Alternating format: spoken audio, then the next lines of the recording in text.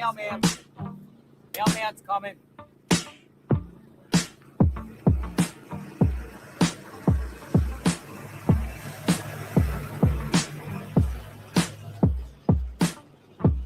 Mailman.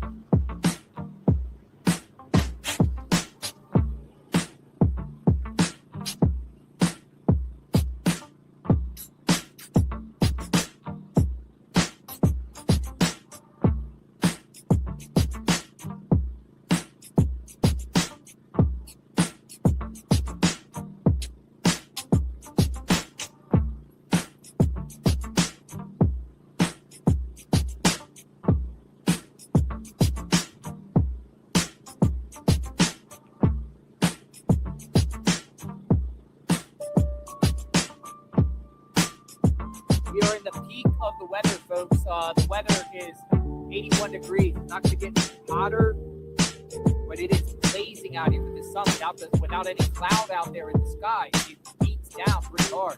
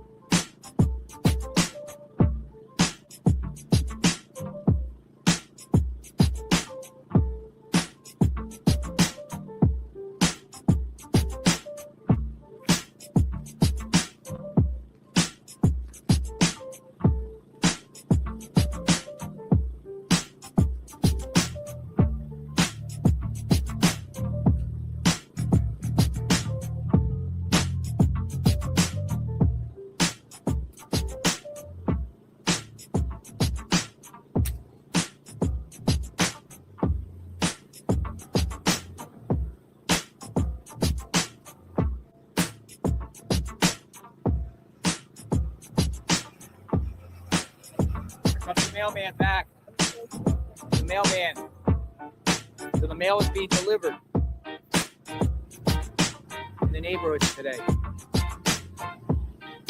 Let's see if he drops the mail off at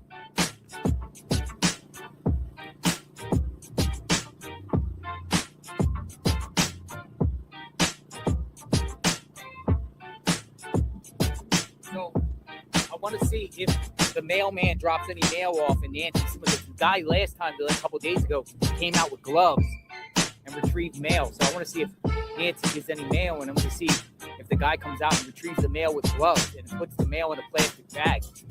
But he must be going back the other way or on the right side. He might be coming back and he didn't stop. So we'll see. Because that could be, the guy got his mail. The guy that's on the property now in the right corner, he got mail the other day with gloves on. So maybe the thought is, hey, somebody might send a ransom note here to the house.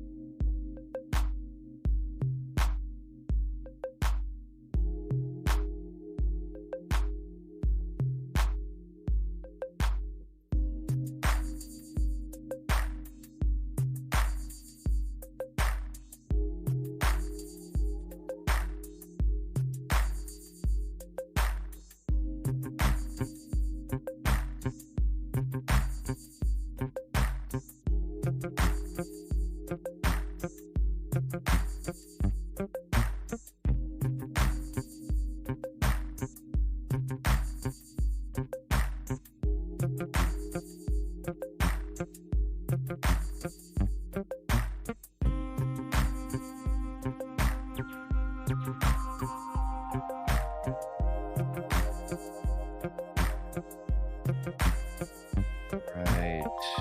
Thank you all for joining. Give me one moment here as we get everything switched.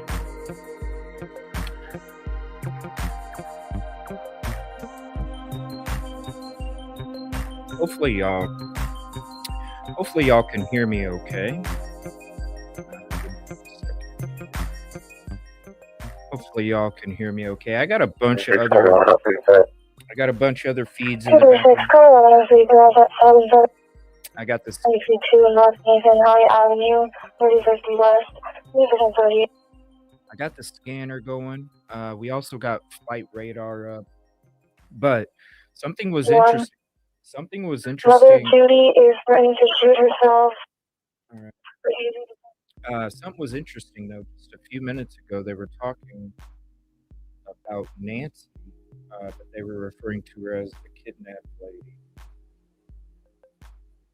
And I couldn't really understand anything else after that. So we have Ora Valley Police and Pima County Sheriff A3 North response up right now.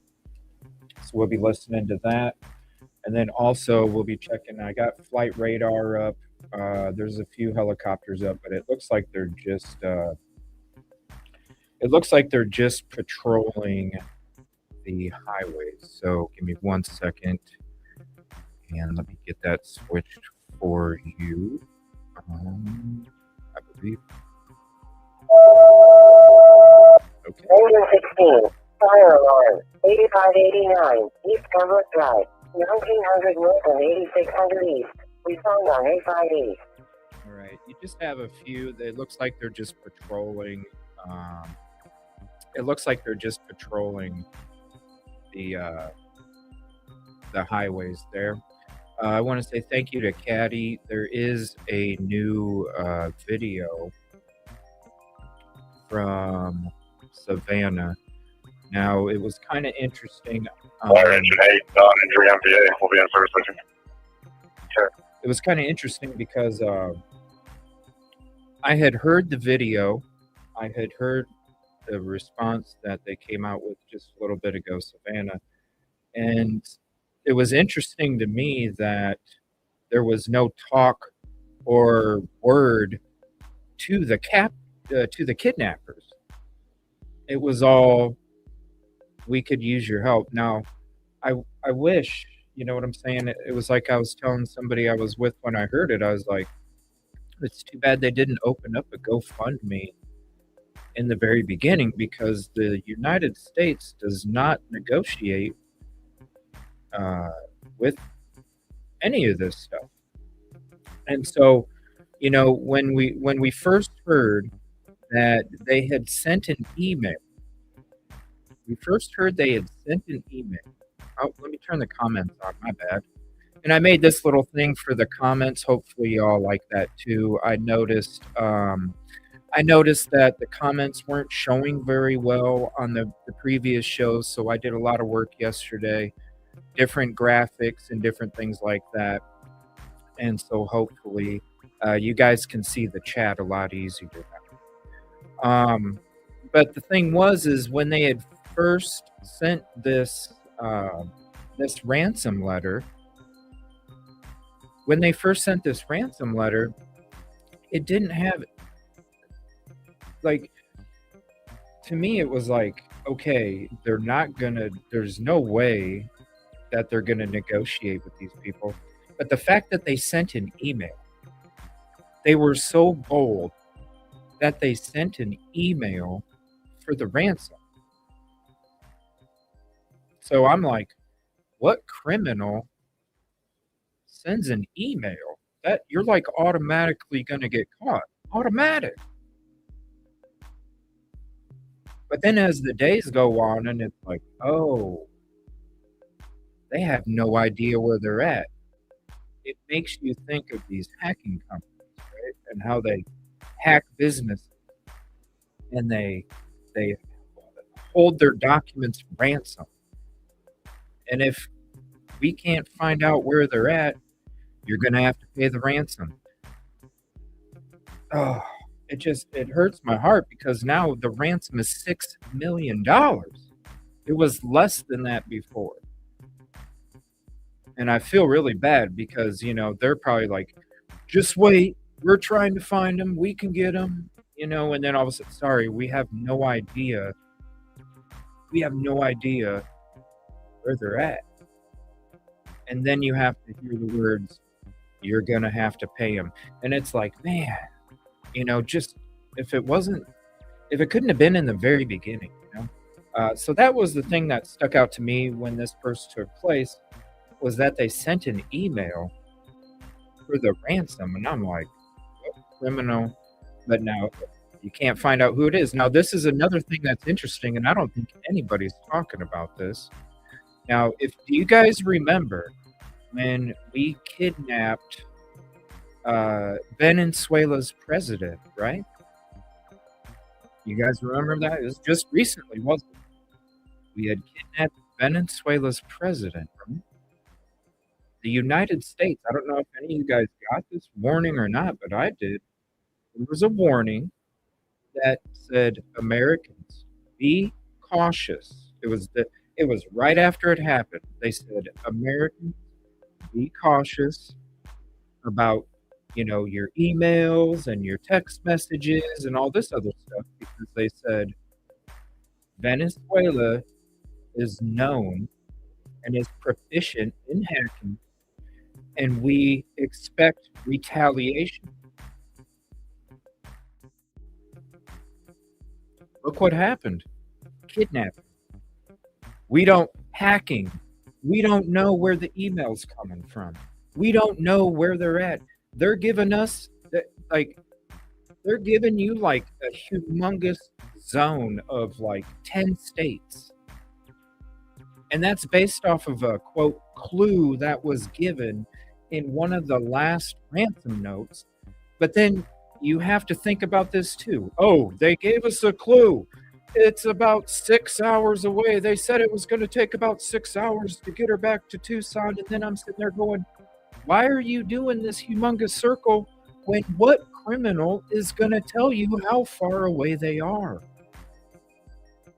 It makes absolutely no sense. And it makes me feel bad because as I'm seeing these things happen, to me, it looks like a dog and pony show because they effed up in the very beginning and they have no idea where she's at.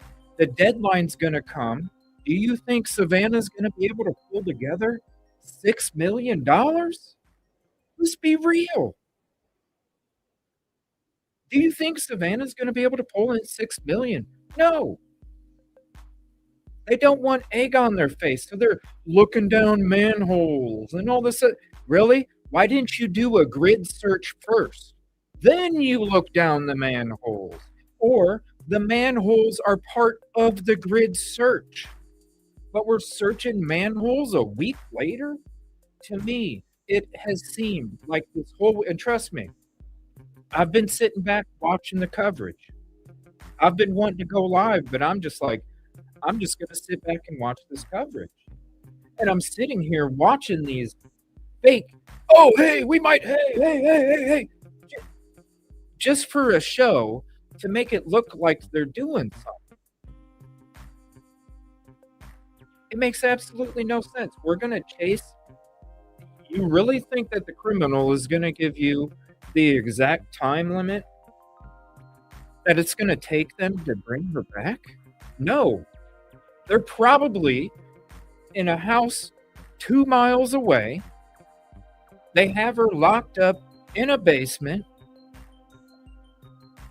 They got somebody on guard 24 hours a day, rotation, and then they got other people watching social media the whole time.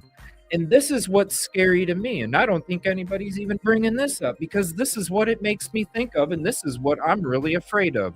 Ever since this happened, ever since Nancy Guthrie was kidnapped, I've sat back, this is me. Let me know what you think. This is me. I sat back and I went, This is a practice run. This is a scrimmage before the ball game. This is practice. This right here. This is why they're extending deadlines and doing all this. This is for these people to see. Because look, is it not a success? Have they been able to find them? Do they know where they're at? Do they have any idea? And look what's going to happen. They're going to follow through with their threat probably. But it could be, Mary. I mean, Mary, it could be. It could be. It very well could be. I mean, you think Ashley Banfield, whoops, premature puking, calling somebody a suspect, but now he's a maybe. But I want to bring this up to you guys, right? Remember when I just said they came out with a warning to Americans right after we kidnapped the Venezuelan president, and they said that we expect retaliation and they're very proficient at hacking. This is not the retaliation I'm talking about. That's why I'm saying this right here. Nancy Guthrie being kidnapped, this isn't the mission that these people are on.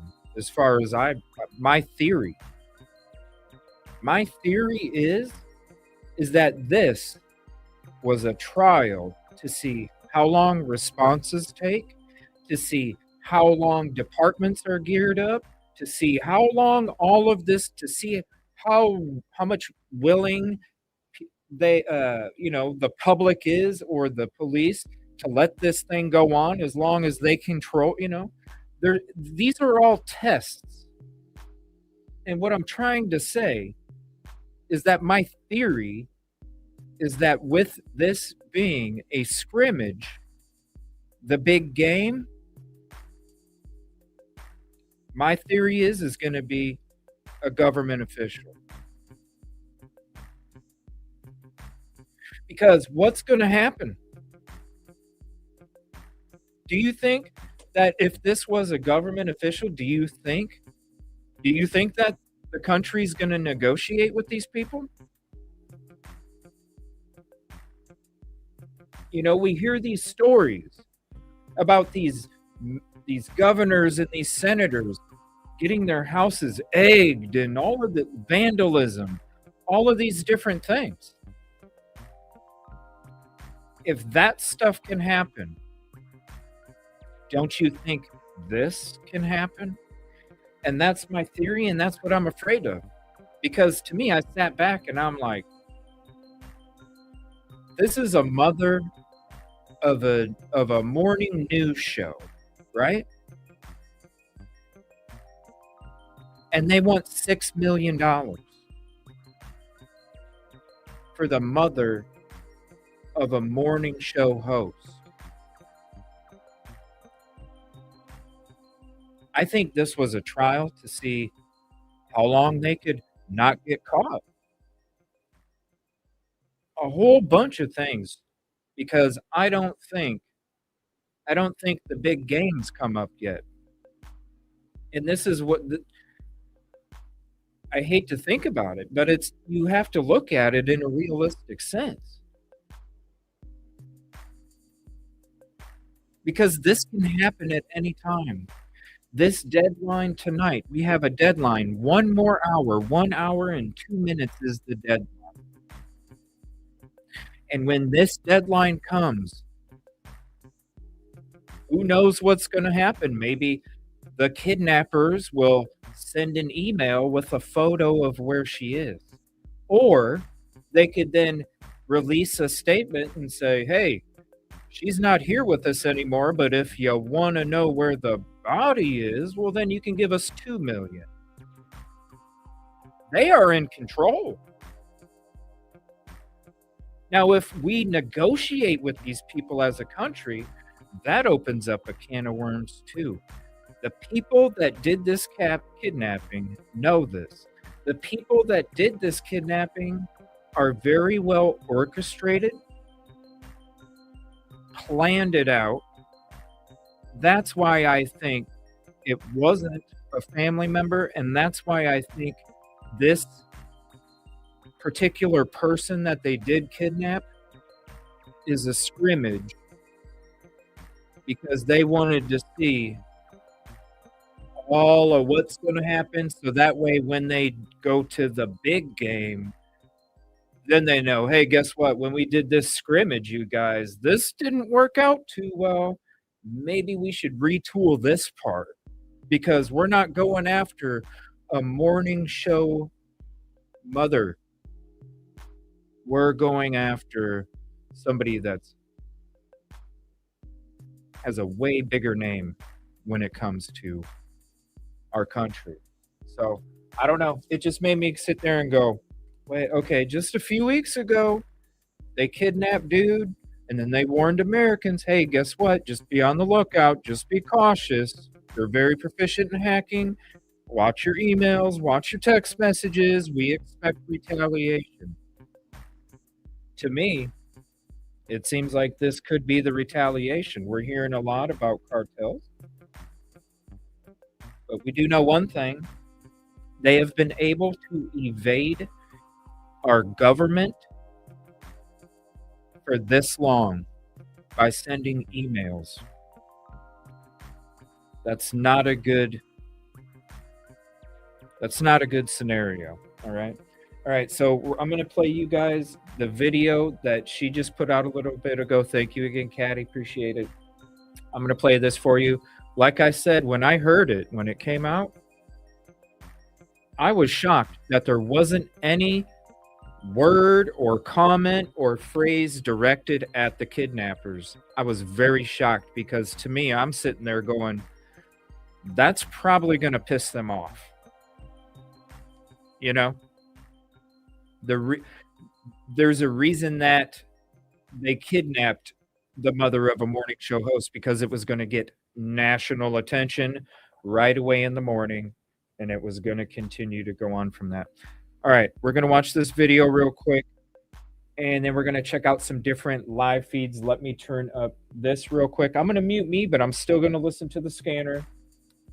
And if anything happens, I'll pause it. We'll switch back, and then we're going to go to some of these live feeds. I appreciate you guys for being here. Thank you very much. And here we go. Hi there, everybody. I wanted to come on and just share a few thoughts as we enter into another week of this nightmare. I just want to say, first of all, thank you so much for all of the prayers and the love that we have felt, my sister and brother and I, and that our mom has felt. Because we believe that somehow, some way, she is feeling these prayers and that God is lifting her even in this moment and in this darkest place. We believe our mom is still out there. We need your help. Law enforcement is working tirelessly around the clock, trying to bring her home, trying to find her. She was taken and we don't know where. And we need your help. So I'm coming on just to ask you, not just for your prayers, but no matter where you are, even if you're far from Tucson, if you see anything, if you hear anything, if there's anything at all that seems strange to you, that you report to law enforcement. We are at an hour of desperation, and we need your help. Hi there, everybody. All right, so let me flip back to this. Here's the link. It's an Instagram reel. Here's the link if you want it. I want to say what's up to everybody real quick before we dive into the show. What's up, Fly Girl, Leslie and Billy? Miriam, how are you?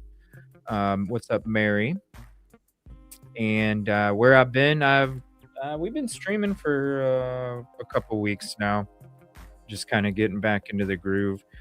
There was some Rosie was, it's the middle of summer over there, so it was very hot over there, and we had to give her computer a break. So we just she was working on her book, and I was working on different things for the show and stuff this weekend instead. And we'll be doing our Idaho 4 show on Wednesday that we were supposed to do this weekend. And then my sleep got all messed up yesterday. Fly Girl, thank you for hopping in. Caddy, what's up, Kitty? Bianca, what's up? Thank you. Mary, praying for, yes. 56 minutes. And as far as I just last heard, the Bitcoin account is at 0. So as of right now, I know there was a lot of questions. What's up, Casey? I know there was a lot of questions wondering if they paid the ransom. No, they have not, because according to TMZ, the Bitcoin account is still at $0. I believe the FBI, they aren't going to tell. Yeah, they're not going to tell anybody. I hope they do. I hope they do. I hope they do. Because if they don't, I really feel bad for Nancy. I really do. I really do. I mean, I don't know what to, and with Banfield, Rosie and I talked about this a couple nights ago when we were doing our show, I've turned in plenty of stuff to law enforcement, all right? And there's plenty of stuff that I've turned in that still hasn't been public, and I'm still not going to say anything until it becomes public, and then I have the documents to show that I have the documents, right?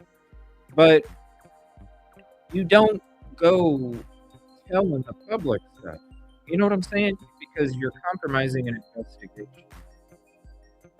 Like, it's your duty. It's your duty to keep your mouth shut if you're supposed to keep your mouth shut. You know what I mean? It's your duty. Because it's not about me. It's not about, it's about the victim, right? And so it doesn't matter what kind of attention or the fact that you can break this out or whatever. And unfortunately, that's what Ashley Banfield did. She was worried about the damn views, and she just blurted out a suspect, the name, the photo, and I was talking to Rosie too, and I was like, we don't know what kind of mental situation. What if this guy really didn't have anything to do with it? We don't know his mental situation. We don't know if he's got weapons in the house. We don't know if what Ashley Banfield did would drive him to do a unalive, self-unalive situation. You know what I'm saying? It's very dangerous. Very dangerous. So the fact that she put it out there, you know what I'm saying? The fact that she put it out there, you have to sit there and go, well, he's probably a suspect, right? That's not good. But at the same time, if he was, he would be pulled in. He would be getting, especially today, he would be getting interrogated. I really don't think they know. He would be getting interrogated right now. It is 53 minutes until this ransom, and they've already extended the ransom before. They weren't able to pay the money on Thursday. According to TMZ, 0. The Bitcoin account is at 0 right now. They have not paid any of not even one little teeny coin have they paid. Right. Let's see. Let's check out. Let me see here. Actually, I want to play this real quick. This is TMZ about a Nancy Guthrie update. Hold on 1 second. This is 6 minutes and 33 seconds. 1 minute. Let's go ahead and flip this around. Let's check this out real quick. It seems Nancy Guthrie is still alive. That is at least what Savannah Guthrie seems to be telegraphing in her latest Instagram post. She says she, meaning Nancy, is feeling these prayers. So she believes Nancy is still out there. And the other thing that seems clear is they have reached a dead end with whoever took her mother. She says that we believe our mom is out there. We need your help. This is Monday, and the deadline is today at 5 o'clock Tucson time. And the kidnappers made it very clear in the first ransom note, which we received, the situation is dire if they are true to their words, if they don't get that ransom money at 5 o'clock today, Tucson time. We have checked the Bitcoin address, and you can see what's deposited. As of this moment, the $6 million ransom has not been deposited. Something has happened where they are at a stalemate, because if you remember over the weekend, Savannah said, we are ready to pay, and the money isn't there. There is some reason, obviously, as to why they haven't. And I hope they're okay. This is what I hope this is not. I hope this is not a situation where they're trying to call the bluff. We're not going to pay the ransom until we see a sign of life, proof of life.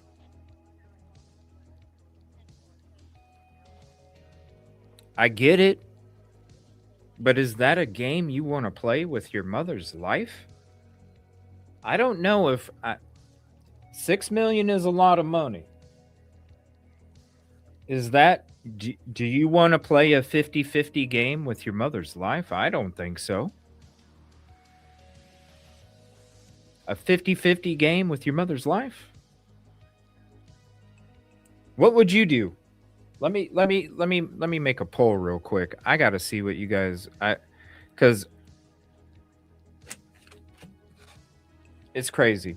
If you're on Twitter, Facebook, you want to join the live chat on the screen, come on over to YouTube at EvilleCJ, EvilleCJ. And give me 1 second here.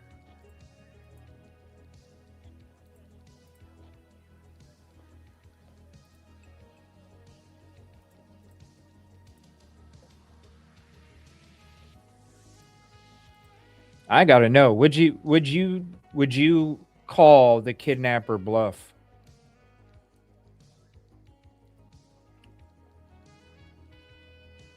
Let's see if I can remember how to do this. What's up, Busby? Would you call the kidnappers bluff on no proof of life on deadline day? Like, for real. I'm sorry. I'm not gonna take a 50-50 on my mom. No. So there's a Q&A for you, not a poll. A Q&A. Let me know. I'm curious. How many of you guys would want the proof of life? I mean, I get it. I would want it too, but damn, you know? Like, what if that's it, man? I mean, hey, that's a game I couldn't play. I hope they do too. But they haven't got any of it yet. The family has been asking this whole time for the proof of life, and they haven't got nothing. But what if she is, well, that's what, Debbie, you know, anybody in the background, that's kind of what I've said, honestly, Debbie, is that I thought she was dead right away. Because, you know, when they first sent that ransom and it was email and they're like, this is the only contact we're going to have with you, I said it right then. I was like, she's dead. And they go, what do you mean? How can you tell she's dead already? And I said, because they said that we're not going to have any more contact with you. Well, well, how does that mean that she's dead? And I said, well, if she wasn't dead, well, then they would use the proof of life as leverage. Oh, shit. Yeah. They would use the proof of life as leverage. Right? Look at your mom. Now, this is the thing. Now, TMZ did report that there was something very sensitive, not in this, the not in the one that I'm just bringing up, the one that was just sent for the deadline today.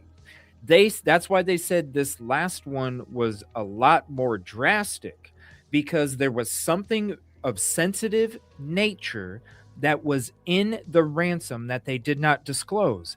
Now, you know what that is to me? That's a photo of the mom being gagged up and chained up and probably has bloody clothes on and is looking like crazy shock face. Right? That's a sensitive, natured piece of material that is included in the ransom that they probably wouldn't mention to the public. You see what I'm saying? What's up, hot girl? You see what I'm saying? So to me, it's like, well, at first I was like, okay, yeah, she's probably dead, because they're not using the proof of life as leverage. They just said, hey, this is what we want. This is where you need to put it, and we're not going to talk to you. But now, when we heard about this last ransom note and how it included sensitive material, then I'm like, well, you know what? I think she's alive, because that was probably a photo of her, looking up at a camera all scared, gagged, and bloody.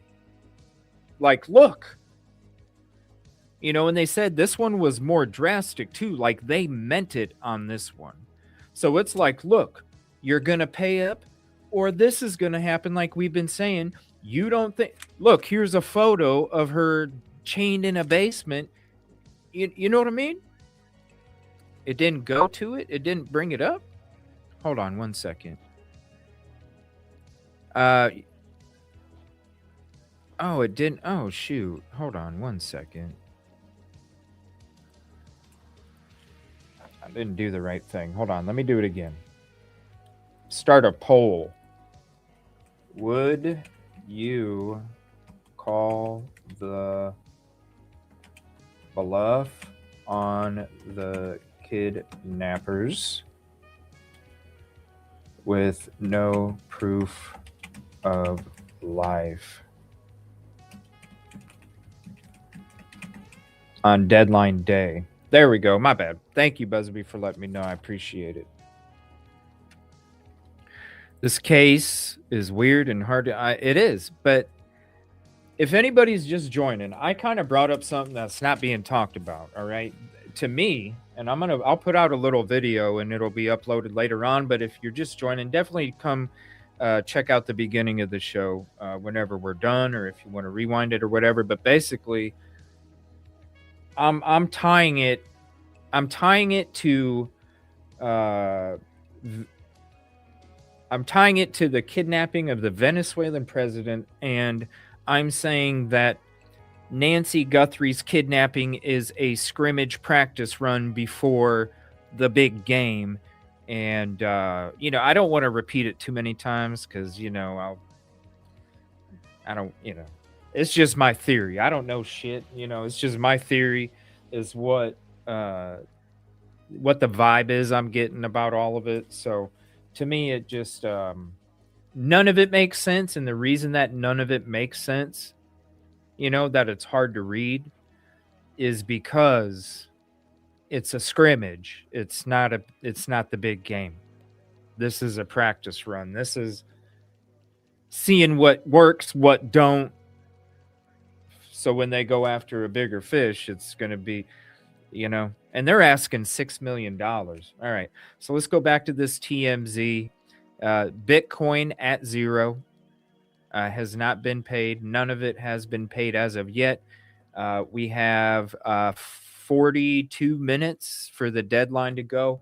We're going to watch the rest of this, and then we'll go to some of these live feeds. There's drone video. There's all sorts of news crews out there, too. It just seems like Savannah is throwing her hands up, saying law enforcement is doing everything they possibly can, but she is begging for the help of anybody, no matter how far away, for anything that could be a clue. The kidnappers, as far as we know, have not shown proof of life. Now, we have only seen the first ransom note, not the second. The second was sent to a local Phoenix television station. But it seems that the kidnappers have not done anything concrete, although there is something really interesting in the message Savannah left over the weekend when she said, "We understand," referring to that first note. So there is something that the kidnappers said or demanded that Savannah is acknowledging. And then to me, the key word in that Instagram post over the weekend is the word celebrate. What did Savannah mean to say, we want to celebrate? That's a great question too. I didn't understand that either. She was like, "We want to," and she said, "This is very important to us." And I'm like, "Why are you saying this for your mother? Why are you saying this for your mother?" I wish I would have went live yesterday because there's so many things I was like, I was having just general conversations, you know, while I'm watching this stuff, and I'm just, I wish I would have went live yesterday to talk about this, but the fact that this is very important to us, I'm like, what do you mean? Why are you saying this? Why aren't you saying her, she, mom? You know, you say this. And then, you know, the celebrate thing, it was like, what, is it her birthday? Like, what, I don't know. Like, none of it makes sense. It's so freaking odd.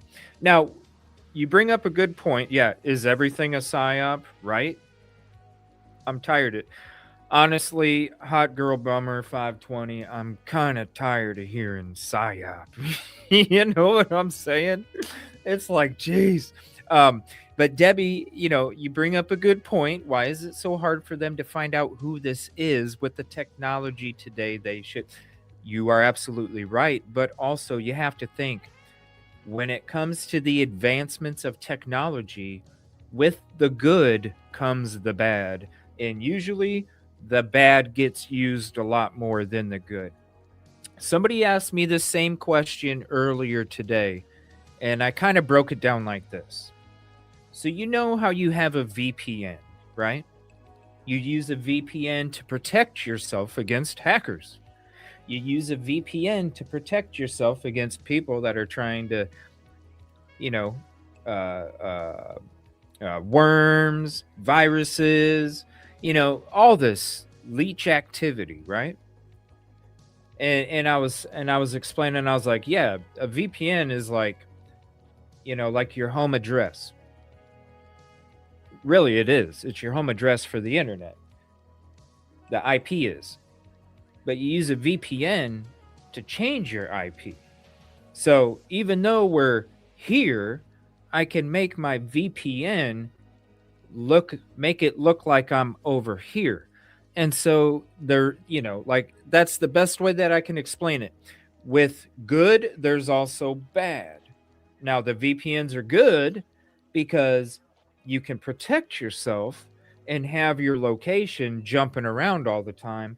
But at the same time, the VPNs and the technology, and, you know, you go way beyond, because look, if it's to the point where the FBI can't even trace the email, we're talking way beyond VPN. You know what I mean? But that's just the best way that I can explain it when it comes to technology, what it can do, and what it can do for bad people too. That it's why I bring up the whole Venezuela thing, because, like I said, right after the president was kidnapped, hey, Americans, Venezuela's very proficient in hacking. They're very proficient. There will be retaliation. Just watch your emails, watch your text messages. Don't click on any weird links. You know what I mean? Blah, blah, blah, blah, blah. And then here we go. A few weeks later, somebody's kidnapped. We don't know where they're freaking at. They want Bitcoin, and everybody's saying it looks like a cartel thing. Well, hello. Did I not just mention South America? You know what I'm saying? Like, come on. Yeah, like, you can make yourself show up in Italy when you're in Nebraska, right? And it's way more complex. My friend Howard, Let me see. It's like not identified. Yeah, and that's weird to me. Like the this and the celebrate and stuff. So it's a great point from Harvey. With our mother. It's an odd phrase to use in the middle of all our mother. It's an odd phrase to use in the middle of all of Prayers, this. Leslie. And the Bill. only thing I can think of is that word may well have been used in that second ransom note. I don't know because we haven't received the second, but the word. Whoa, he brings up a really interesting point. 36 minutes deadline is so out of context that I think it's reasonable to at least guess that that word was used in that second note. Now, she says, our mom has been taken and we don't know where. So she is kind of acknowledging that. And as we told you last Friday, that the way the ransom note, and we'll be a little bit descriptive now. Okay, I do have to pause this for 1 second. Hold on. Let me turn the scanner back up. I just looked at flight radar, and we have some activity right here. We have 4 helicopters. Okay, there's an airport right there. That's hovering. That's hovering. Okay, they might be waiting for other airplanes to take off or land. I'm gonna continue to watch this. I don't know. This is the first time I've ever seen. See, here's Tucson right here. We got Tucson right here. This is the first time that I've seen helicopters off of the highway. So we'll go back to that in a second. We'll switch back to this. Kind of acknowledging that.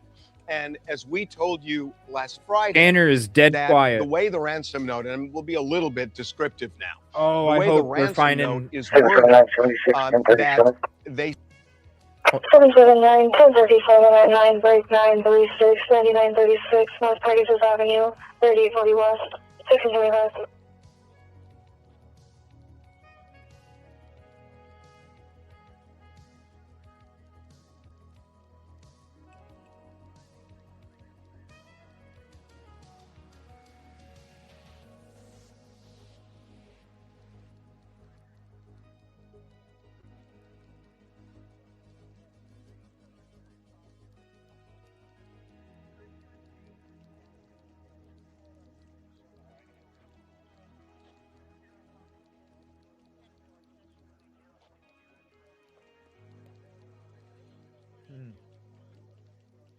All right, I'm gonna continue to watch that.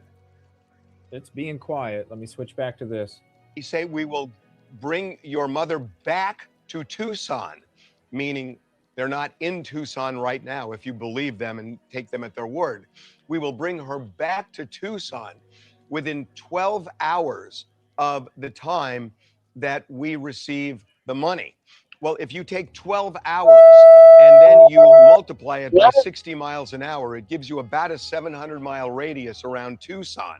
And so it's basically the Western United States, if you take them at their word, that they would be within the confines of that 700-mile radius. They're not going to tell you their Personally, distance. I think that there is a good chance that they are way closer. And the reason I say that is there is a connection between this kidnapper and the Tucson television market, which is a much smaller radius than 700 miles.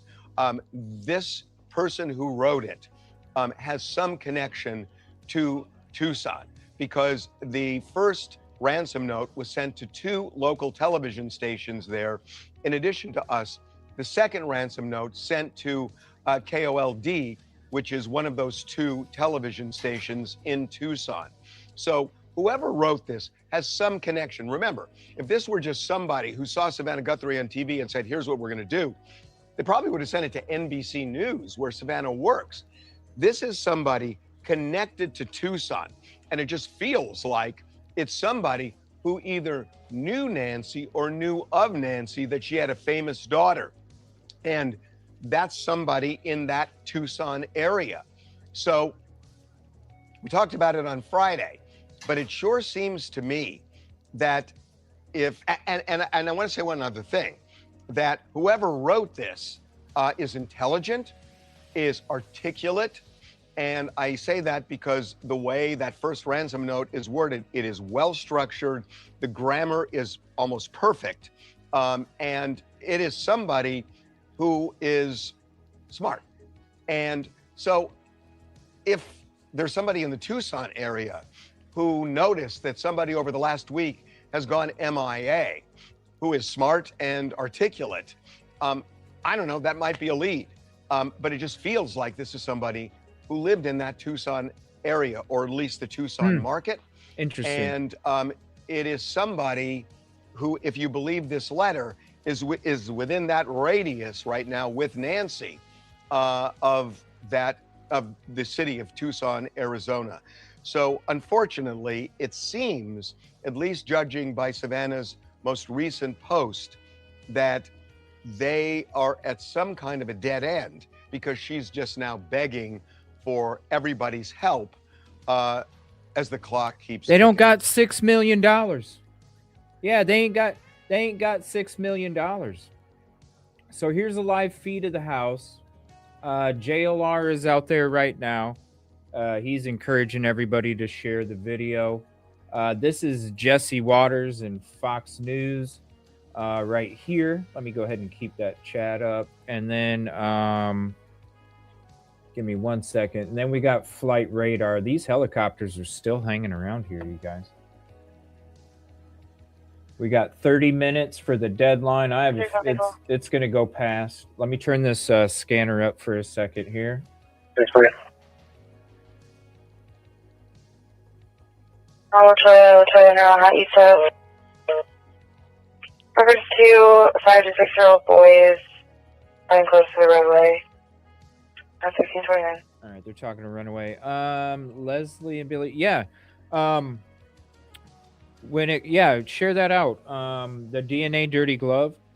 And this is crazy. I don't know if you've noticed this, Leslie, Billy, but if you go to my video section, go ahead and share it out.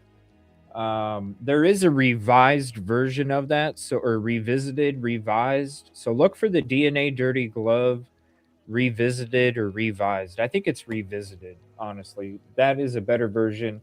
And then also, I don't know if any of you, when it comes to Idaho 4, I don't know if any of you have noticed this, but when it comes to right here, the proof that 1122 victim was a confidential informant. Check that video out, and then this is how I feel the killer took out Kaylee, and why people think that she might have been posed, and why, I don't think that she was posed, and I don't think that Xana and Ethan were taken out together like Dr. Brent Turvey was claiming. I have a different scenario for that, and I explain how I think the Idaho 4 killer not only stalked, targeted, and took out Kaylee. And then you add this right here, proof that 1122 victim was a confidential informant. To me, right there, that explains the target, the stalking.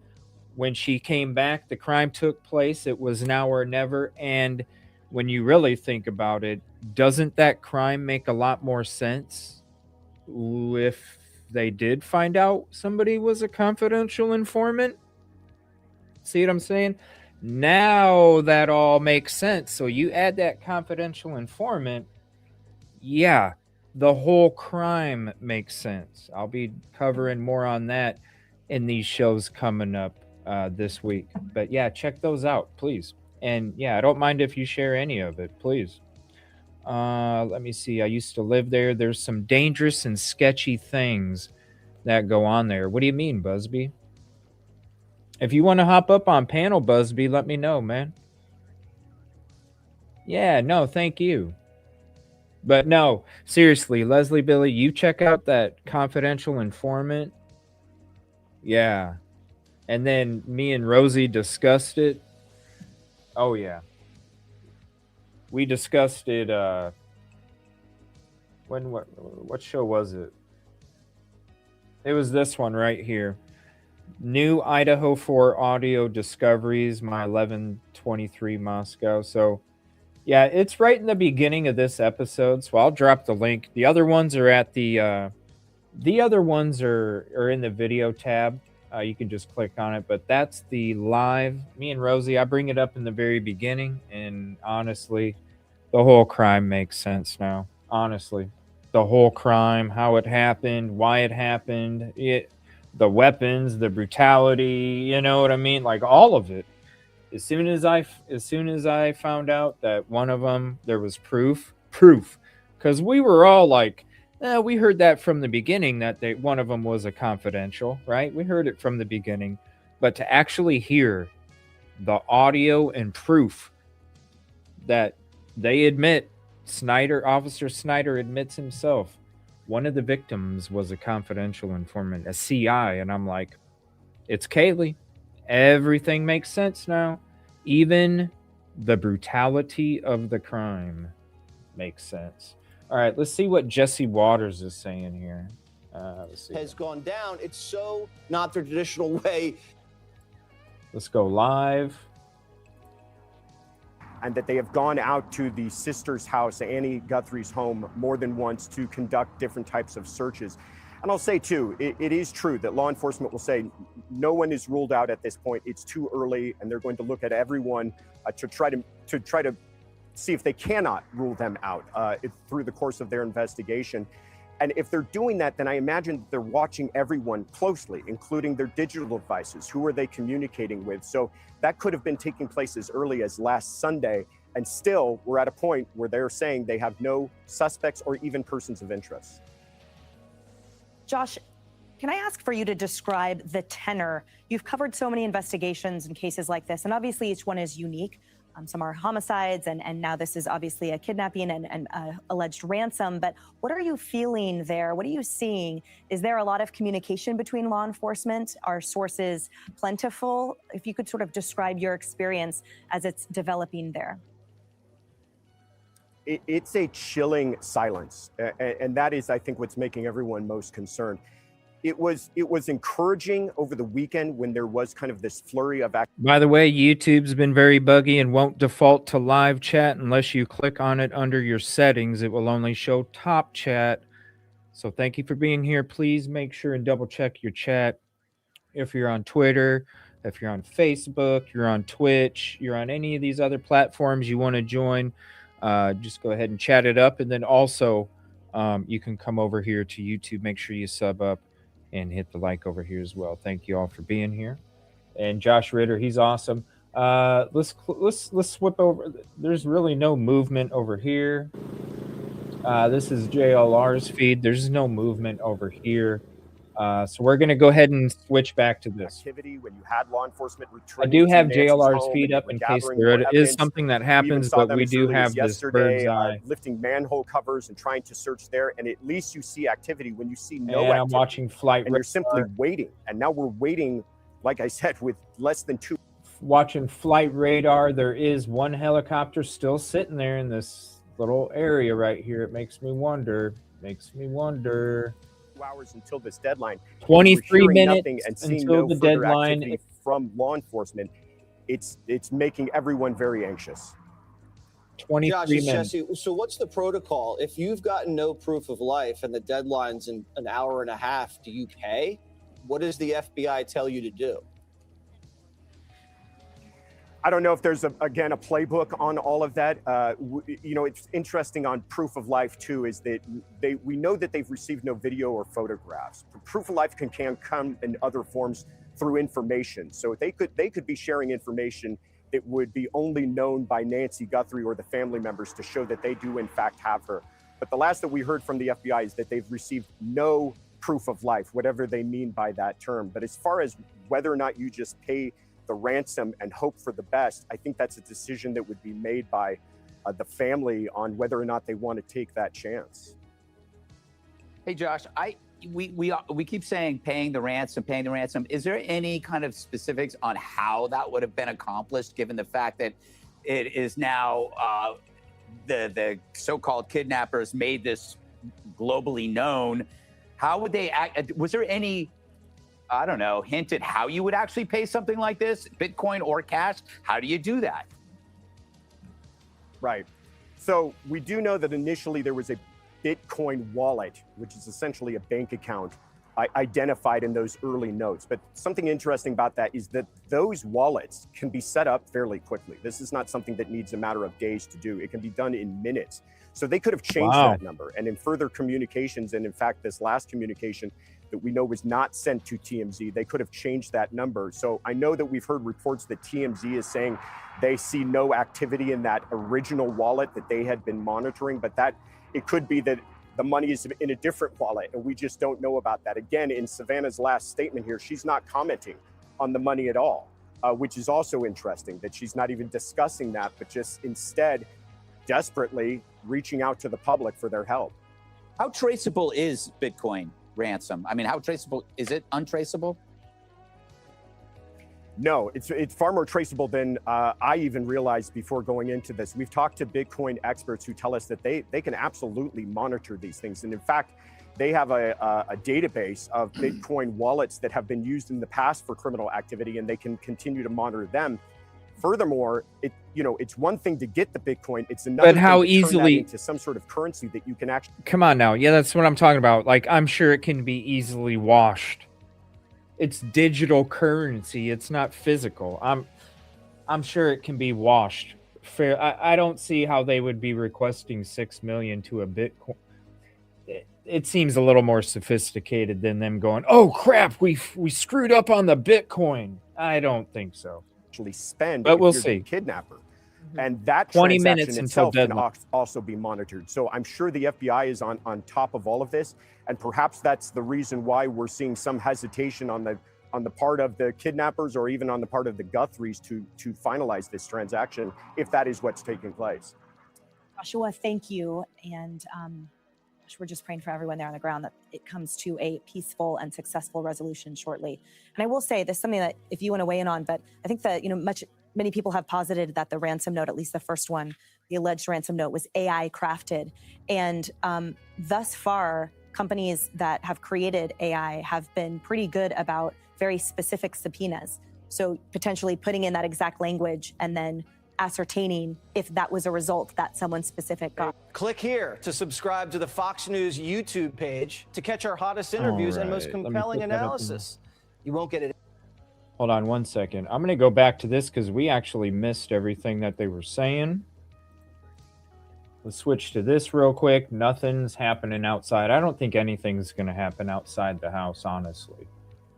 I am continuing to monitor some of these other live feeds right now. We got that helicopter. It just started moving. It's slowly moving over Mesh Via. Other than that, let me take a look around. Everything looks like they're by interstates. Interstate. This is the only one out here. Reservation.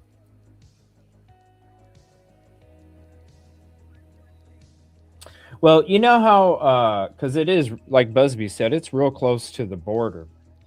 It makes, you know how like there was a lot of those stories about how the farmers' houses on the border were like being taken over, where they'd have all this land and then it would get taken over from these cartels and stuff. And it makes me wonder, you're right, Busby, it is not that far from the border. And it makes me wonder, are they right by the border in one of those houses that used to be a farmer's house and they took it over?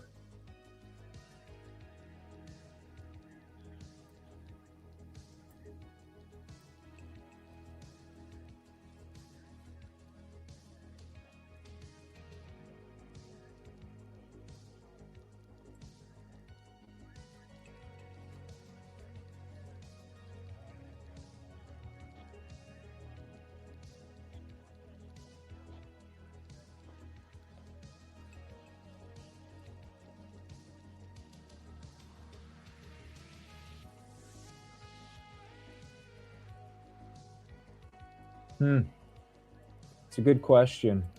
And this one's still hanging out over here. It's not going very far.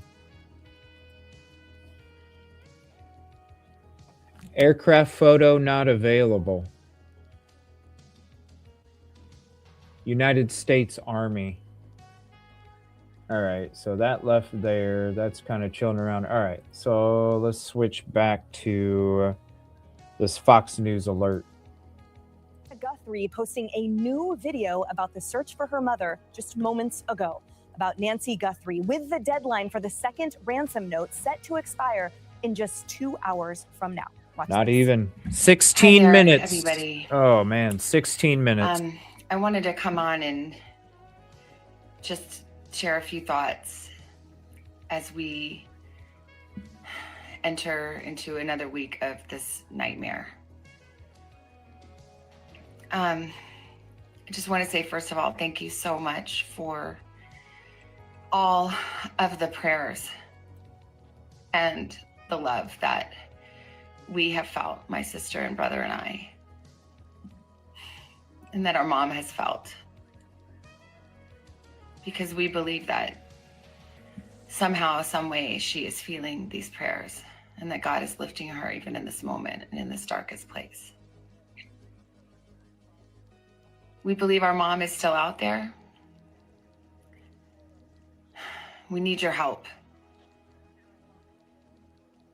Law enforcement is working tirelessly around the clock, trying to bring her home, trying to find her. She was taken and we don't know where. No, I haven't seen it. What's And we need your help. her husband? So I'm coming on just to ask you, not just for your prayers, but no matter where you are, even if you're far from Tucson, if you see anything, you hear anything, if there's anything at all that seems strange to you, that you report to law enforcement. We are at an hour of desperation, and we need your help. All right, let's go right to Jonathan Hunt with the latest. Jonathan. Again, nothing out there. Nothing out Very there. difficult to watch and listen to that latest desperate video message from Savannah Guthrie. A couple of things struck me in particular in there is the tone she was using. We believe our mother is still We out there. believe. We believe Still around, our yeah. mother is still hearing the prayers coming from around the country and around the world. Now, that is a contrast to the last video message we heard from the Guthrie children. That was a direct message to the kidnappers on Saturday night. And the tone of that, a lot of people interpreted as looking at more of a worst case scenario. Here, very clearly, Savannah Guthrie is saying, we believe, we hope, we have faith that our mother is still out there. And obviously the inference of that is that she will come back to her children at some point. Another point that you have to look at here, in the video message to the kidnapper on Saturday night, Savannah Guthrie concluded that by saying, we will pay. Now, you would assume that if they believe that their mother is out there, is alive, they would have followed up with that promise very quickly and made that payment. Now, we also know from Harvey Levin at TMZ, who received the first ransom note, that the kidnapper or kidnappers promised that upon payment, Nancy Guthrie would be returned to Tucson within a certain time frame. Now, can you look at this new message and believe that they made that payment and then heard nothing? That is one possible scenario. Obviously, with a complete absence of commentary from the sheriff's office and information from the sheriff's office behind us here, which is their right, of course, in this investigation, we are all clutching at straws. We're all trying to read tone and read the tea leaves. But clearly, this was a very desperate message to the wider public from Savannah Guthrie for help in finding her mother. And it does, you have to read it to some extent, at least, Emily, as saying that Savannah Guthrie is losing faith while she's paying tribute to the work of the investigators and law enforcement who are clearly working around the clock. She's perhaps losing faith in any progress in this investigation, despite the work we've seen from them, despite the continual searches over the weekend at Nancy Guthrie's house, at Annie Guthrie's house, the collection of evidence. It would appear that Savannah Guthrie is beginning to believe that this investigation is hitting something of a brick wall, Emily. Jonathan, thank you. All right, we'll bring it back to the table for discussion. Greg. All right, I want to show you guys something this is kind of creepy. Okay, I'm looking through my feed, going through to see if there's any updates anywhere else. I got about 4 different ones up right now. I'm not seeing anything. Look at this. This is crazy. Look what popped up. Savannah Guthrie returns to her hometown of Tucson, Arizona. This was from Today. The show Today 3 months ago. So this was November. Whoa, hold on a minute. What day was she kidnapped? What was the date she was kidnapped? This was aired November 5th, 2025. Just a few months ago. And it says Savannah Guthrie returns to her hometown of Tucson, Arizona. Will this have something with her and her mom? Oh, this is going to be great. We are back. 8/12, back with the start of a very special and very personal new series. It's called Homecoming Today. And Savannah, we're going to start with you. You took us back to your old stomping grounds. Oh, yes, here we go. You know, I'm really excited about this. When people ask me, where are you from? I'm always proud when I say Tucson, Arizona. I grew up there, went to college there. My mom still lives there. And honestly, a part of me has really never left. So thanks to our sponsor, Visit Tucson, I got a chance to go home to show you everything from the giants of the desert to the people who raised me, and really why Tucson is unlike anywhere else in the world. Even my mom lives there. There is no place like home, especially when home is as stunning a place as Tucson. Okay, hold on.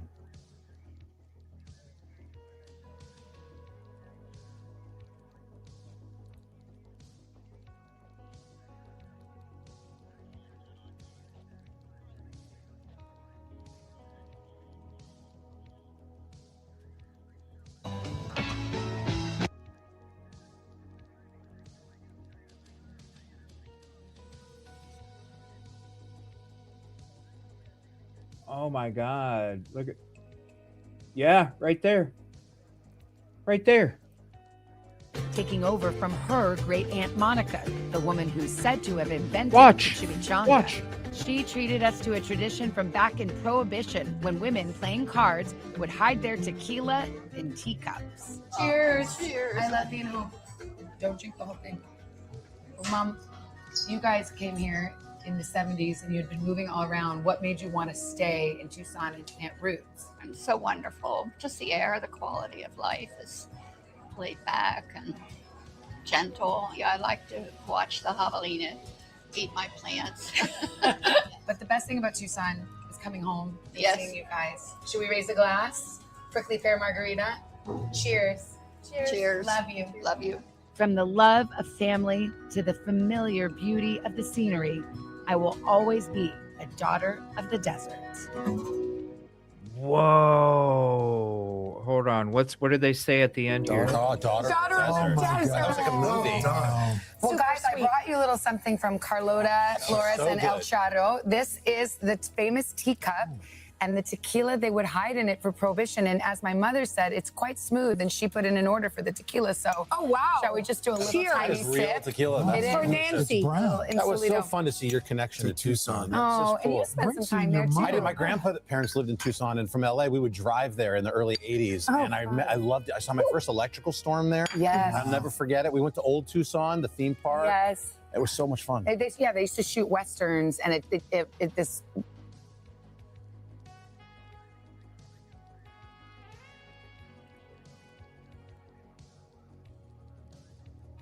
Oldest family-owned Mexican 7 restaurant minutes. in America, and the perfect place to catch up with mine, my mom Nancy and sister Annie. I come here every. My gosh. Straight up, November 5th, 2025. So she was kidnapped on like the 3rd or something. Yeah, look, somebody wrote this 7 days ago. Does anyone else think it's eerie that Today did this segment 2 months ago in Tucson and now Savannah's mother is missing?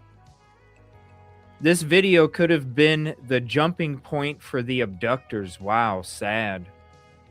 FBI needs to investigate this segment and look into everything and everyone involved. This is not a coincidence that this segment aired and then 3 months later, her mom is kidnapped. Wow. All right, let's go live. This is JLR. Nothing's going on. Is he talking? Isn't that eerie that just popped up? That was crazy. All right, so I'm going to continue to look through these other feeds and see if there's anything else. Holy crap. Let me look at flight radar. Man, that is so creepy. So That is so creepy. they put out a statement. So this is it looks like I would say tomorrow. I can't see them doing it tonight, but who knows? We'll stick around. Isn't Cash Patel supposed to be there too? A while after it gets dark. I'm going to be here too We'll because be something's back going to here happen. bright and early tomorrow. So Something's going to happen. I think it starts tomorrow. You can't do searches at night when it's pitch black. I mean, it's not feasible right here, right? You Don't miss things. Why? Whatever you need. Why? How come nobody was Why weren't anybody doing searches the first day? What are we? What? They're gonna do searches now? Why are we waiting a week to go searching? Active law enforcement presence, new leads, and we can expect to see an active law enforcement England, East presence Second at State, the Guthrie 900 residences. An active law enforcement presence at the Guthrie. They're chase. This is a goose So chase. there you go, folks. Don't tell me. Deadline All right. is right here. 5 minutes away. It's here, folks. All right, let me So see. that is the breaking Man, news. that And is so this so is now they might creepy block that it off. today- They might block it off from the public. So they're saying that they're going to do All right, searches. let's watch this. Guthrie with the new post on Instagram. Shaky voice looking directly into the camera, into her phone, saying her family's desperate, that they're living a nightmare. The ask is simple. She wants her mom home. Again, listen. We believe our mom is still out there. We need your help. Law enforcement is working tirelessly around the clock trying to bring her home, trying to find her. She was taken and we don't know where. And we need your help. So I'm coming on just to ask you, not just for your prayers, but no matter where you are, even if you're far from Tucson, if you see anything, if you hear anything, if there's anything at all that seems strange to you, that you report to law enforcement. We are at an hour of desperation, and we need your help. News Nation senior national correspondent Brian Enton continues his reporting. He's been at Nancy's home in Tucson. Again, as we say every time we see one of these videos, hard to watch, but it's the newest development ahead of this reported deadline, Brian. Yeah, I mean, it's terrible to watch every time you see Savannah. It sort of brings home just how awful all of this is. And at least me, I can't help but think of my own mom and if I was in this situation and just how terrible it must be. And the fact that she said wrote down what she said, we are in an hour of desperation and we need your help. And that really seemed to be the theme of the entire video, which has me wondering, do they not know much? Is this case turning cold? With this deadline approaching, is it possible that this ransom and these letters may not even be real? Are these, which has been a theory we've talked about all along, Connell, these could just be people who were trying to take advantage of the Guthries. Yeah, there were some details in there that I'm told were very convincing, but were they things that you could have figured out by looking at the outside of the house? It's possible, and it seems like based on Savannah's message, they want people's help, not only, like she said, from the Tucson area, but butt all over the place, which makes you wonder if maybe they're not making as much progress behind the scenes as we had hoped. Did you read anything into the fact? I mean, maybe I just looking at the way she was delivering it. The last video, it seemed like there was a piece of paper on the ground she was reading off of.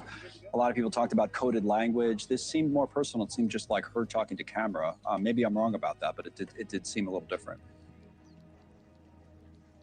100%. I thought the same exact thing when I watched it. I also thought, I mean, the last video was just, she was so drained, which you can imagine. And same with the first video and the way they're sitting. I mean, they almost look like hostage videos, the way that they're sitting there.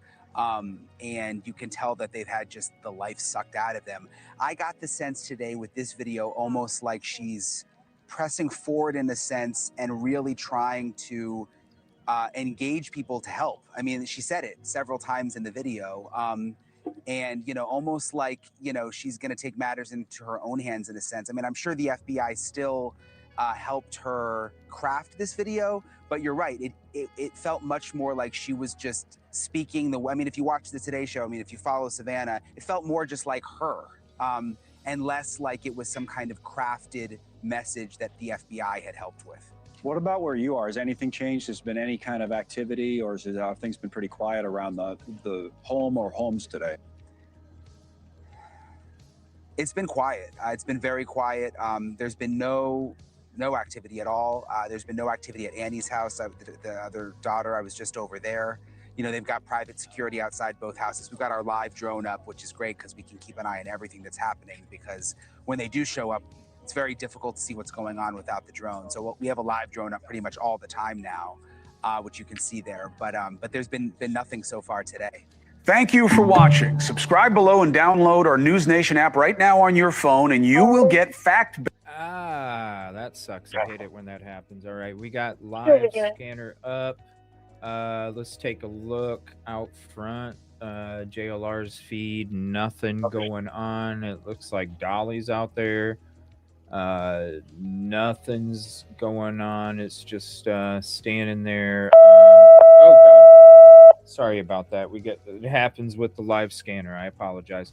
Let's go back to this. The deadline has passed. 1 minute. The deadline has passed. Let me put this up here.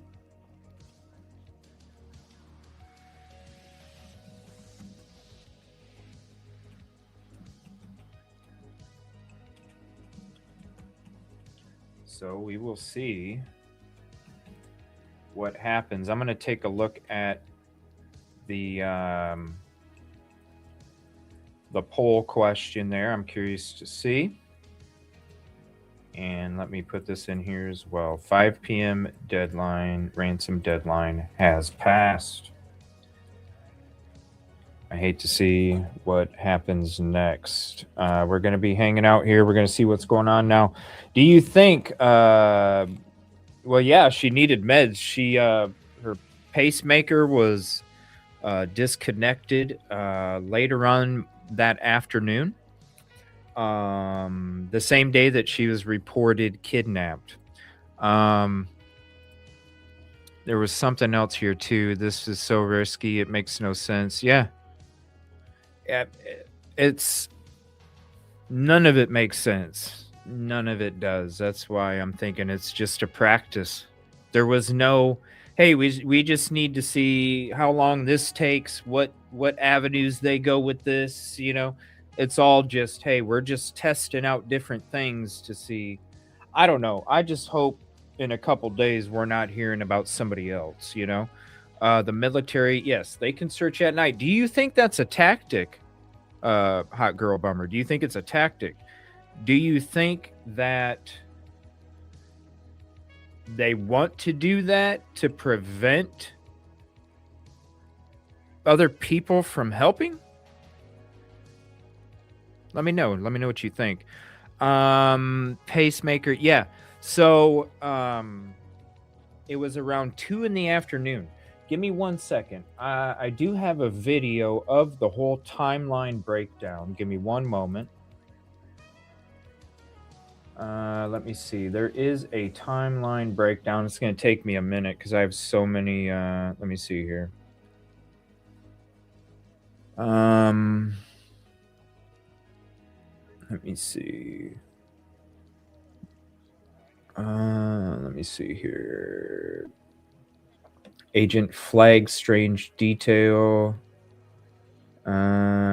Sophisticated. We're going to go through some of these other ones too. Ex-FBI agents were coming on shows. This wouldn't be the first time this has happened, says ex-FBI agent. Perpetrators have advantage in seeing emotional strain. Let me see. Please, what we know so far. Live aerial views. Let me see here. I know I have it somewhere. I saw it. It was. It's going to take me a second. I apologize here. Here, let me play this while I look for it. Well, you know, I am very experienced in crime, having watched a lot of Dateline, a lot of Forensic Files, and Columbo. I'm also aware that our viewers miss the fun of the five, you know, and this is a serious topic. So I've decided to solve the case today. Yes. Or tell you how to solve it. Have they given anyone polygraphs? I don't believe they have. I think Savannah Guthrie might want to volunteer to do a poly and say, I just don't want people to speculate that I might be involved. And then what does that do? It puts everyone else in her circle. Thank you, Steve. Appreciate that. To do a poly. They might have declined to do it before, but you know, if you actually say I'm willing to do it, and everybody else decides to do it, great. You know, they're inadmissible in court without an agreement. All right, I'm gonna pause that. That was kind of weird there. Let me play this. So this is the timeline, according to CBS. $50,000 reward for information about Nancy Guthrie's disappearance. And this comes as there is new information about a possible ransom note in this case. Dick Brennan breaks down the timeline just released by investigators. Dick? Jessica and Christine, the FBI says they're still investigating that possible ransom note that was sent to media outlets, and that it included a deadline for 5 p.m. today, and if demands were not met, another for Monday. It didn't specify time zones. But so far, authorities say they've made no progress on who could be behind the kidnapping. At this time, we have not identified a suspect or a person of interest in this case. The sheriff says there's no prime suspect in the case, and they've identified the blood that was found outside Nancy Guthrie's home. I think you all know the blood on the porch. That was one we did.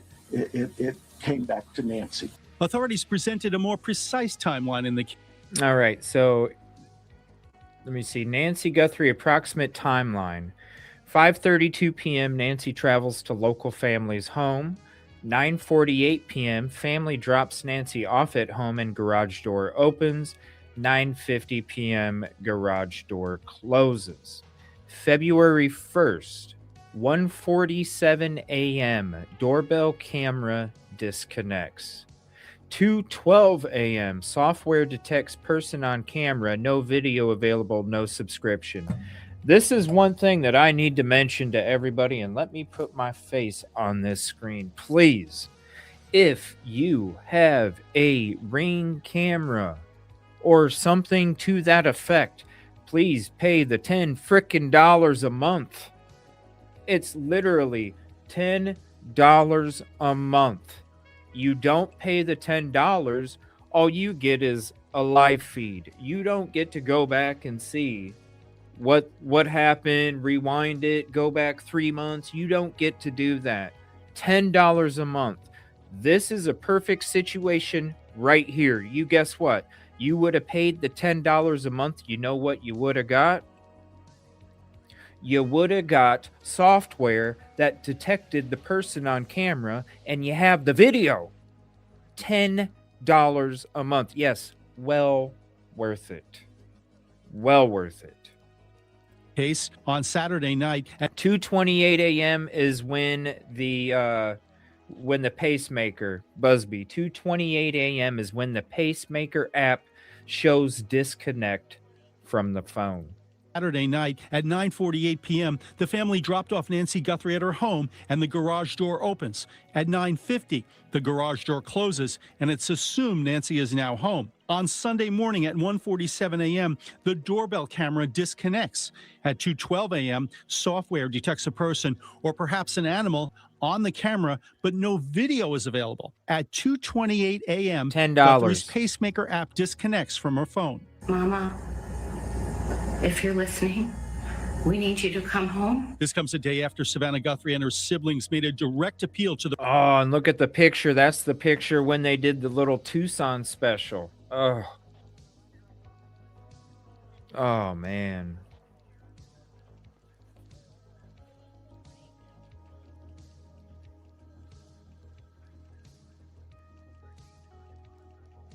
Poor family, man. A person who may have taken their mother.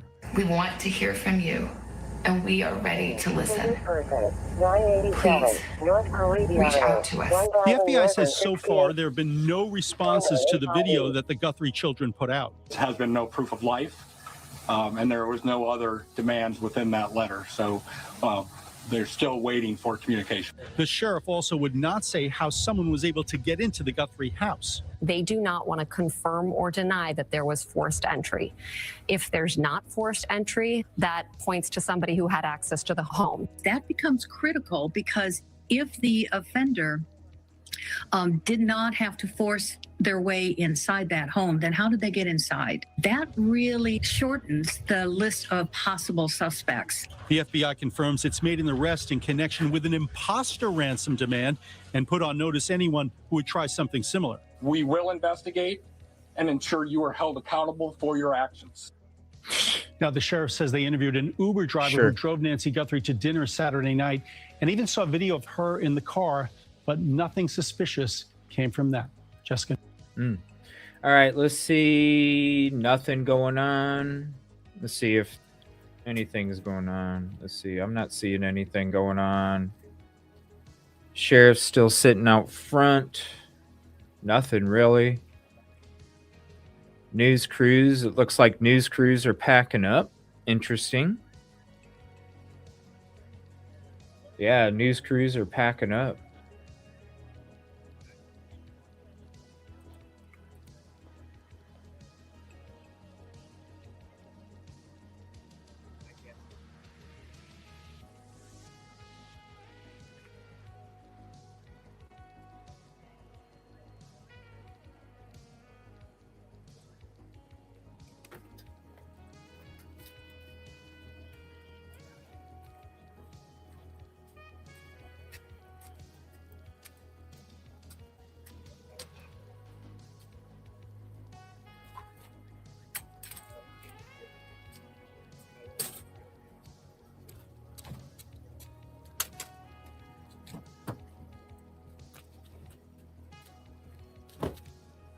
All right, let me see if there's anything else, because there's nothing going on in front.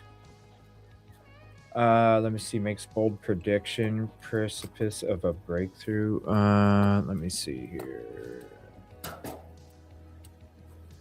Let's see if there's anything else.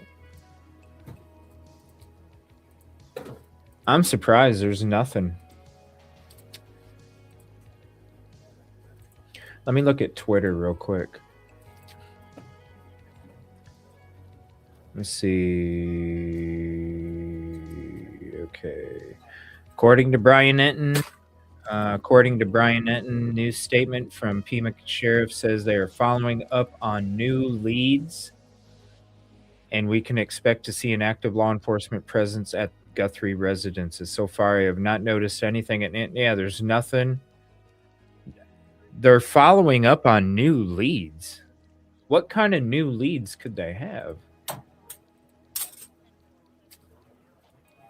It's a dog and pony show with this new leads BS.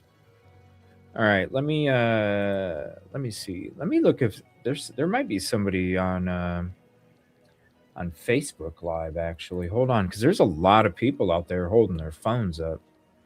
Let me see here. Let me see. Let's see.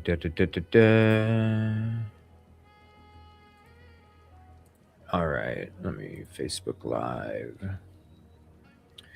Okay. Ooh, this is an even closer shot. Hold on a minute.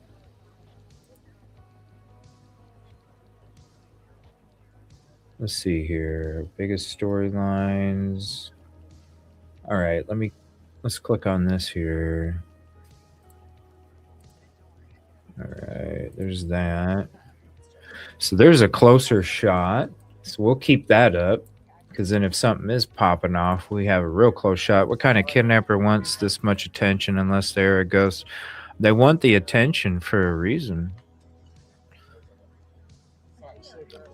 Because the next fish that they're going to go after is going to have a whole lot of attention coming along with them. We'll see. That's when they turned her phone off. I'm baffled.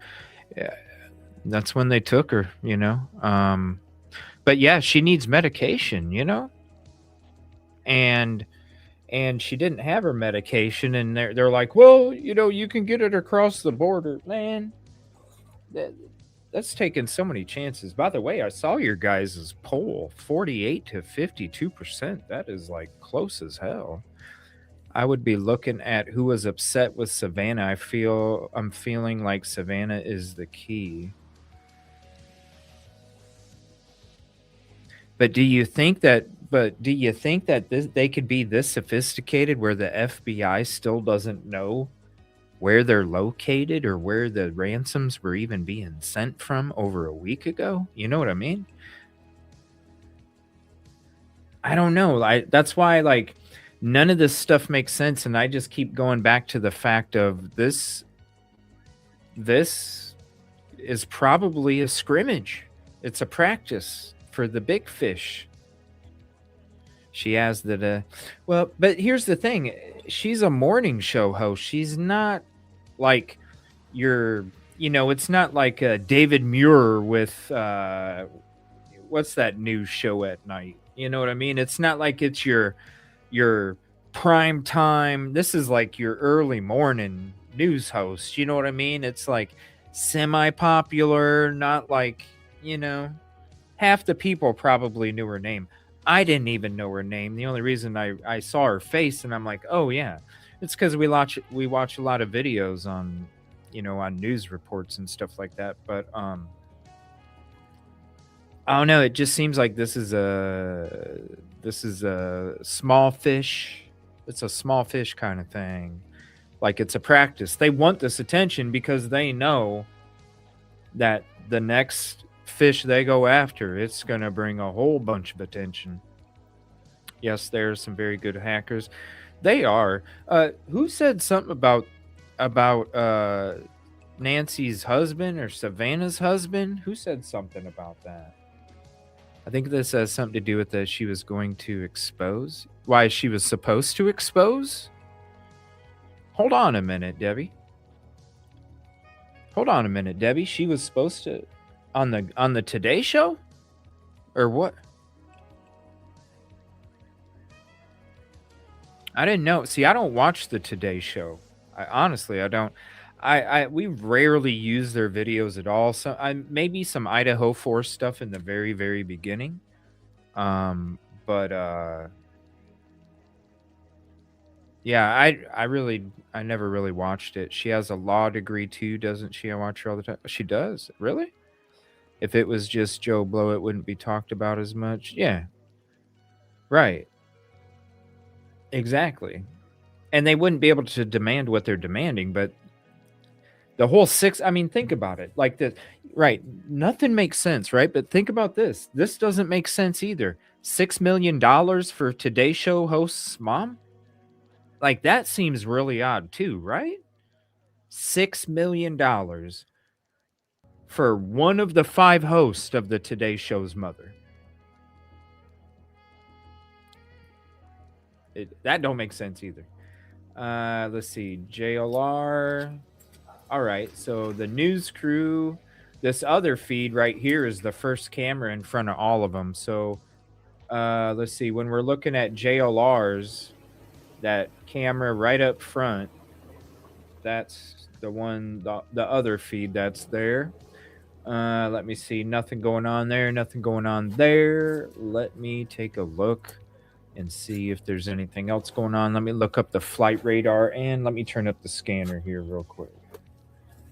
Okay, what's this?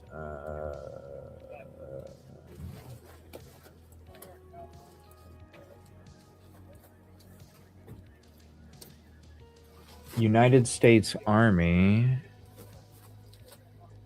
Okay. Oh, that one went close to the border. What are they trying to do with that one? That one went right along the border and then came up and then came around Tucson. And now it's headed over. It did like a loop-de-loop right over Mount Lemmon.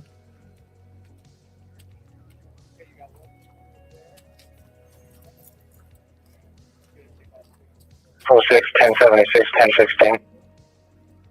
Huh. We'll keep that one up there.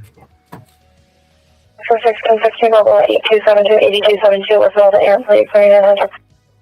Dallas 271 has been arguing. He's outside refusing to leave. You know, 1078. Fox 27. Fox 27, thank you.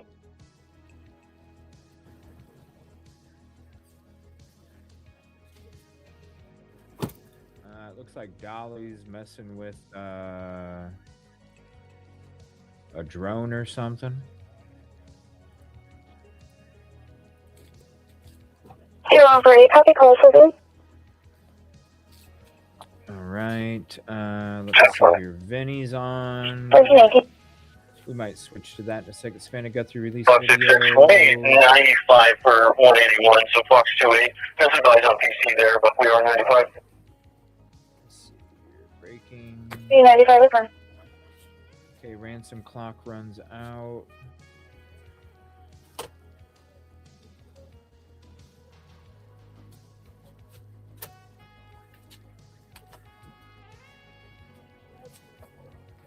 Okay, let me see here.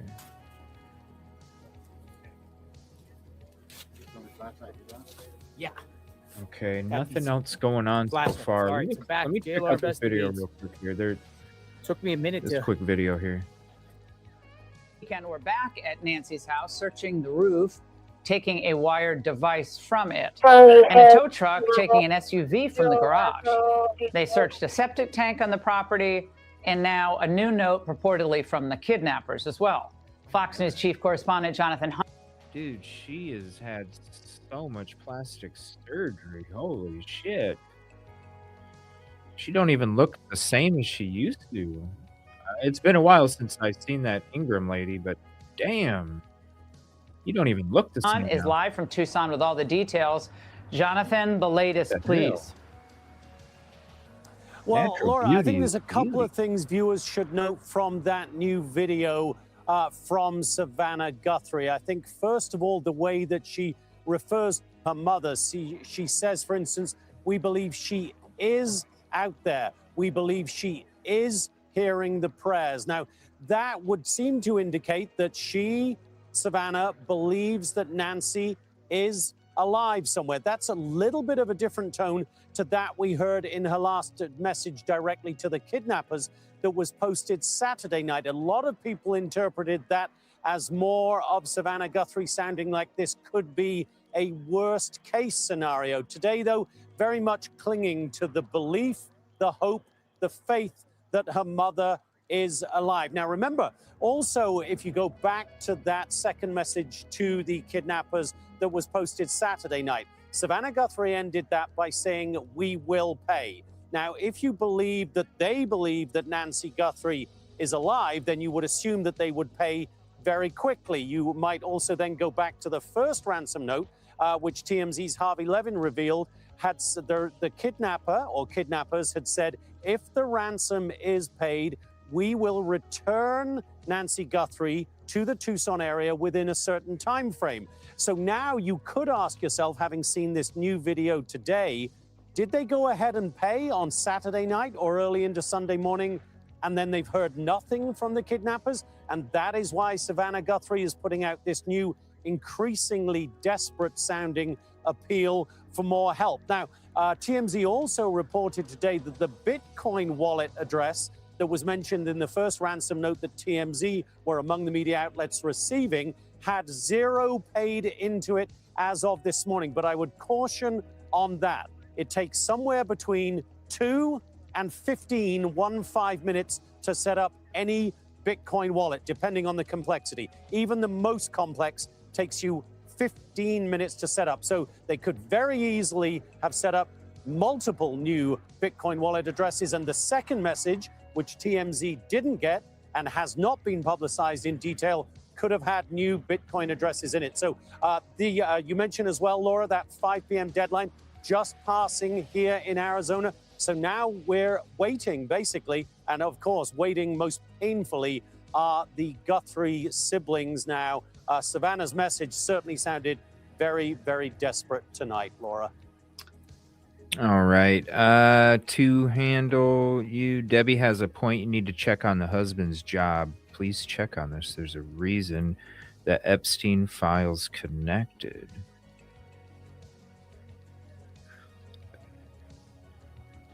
They could have received proof of life already, and that is why she said, I believe. Let's listen to that message again. Let's listen to that message again. Let's see exactly what she says here again.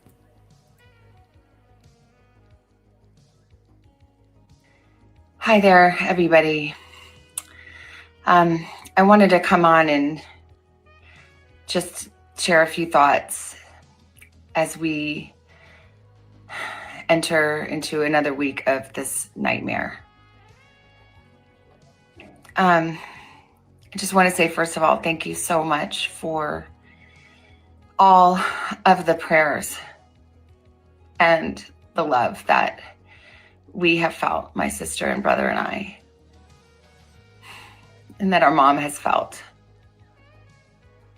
Because we believe that somehow, some way, she is feeling these prayers and that God is lifting her even in this moment and in this darkest place. We believe our mom is still out there. Okay. Okay. This is where I'm confused because to me it sounded like she knew her mom was alive, and now she says we believe. So, Busby, I think you have a point, right?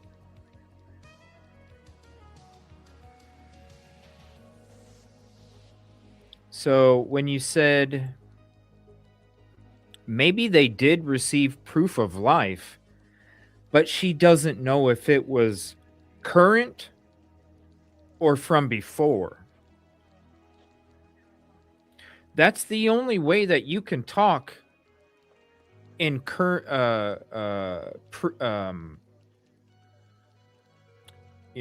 current and then future.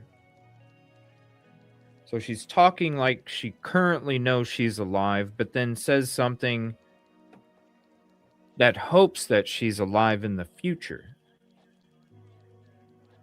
It's confusing. Let me start that over again. It's so confusing.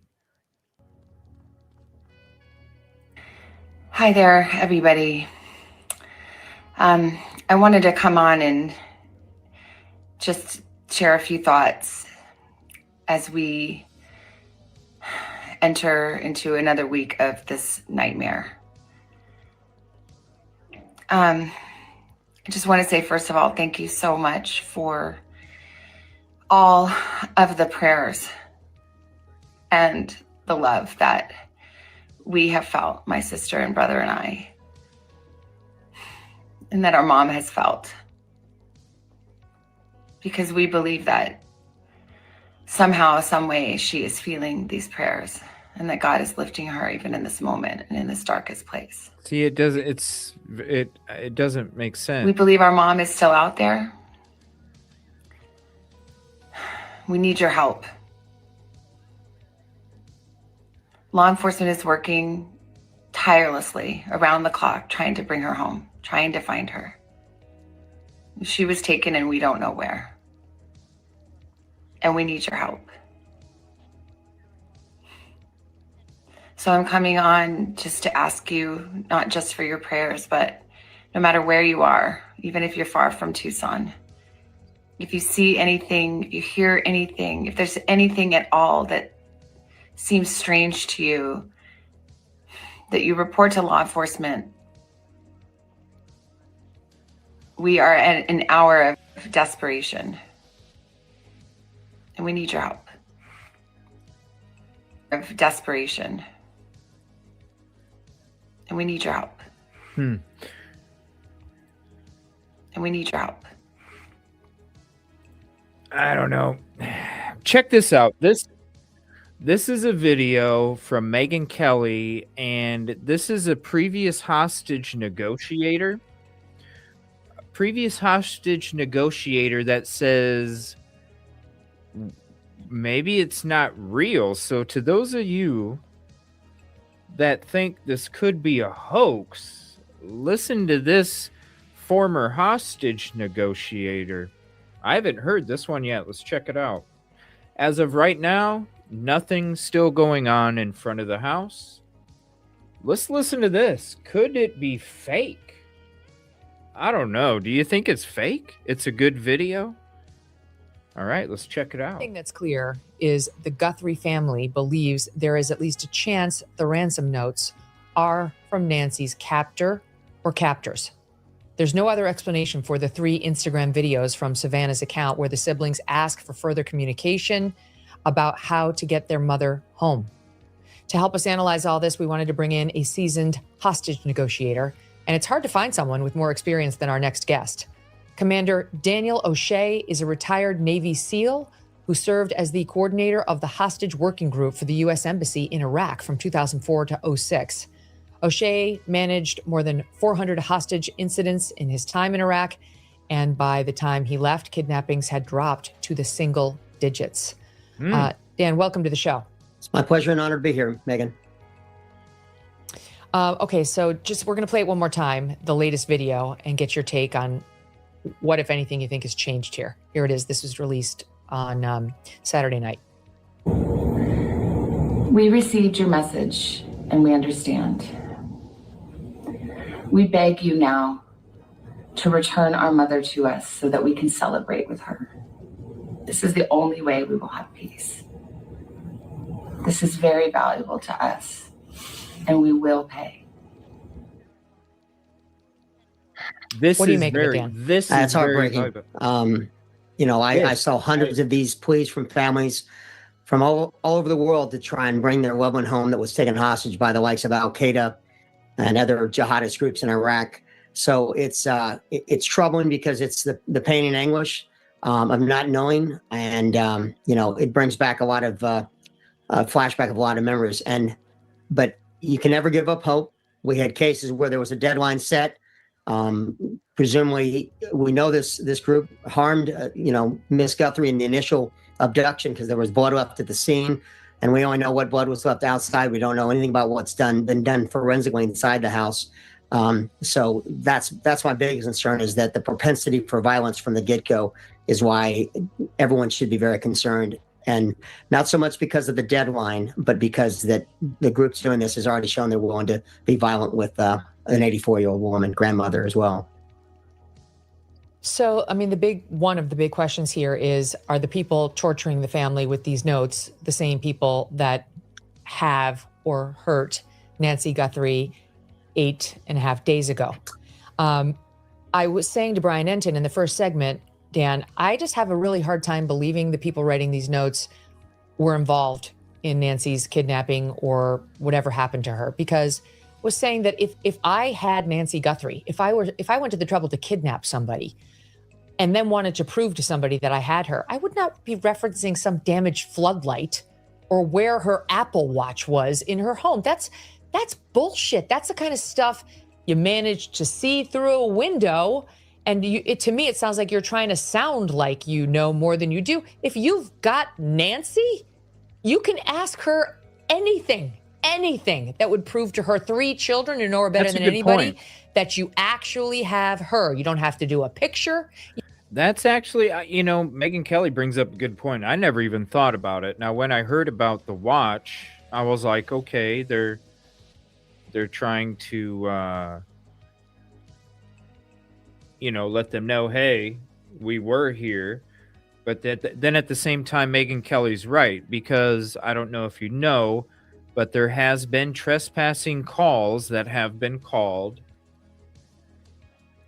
not only on the property, but in the neighborhood. I think yesterday, or was it the day before, they went to a neighbor's house for trespassing. I think it was the day before that, they went to Nancy's house for possible trespassing. So it does make you wonder. I mean, did somebody go there late at night? I mean, it is wide open. If you've seen the drone video, I'll pull that up in a second and we can show you that. You can see there this place is like wide open. When I first seen the drone video, when I seen that yard, I'm sitting there going, damn, that would have been so easy for somebody just to walk up the backyard, hop that landscape brick fence that they have and go in the back door. And I'm sure that's what they did. Because as far as we know, they dropped Nancy off, her garage door open, she went into the garage, then she shut it. There was no signs of forced entry according to them. But it makes perfect sense. Somebody from the back jumps over. I mean, it's not that high at all. You can literally lunge over it.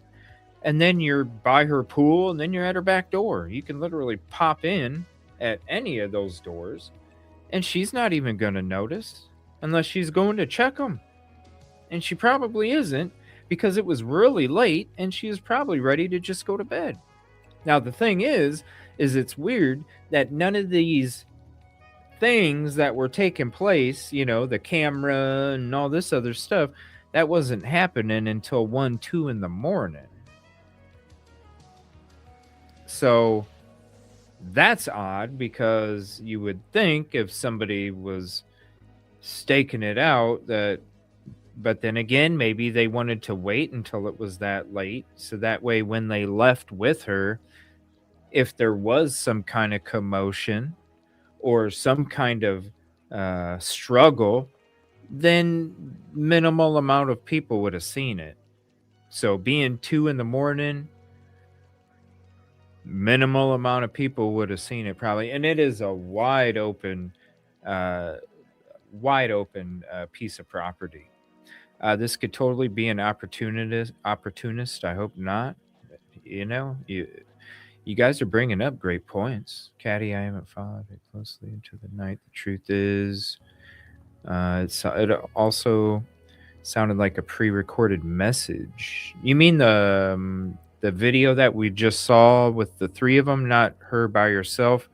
The one with the 3 of them, I believe that was after the last deadline had passed, and they were saying that they will pay, and that's when I'm sitting there going, where in the hell are you going to come up with $6 million? Because I already know the government ain't paying for it. Hell, they won't even, literally, you can ask a business that has been hacked, and you can be like, did they try and find out who it was? Yeah. Did they find out who it was? No. What happened? They just said, pay the ransom. U.S. drones to patrol desolate areas and is located. Border Patrol drone in the middle of a... Yeah, what do you think that they're gonna... Do you think that they're gonna use the drone to try and find her? At night? Hold on, let me see here. So, let's see. Well, how many times do I got to click that away? So, let me see here. The U.S. government now patrols nearly half the Mexican border by drones alone in a largely unheralded shift to control desolate stretches where there are no agents, camera towers, ground sensors, or fences. And it, damn, there's no agents, camera towers, ground sensors, or fences, and it plans to expand the strategy to the Canadian border. Let me see here. With a high-resolution video camera, and return with 3 days for another video in the same spot.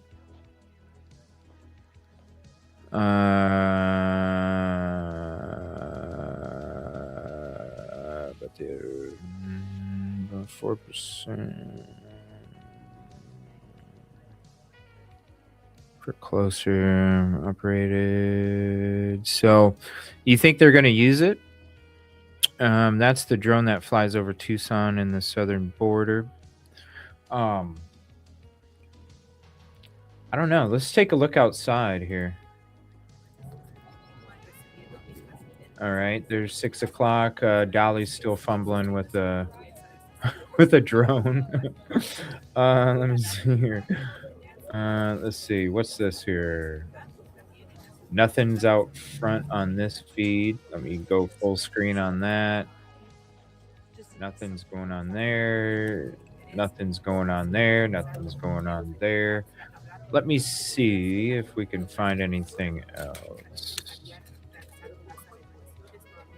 Let's see here. We're gonna stay out here until it gets dark, so you can see what it looks like when it gets dark.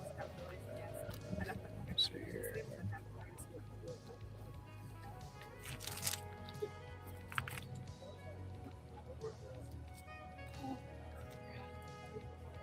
Hi, ma'am.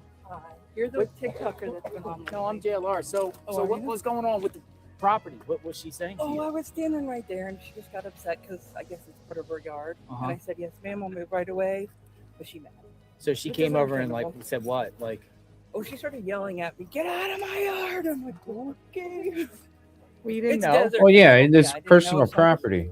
Took it with a grain of salt. And said, She said she would call "Yes, the cops ma'am." if you went back on there. Yeah, and then she grabbed my shoulder. I said, "Ma'am, you can't touch me." She grabbed your shoulder. Mhm. Yeah, she got signs, but I mean, And I understand it is future, a just scary- stay on the street because a lot of neighbors here are getting very, and you It's a know, lot of yeah, people. it's a lot of people. Yeah, I'm and, sure they're you getting know, upset. for She had a Tucson. bunch of people earlier today with like camera equipment and generators in her yard. And she's like, "Get off my property," and stuff like that. So you got to put yourself in her shoes and stuff like Of that. But you're course. cool about it. You cool. Yeah.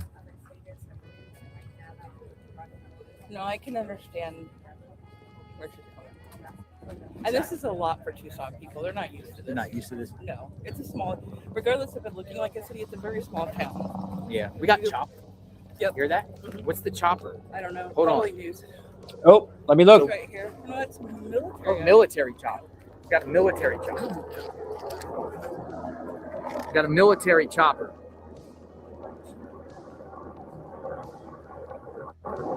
It's the first time I've seen a chopper around here. Let me look on flight radar. What is it? It's been around. I've seen it. They have? What are they here for? Like, what do you think?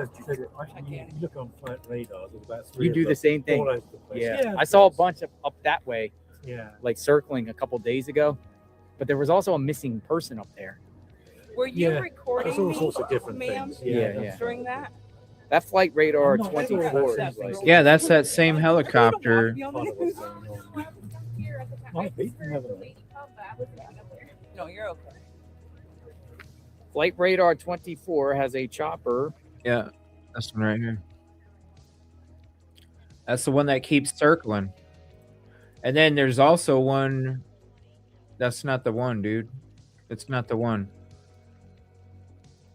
It's this one right here. It's this one right here. It keeps circling around. It was all the way up here. This is the one that circled it when it left the airport. It left this airport and then flew right along the border right here. And then it turned up, going up this way. And then it went offline. You can see it. It went offline, came back on, went offline, came back on. And this is the same one that was all up around here.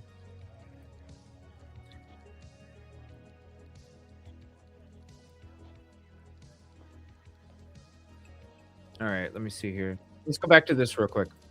You don't need a video. You just need her to tell you things only the children and the mother would remember from their childhoods. 100%, and that's you're not a H&R, a K&R background or hostage negotiator, but I had that suspicion literally from almost day one when the first ransom note came out. First off, they sent the ransom note to TMZ, a tabloid network, right, and then the local news media. All right, that's not how K&R kidnap for ransom works.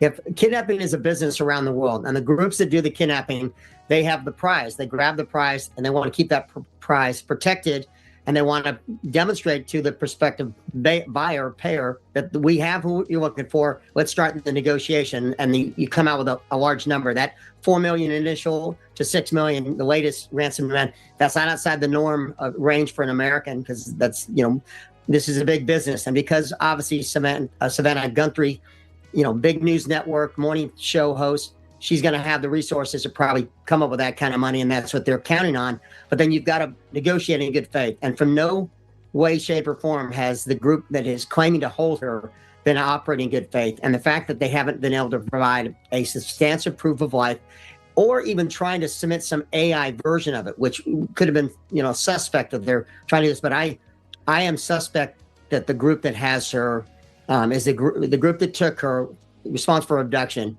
is the group that is sending these messages. They may be related, but I really think this is part of the show and drama to drive up this news media story. And why is that happening? Let's go to the underlying motives. And the motives may not be money. And I don't think it's money they want here. I think they want the news media attention, focus on this case, and maybe get some other news stories off the net. And then go, why did they target, Savannah Guthrie? And you have to look at, well, she's not a controversial figure like yourself, or say Candace Owen, where you have people on the left or right. I mean, just being honest, that you've got enemies. You've got people that don't like you. But, Savannah Guthrie is, I don't watch her morning show, but I know who she is. And she's like a very nice lady. And, what's the most controversial thing she's ever done? Right. Maybe some of her interviews in the past. Well, I mean, she's not controversial, but that doesn't rule out some freak stalker who just interpreted some report she did as an attack or as some sort of, that element is still alive and well around her. And we can't rule that out, that it's some stranger who's obsessed with her. Oh, of course. But then why are you going after the mother unless you're trying to hurt her? Right. So who has a reason to want to hurt Savannah Guthrie? Wouldn't it be the list would not be long, but go to some of her interviews. And I'm not the one coming up with this. Because this conversation I've had, with virtually everyone I've talked to, especially offline, when you don't have a 2-minute segment on a news channel.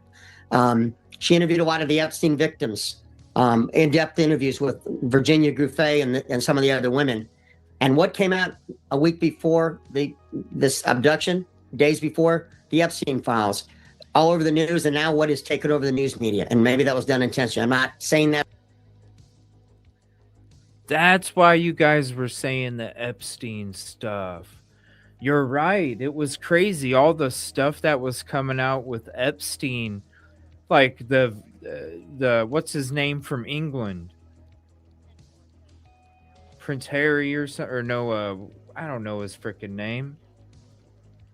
The dude from England, the ex-prince.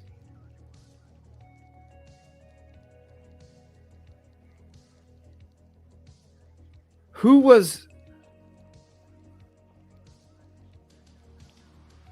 Well, yeah, the distraction, just like, the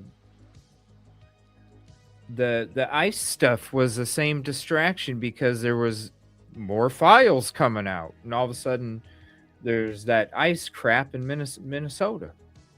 And all of a sudden, that took over the news instead of the Epstein stuff. What the hell? You really think that they would take her frickin' mom?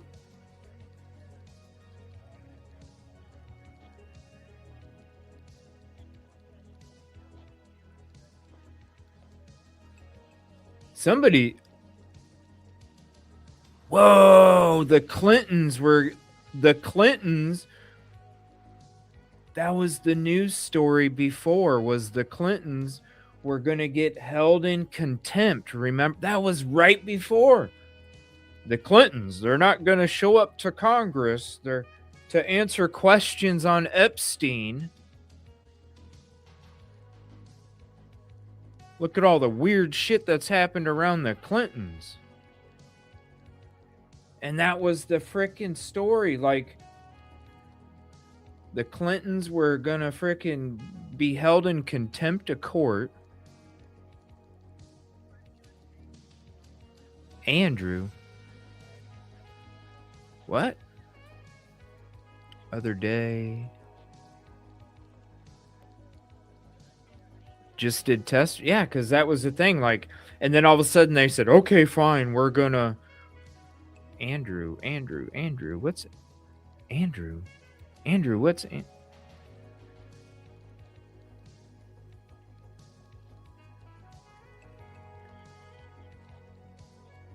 who's Andrew? Prince? Oh, okay. Sorry. Whatever. I don't know. They all have like the same damn name. I don't know. That's crazy. Yeah, Prince Andrew, I think, is the dude that was like, I mean, you saw photos of him. There was that video that came out. Oh my gosh, the video of inside one of Epstein's little parties. Yeah, I asked. Andrew, I'm like, Andrew, I'm thinking of like Andrew tied in. I was like, in my mind, for some reason, I'm like, Andrew Epstein? Who's Andrew Epstein? Yeah, paid a visit to somewhere not far from me, and people were shouting stuff to Charles about Andrew, formerly known as Prince Andrew. Oh, I'm sure they get harassed. Yeah, Prince Andrew. I'm looking for a podcast that breaks it down. This is crazy, man. Yeah, because that was when that Epstein video, wasn't it? Like in a basement or something. That's interesting. And then he, like when she brought it up, and then he made the comment, like, you know, who she interviewed. He made it a couple times, and I'm like, huh? Because I don't watch her. But then these Epstein, and I didn't know she was interviewing Epstein victims. When did she interview Epstein victims? Was that, well, that Virginia girl, she passed away like what, last summer, right? How long has it been since, like, how long has it been since she interviewed these Epstein victims? I want to listen to that part again. I need to re-listen to that. I was missing it until he just came out, because at first he was trying to be nonchalant, like not trying to put it out in the ethos, and then all of a sudden he was like, okay, Megan, because I didn't get it either. Megan wasn't getting it, so he's like, okay, look. How long ago? They always have to bring in a big story to cover up their crime. Yeah. Oh, I bet you there's somebody that the heat is getting on, you know, one of those people that you hear about them, you just never see them. Her husband has the ability to erase files. What's her husband's name? Like, what? Do me a favor, if you have any information, here, let me throw this up here for you. If you have any information, you can email me or call, text, voicemail. I'm not taking calls right now on that phone number, but you can text or you can email me if you have some info. I mean, he has the ability to erase. What was it? Her husband has the ability to erase files. I didn't know that. Sounds. Yeah. It could be. There is a reservation right by there, so it could be. There is a reservation. All right, let's listen to this. Her three children, you know her better than anybody. Hold on. That you actually have her. You don't have to do a picture. You don't need a video. Right. You just need her to tell you things only the children and the mother would remember from their childhoods. 100%, and that's you're not a H&R, a K&R background or hostage negotiator, but I had that suspicion literally from almost day one when the first ransom note came out. First off, they sent the ransom note to TMZ, a tabloid network, and then the local news media. All right, that's not how K&R Kidnap for Ransom works. If kidnapping is a business around the world, and the groups that do the kidnapping, they have the prize. They grab the prize, and they want to keep that prize protected, and they want to demonstrate to the prospective buyer, payer, that we have who you're looking for. Let's start the negotiation, and you come out with a large number. That $4 million initial to $6 million, the latest ransom demand, that's not outside the norm range for an American, because that's, this is a big business. And because obviously Savannah Guthrie, big news network, morning show host, she's going to have the resources to probably come up with that kind of money, and that's what they're counting on. But then you've got to negotiate and get. So wow, that's interesting. So he thinks that she can come up with the resources.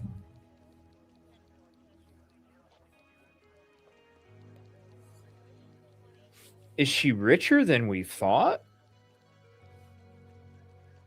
How can she come up with $6 million? Ah, thank you, Caddy. Hold on a minute. What, Michael?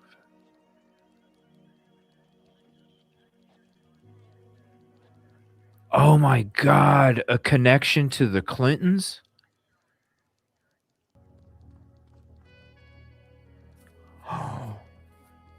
Her husband is connected to the frickin' Clintons?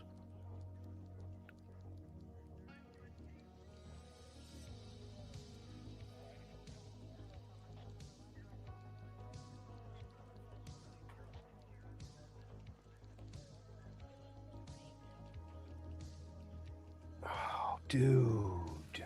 Okay.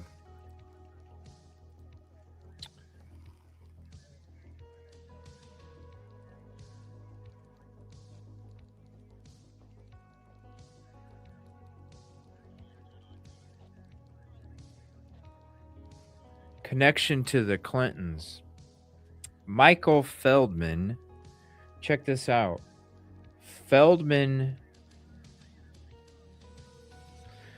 So, is an American public relations and communications consultant and a former Democratic political advisor. Feldman was Vice President Al Gore's traveling chief of staff during the 2000 presidential election campaign. He is a founding partner and managing director of the Glove Park Group, a communications consulting and advocacy firm. Now check this out. Feldman joined Bill Clinton's campaign staff in 1992. Following the election, Feldman served in the Clinton administration as Vice President Al Gore's deputy director of legislative affairs from 93 to 97. In 97, Feldman became senior advisor and traveling chief of staff to the vice president, a role he held until 2001. In November 2000, Feldman played a key role in Gore's decision to contest the results of the presidential election. On election night, Feldman helped pass news to Gore of the very small vote margin in Florida. Feldman, with fellow campaign officials Michael Woolley and Bill Daley, pressed Gore not to concede and to instead push for a recount in Florida. Feldman formed in 2001 the Glover Park Group with former White House Press Secretary Joe Lockhart. The Glover Park Group offers communications, government relations, corporate advocacy, and crisis management services. Let me see. 2026. Okay. Whoa.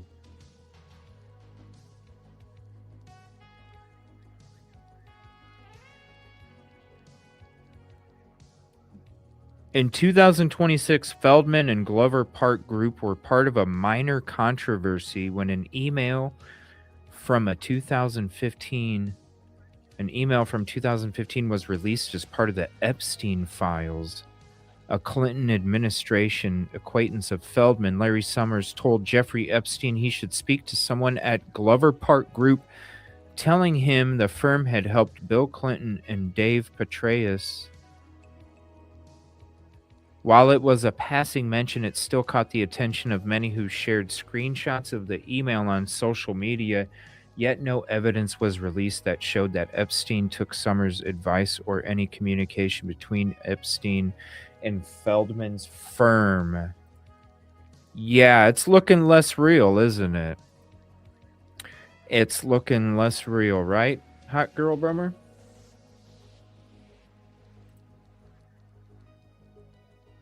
And his podcast is called Something Just Got Weirder. Yes, connection to the Clintons.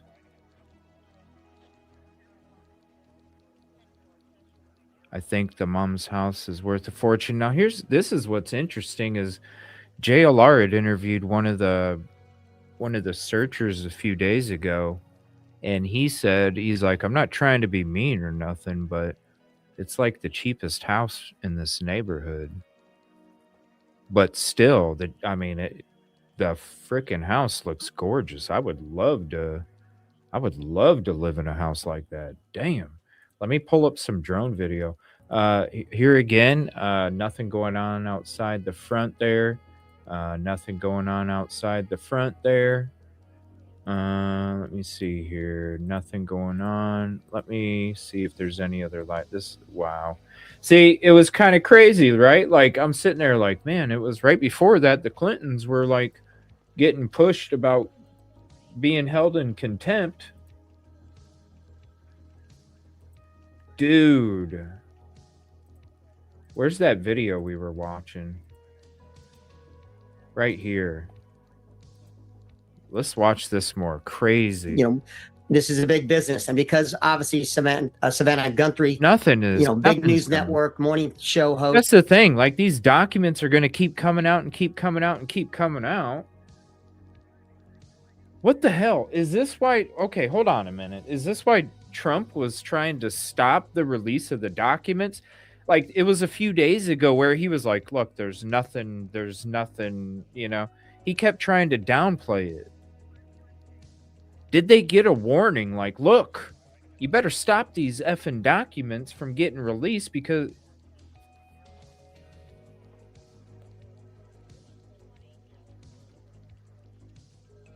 Maybe he was trying to downplay him so this wasn't going to happen.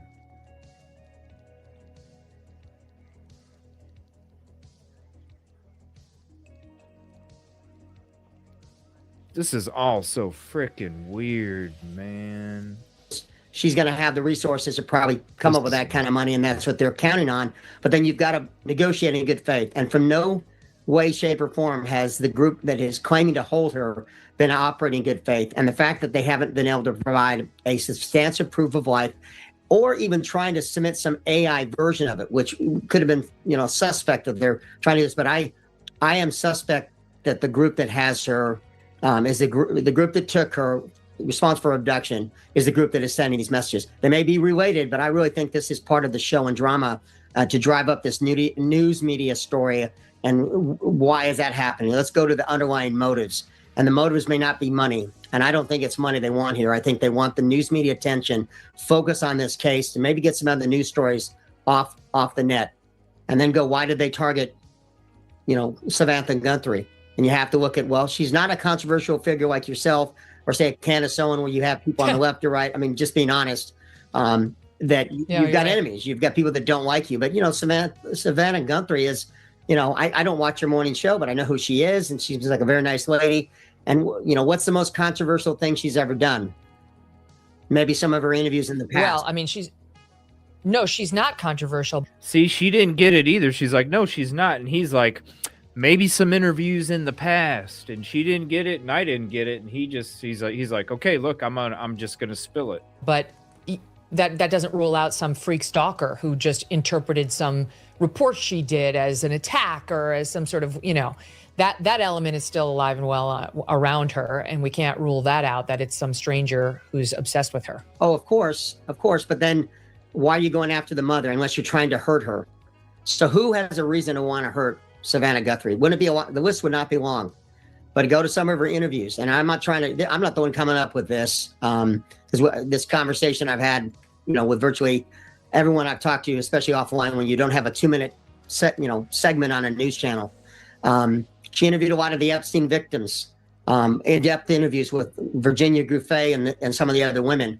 And what came out a week before this abduction, days before, the Epstein files, all over the news, and now what is taken over the news media. And maybe that was done intentionally. I'm not saying that's the case, but there's more to this group. Maybe that was what? Everyone I've talked to, especially offline, when you don't have a 2-minute segment on a news channel. She interviewed a lot of the Epstein victims, in-depth interviews with Virginia Guthrie and some of the other women. And what came out a week before this abduction, days before, the Epstein files, all over the news, and now what is taken over the news media. And maybe that was done intentionally. I'm not saying that's the case, but there's more to this group. I do not think it's a traditional kidnap for ransom. They're not demonstrating any of the things that are normally associated with people that are in the kidnapping business to make money. And I think it's the media attention. But you have to go into it that there are evil people out there that will do terrible things to wonderful human beings. I dealt with that. We had a woman in Iraq. Her name was Margaret Hassan. She was the director of CARE International. She was a 5'1", 180-pound Irish woman who'd lived in Iraq for 20 plus years and married a local. She lived the fourth pillar of Islam, which is zakat. She gave alms to the poor. She fed the poor. She was a beloved woman, and that did not protect her. She was murdered by her captors, and I'm one of the few Americans who sadly had to watch that execution video, and it was very troubling, very sad. So there's evil in the world, and no matter how good you are, that doesn't protect you from someone that wants to hurt you. So if you were advising this family at this point, and we are told that the second note did not contain proof of life, that they're revealing very little about it, but we are told it did not contain proof of life. And we know the first letter said they had Nancy and claimed she was alive, I believe, but did not have proof of life. You saw the video from the family begging for such proof after they received the first note. Would you advise them to pay? Because right now it's the day of the deadline, 5 p.m. tonight, and TMZ is just reporting that the Bitcoin account allegedly set up to accept these funds is empty as of this time this morning. It's unclear how long it typically takes accounts to update, they write, but as of now, the confirmed balance in the publicly viewable account stands at 0 with no transactions recorded. So at least as of almost 1 p.m. Eastern time, the family has not made any deposits into the Bitcoin account. How would you advise them? Well, this is just very harsh, and it's only comes from experience, because I think someone evil enough to hurt an 84-year-old woman makes me lean, okay. My initial thoughts again a week ago was the cartel involved in this, because the close proximity to the Arizona Mexican border, the fact that I know the cartels have no problem with kidnapping. They're beyond Al Qaeda. They're probably the biggest kidnapping ring out there. Formerly the FARC had that title. So was that a connection to the FARC? To the cartels, because they have a propensity to violence. They have kidnapped young social media influencers in Mexico and murdered them. So they're not above the thought. But I always started with the notion, especially when I would talk to the ambassadors from these countries where they had hostages, I would always be upfront with them and say, sir, you have to begin with the presumption that your citizens that have been kidnapped by this group claiming to be affiliated with Al Qaeda or whoever, that they're not coming home. You have to start with that presumption. And the fact that this group has not shown proof of life, and I really think the media is what they're going for. So we had deadlines come and go with Al Qaeda. Jill Carroll, the young Christian Science reporter, 28-year-old girl, American girl, she had deadlines come and go. And she ended up brought home after 83 days of captivity because of pressure put on by special forces, the unit that went out every night to hunt for her.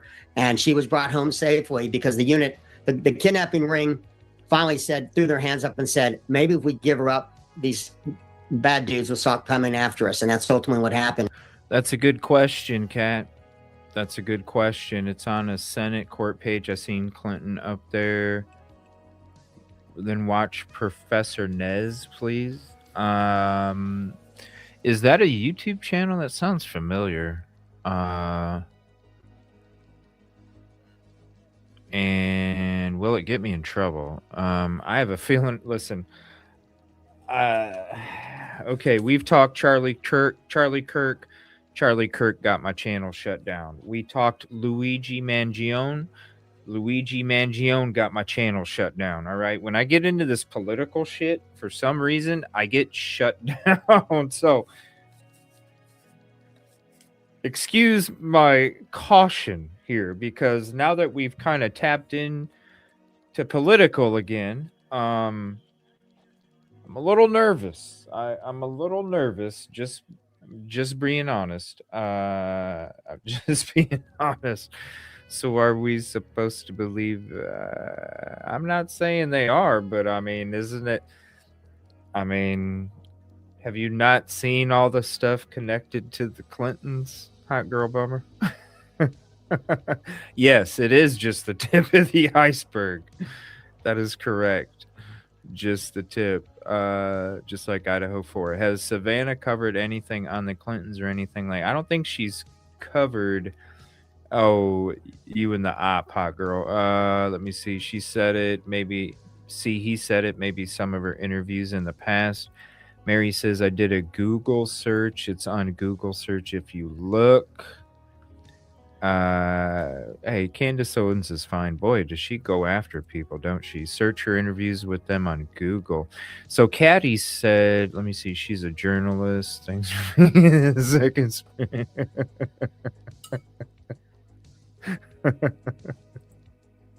I didn't make it. It just happens. What do you want me to do? You want me to lie? They can make it seem empty when in all actuality it's not the government. It does seem weird, don't it? I mean, it seemed weird this whole time. Holy hell. Okay, Caddy, I seen a video from 6 years ago when Savannah interviews like 6 women. So check this out. Thank you, Caddy. 1 second. 1 second. The only solace for me is that when a group of people who've experienced trauma of this kind come together united against a common enemy, there's a very special bond between us all. A painful bond shared among these 6 women sitting together. And I want to apologize. For some reason, StreamYard, you can see it on my screen. For some reason, StreamYard, when you see the comments pause on the screen display here, I'm not seeing the comments. For some reason, StreamYard, it's showing me comments, and then all of a sudden it'll just stop. And then I'll just get a whole crap ton. So I apologize if all of a sudden I'm going through a bunch of comments. It's StreamYard doing this crap. Thank you, Caddy. This is crazy. This is the Today Show from 6 years ago, September 20th. Together for the first time for an exclusive interview with NBC News. I find it very comforting to be Nothing here. going on outside of the house. Marika Chartouni, Anushka DeGiorgio, and Rachel K. Benavidez sharing their stories about Epstein for the first time on television. I think the nature of this kind of abuse means that you're conditioned to be silent, to be isolated, secretive, and shameful. I feel like, it was a big game for him. And we were the pieces of his game. And you're like, I'm just not going to say anything because that's what he told me to do. The women all have familiar stories of grooming, promises, and then sexual assault. I can relate to pretty much every person sitting here next to me. Virginia Roberts-Giuffre says Epstein associate Ghislaine Maxwell recruited her one summer when she was working as a locker room attendant at Mar-a-Lago. In her first broadcast interview, Virginia tells NBC News what she has previously alleged in court filings, that Epstein directed her to also have sex with a number of powerful men, among them Britain's Prince Andrew. He was an abuser. He was a participant. Virginia says she was 17 when this photo was taken with the prince in Maxwell's London townhome, next to the bathroom, where she says he sexually abused her. What happened? The first time in London, I was so young. Keelan woke me up in the morning and said, "You're going to meet a prince today." I didn't know at that point that I was going to be trafficked to that prince. And then That night, Prince Andrew came to her house in London, and we went out to Club Tramp. Prince Andrew got me alcohol. It was in the VIP section. I'm pretty sure it was vodka. Prince Andrew was like, let's dance together. And I was like, okay. And we leave Club Tramp, and I hop in the car with Ghislaine and Jeffrey. And Ghislaine said he's coming back to the house. And I want you to do for him what you do for Epstein. I couldn't believe it. Virginia says the abuse moved from the bathroom to a bedroom. He wasn't rude or anything about it. He said, thank you, and some kind of soft sentiments like that, and left. I just couldn't believe it. I couldn't believe that even royalty were involved. She says Prince Andrew abused her 2 more times, once in New York in Epstein's mansion, and again at his Virgin Islands estate. Prince Andrew, of course, denies that this ever happened. He denies that it ever happened, and he's going to keep denying that it ever happened. But he knows the truth, and I know the truth. What do you say if people think this is about money for you, that you're trying to get money and have gotten money? Well, unfortunately, there's this horrible law called statute of limitations. My lawyer said the way to get Ghislaine Maxwell held accountable, the way to get Jeffrey Epstein held accountable is through them saying I'm a liar, which I'm not. So it's called a defamation suit. Like all others she's named, Prince Andrew has denied the allegations. Buckingham Palace telling NBC News in a statement, it is emphatically denied that the Duke of York had any form of sexual contact or relationship with Virginia Roberts. Any claim to the contrary is false and without foundation. Maxwell has not been criminally charged and has repeatedly denied the accusations against her. What does justice look like to you now? Justice now is holding accountable the perpetrators that helped him and participated with him, and encouraging more people to come forward so we can try to put this puzzle together and understand how it happened. How did this happen for so long? How did he get away with it? These are questions many of these women have asked, especially now after Epstein's suicide in jail, awaiting trial on child sex trafficking and conspiracy charges. I feel let down, that he was able to commit suicide. Yeah, it was really upsetting. They failed us before. Don't fail us again. Exactly. That's all we're asking. Take us serious. We matter. You matter. You matter, and you matter. And for all the girls out there, you all matter too. Yes. A message to other possible victims of Epstein still waiting in the shadows. Jeffrey thought that we were disposable, and he threw us all away. And look who's still standing. There's something about seeing the group of women together with those shared stories that is incredibly compelling, as is Virginia's story. The image itself is powerful, Yeah. and the words even more powerful. Yeah, you can see Savannah's full conversation, a special Dateline that is tonight at 10, 9 Central. And by the way, we are going to check in with Savannah in just a little bit and see how she's feeling in our next hour. She has come down with pneumonia, and we're going to talk to a doctor about what we can do about that. Whoa. That was very interesting. Here's the link to this if you want it. Yeah, it's doing it again for some reason. It's pausing the comments, so I apologize. I'm not sure what is going on for it to do that. Let's go back to this real quick. We'll finish watching this and then we'll take a look live outside. I've been checking. Nothing is going on. It looks like there's some kids getting interviewed. I'm not going to listen to that. Let me see here. There's also a Brian Enton episode talking about the new leads. So we'll check that out here in a second. But like I said, nothing is going on out front. So. I would strongly recommend to not pay the ransom, not pay any of it, because I don't think I think that'd be money going into the wind for nothing, because I don't trust. There's no trust and good faith between this group and the family, and they've shown none of it, and they're just torturing Savannah and her family. And I would be blunt enough to speak to the family that let's start with the presumption that your mother did not survive the initial abduction. And this may have been a home invasion that went wrong, may have been a stalker, as you said, to do the same. But I would recommend strongly against paying the ransom today by that deadline. International disputes, inflation, rising national debt, digital currency. There's a never-ending list of reasons gold has risen over 700% in the last 20. All right, let's go to, here's this Brian Enton episode. We'll see what he says about the new leads. We'll see if there's actually new leads. I don't know. Really appreciate it. This I don't appreciate make all the sense. support. I've been seeing all your messages. Thank you so much. Please click to subscribe. Of course, I'm still here in Arizona, in Tucson, outside Nancy Guthrie's house. The mystery just seems to deepen. I mean, there's a lot of, everybody's asking me. I mean, friends who I haven't heard from in like years are texting me, what's going on with the case? I mean, my mom is texting me constantly. What do you know that we don't know?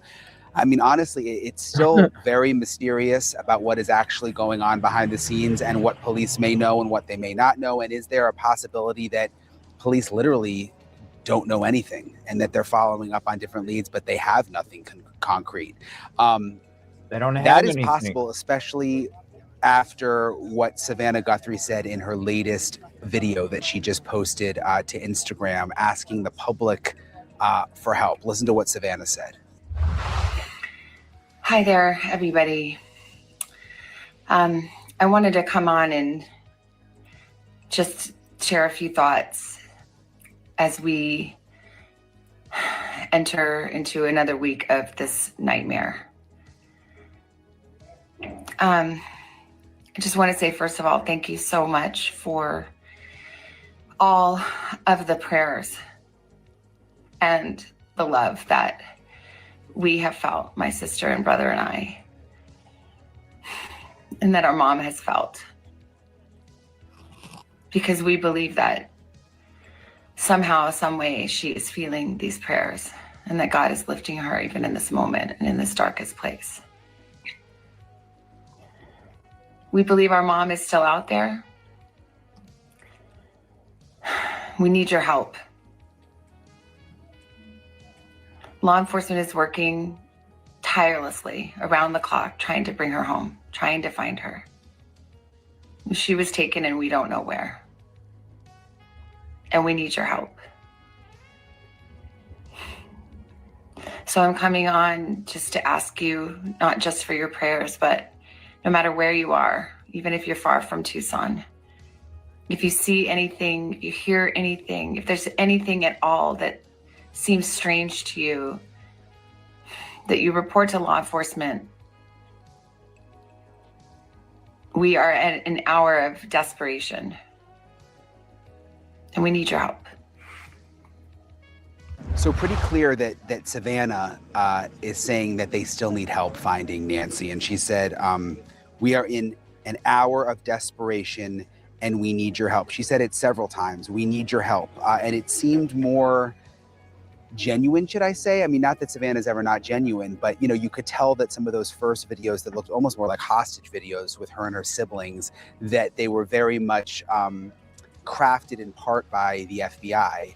And it seemed like this video was more just off the cuff and sort of the Savannah Guthrie that we all feel like we know from the Today Show and just from her social media. It seemed more just like her and genuine. And the fact that she's saying they need help makes you wonder where things stand. Of course, there have been these letters that have come in, which I've talked about, and I'll kind of just go back for you and give you a little bit of the backstory before. I'm going to talk to retired FBI agent Steve Moore in a minute, which you're going to hear. And it was a really interesting conversation, especially what he had to say about the search that we saw happening at Annie Guthrie's house, which is Savannah's sister. So that's coming in a second. But let me just go back to the letters, tell you everything that I know. First letter we found out about Tuesday of last week. I believe that Savannah was told about it based on sources that I have on Monday night of last week. And in that letter, that is when there were the specifics about things at the house, the Apple iWatch and the floodlight. And also there was the ransom. There was pay us $4 million by Thursday at 5 p.m. Or pay us $6 million by Monday. Those were the deadlines. Yep. Then came the second letter at the end of the week, which we know went to KOLD TV, which the news director was very clear to say is not a ransom letter. There was no demand for money in that letter, from what I have been told. But there was a very specific message in that letter that related back to the previous letter, which sort of connected the two. And I am told it was a grim message, which could explain why Savannah Guthrie was just so sad and said, "We've received your this," in her message before this most recent one. In this, remember this message. Look at this message. We received your message and we understand. We beg you now to return our mother to us so that we can celebrate with her. This is the only way we will have peace. This is very valuable to us, and we will pay. So that was clearly, or at least appears to be, Savannah reacting to the second note that came in. And now the tone seems to have changed again, which makes me wonder, is there a possibility, and I think there is a possibility, that these ransom notes are unrelated to what's really going on here, that these ransom notes are just some jerk somewhere trying to extort money out of the Guthries, and that what really happened to Nancy may have nothing to do with whoever's writing the ransom letters. I think that is a possibility based on everything that I'm hearing. I don't think that that's for sure. They wouldn't have made Savannah create those emotional videos if they didn't believe that there was a possibility that those letters were legit. But just based on Savannah's most recent video, asking the public for help, it makes me wonder, based on all these other things that I know, if the ransom letters have nothing to do with the actual disappearance of Nancy Guthrie. And again, they still may. They still may.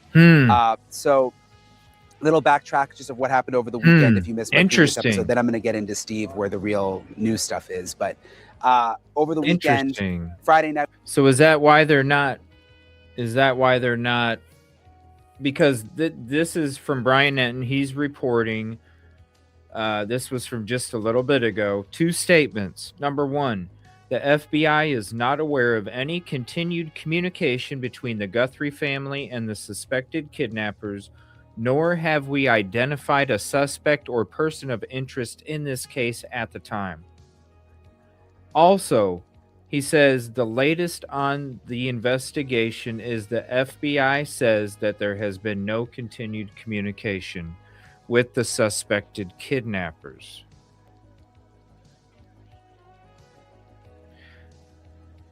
So could that be fake? Maybe it's a hacker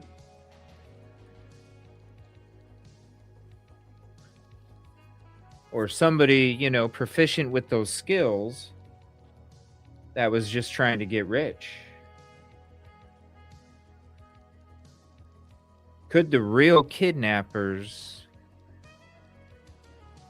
have her and not have had any communication with the family? Man. Dude, this is crazy. And here they said that they were investigating new leads. And there's nothing. Let me see. 420 Angel H. Let me see here what he's. Mary. 420. To me, the clip we just watched makes me think they gave her a clue as to really being from her mom as proof of life, like a memory only family would know.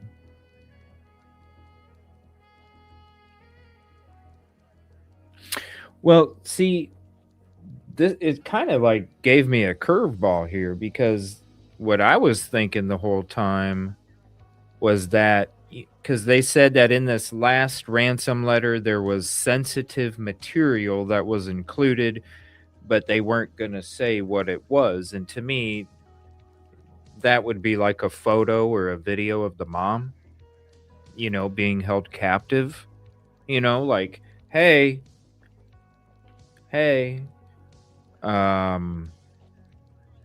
But now with this, I'm starting to wonder if the real kidnapper even reached out to the family. Because how many times does a kidnapper reach out to the family? Not very much. It's not very much.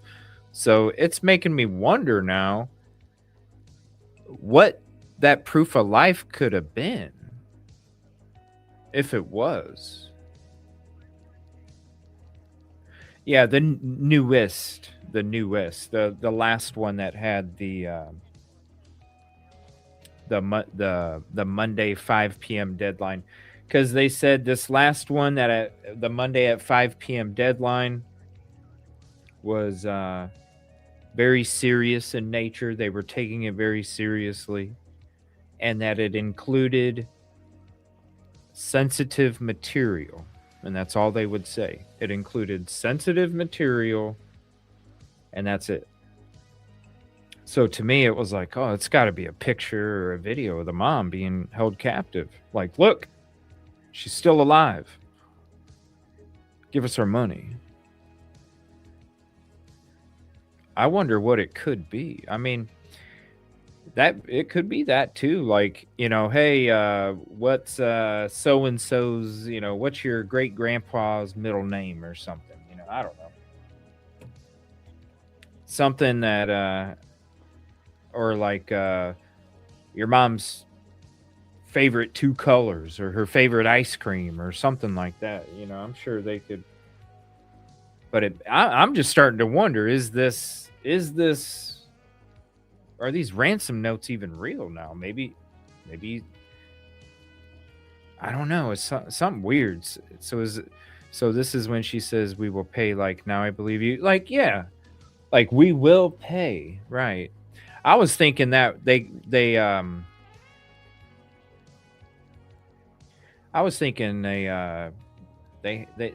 got little tidbits, right? Like the Apple Watch and, you know, little things like that.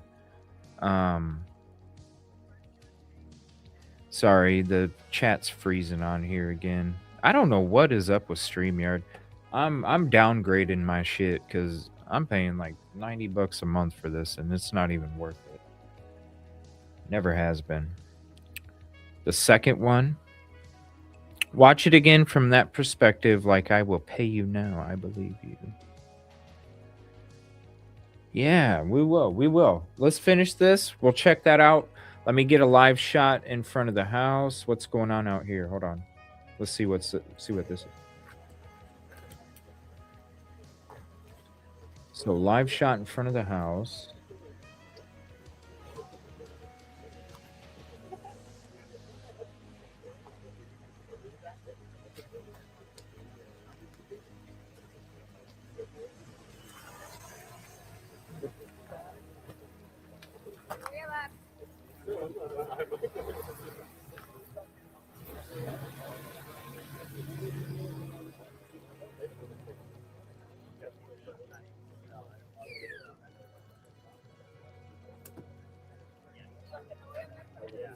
Okay, nothing's going on. I can't cross the border.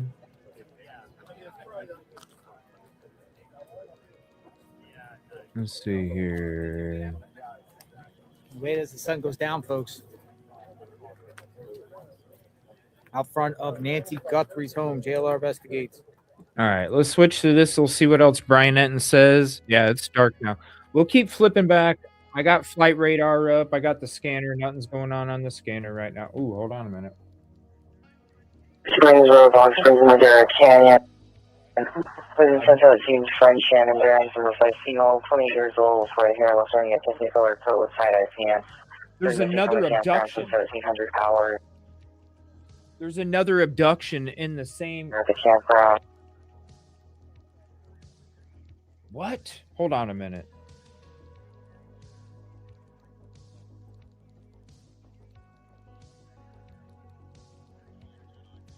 There's an active event abduction in the same area. Hold on a minute.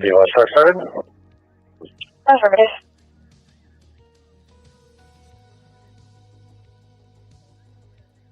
Road 4021, South Grand Elm Drive, 4000 South and 7400 East. Respond on A5 East.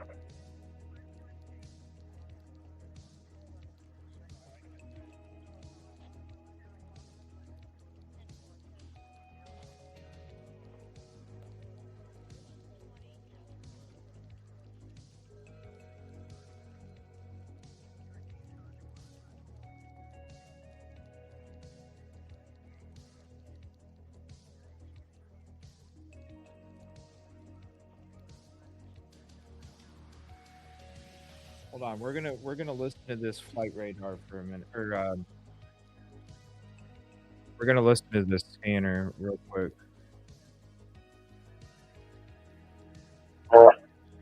Yeah, there's right. Alright,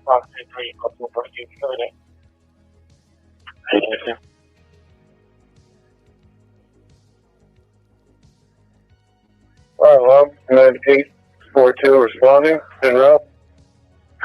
Frequency for Q945 Center. 945. 945, we're traffic frequency 42. 42.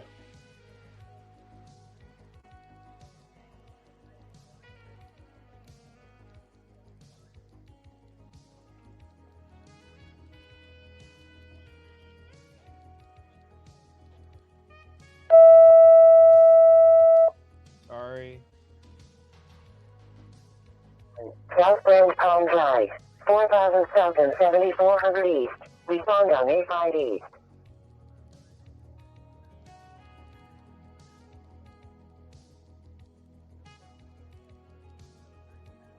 Dude, oh my god, I hope this isn't like I'll retaliation. give you 1021.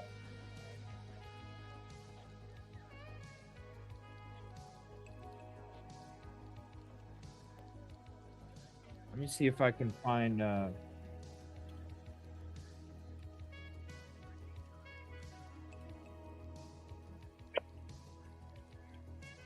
no way. No way, another frickin' abduction.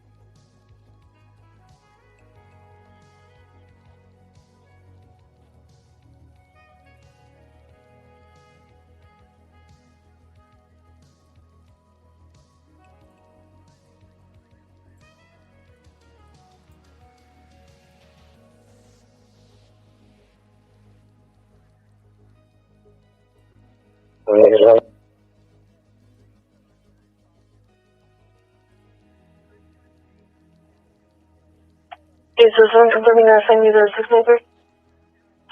Good, this is the quarter range and for the line to the 11 quarter range, so he's in 6 for 1834.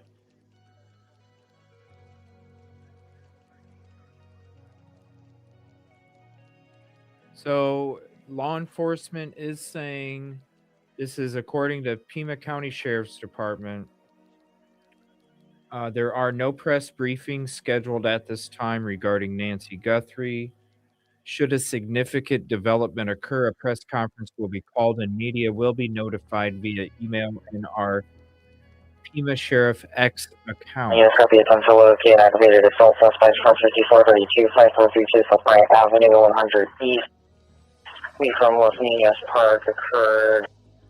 Okay, so there's that. 0203 51. Yeah, so there's an active event right now in Tucson for an abduction. And then also it says investigators have not identified any suspects, persons of interest, or vehicles connected to Nancy Guthrie. Anyone who believes they have information that may assist investigators is asked to contact. They have nothing. They have nothing. I don't know why they keep saying that they're looking at leads. That they've done fumbled this investigation from the beginning. I mean, why are you opening up a crime scene separate times, closing it down separate times, and allowing people to walk all over it? I mean, that right there. K-Gun is the news station. That's the news station that got the, let me see here. Pleading. Let me see here. Hours. Where's my, let's see. Why is it freaking acting all buggy? Oh my gosh. Okay, forget. Come on now. Hours after desperation, Guthrie asked for help from public finding her mom. Dude, the ads are freaking nuts on here, man. posted a new video. We are in an hour of desperation and we need your help, Guthrie said. Guthrie thanked the community. We believe somehow, some way she is feeling these prayers and that God tirelessly. I mean, we already watched it. Okay, they just were talking about all right. Let's go back to this here. We, of course, saw the big FBI search here at the house where they closed the roads. Saturday night, we saw the 3 deputies show up to Savannah Guthrie. Savannah's sister's house, Annie Guthrie, showed up there late at night. We're there for 3 hours taking pictures inside the house. And what I'm going to ask Steve about, which is so interesting, is now NBC News is reporting that the Guthrie family consented to that search at Annie's house. We went to the courthouse looking for the warrants related to that, and we were told there are no warrants. Now, could they just be sealed? Sorry, this is my IFB, by the way, for my TV job, if you're wondering what that is, hanging by my neck, which is how you like listen to the anchors. But we were told there were no warrants, and you're going to hear Steve explain it, but it's unusual if they were really suspicious of something. I'm going to have it on mute, but I'm still going to be listening to the scanner and not also get a warrant. And Steve will explain why. I'm joined now by Steve Moore, retired FBI agent. We've been talking about this. So right now there is an active event abduction in Tucson. 379 fire. I'm going to be on mute, but I'm still going to be listening to the scanner while we watch this at the same time. If there is anything that pops up on here, I will quickly switch to the scanner. We'll go to flight radar. 379 fire. As of right now, I'm not seeing any helicopters doing any kind of circling patterns or anything of sorts. So if I do notice anything on flight radar, I'll pull it up ASAP. But just keep in mind, while we are watching this, learning about the new stuff from Brian Enton, I will be listening to the scanner to find out what's going on with this abduction. It's just kind of freaking odd, man. All of a sudden, there's a freaking abduction in Tucson after the time the deadline goes by. Sorry about that. All right, I'll let you play this. I'll listen to this while I'm on mute so it doesn't bother you guys. This case a lot for the last week, and I can't believe it's now more than a week, Steve. And we've got this deadline, the second deadline, and I've learned the first deadline of last Thursday was for $4 million. This deadline, they said $6 million. What do you think is happening right now? I mean, that's what everybody wants. It's quiet right now. What do you think is going on behind the scenes? Yeah, it's only quiet where you're standing, because somewhere they are getting ready to transmit ransom. And this is going to be tough because you have to come up with $6 million cash. Doesn't matter how much you're worth. I mean, most people who are wealthy have their money invested or tied up in assets, things like that. It's going to take a lot of work to free up $6 million and then get it into a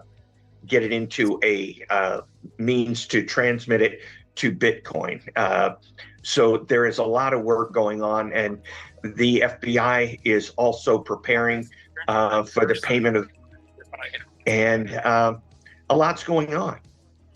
The FBI special agent in charge made clear the other day that, at the end of the day, it's up to the family whether they pay the ransom and whether they release these messages, and they guide them, but it's their decision. Right. If you were working the case and working with them, I mean, what would you be telling them right now behind the scenes? I would be like the agent in charge there, telling him it's your decision. I would be, however, them my every bit of the wisdom that I had, every bit of the experience I had, and giving them advice based on that, not binding advice, obviously. And there's a lot going on behind the scenes that we don't know about, and those things are going to affect what the FBI is going to recommend. I don't see any indication here of any divide between the FBI and the family, which is always a risk. The FBI says if you do this, if you don't pay, or if you do pay, it's the worst possible scenario. And the family says, I'm going to do opposite because I just have a feeling, or I'm going to pay because I don't, and this is legitimate, I don't want to go to my deathbed thinking I didn't pay, and that might have been the reason that we never saw her again. Do you think, though, they're advising them to pay? I mean, at the end of the day, are they saying, yeah, you should pay? Only because I see that there appears to be no division. So the fact that the Guthries have said they're going to pay, and there's been no inkling of any disagreement on law enforcement's part, that would tell me that the totality of the circumstances is telling the Bureau that it would be wiser to pay at this point. I'm kind of like the play-by-play at a football game. I'm telling you what I can't tell you what play I'd call because I don't see the defense. But I can tell you that what I'm seeing is they've decided that the best play is to pay the ransom. And if they pay, could that help the FBI in any way? Like, you always hear that it's not traceable with Bitcoin, but does it open up another avenue to at least investigate? Yeah, no, it's not true that it's not traceable. The FBI in some of these malware scams where they hold companies hostage to get their data back, the FBI's gotten something like $23 billion back from Bitcoin, and it gives them opportunities. I mean, they go in and they find a company or a scam artist who's doing this. They will frequently go in and take everything.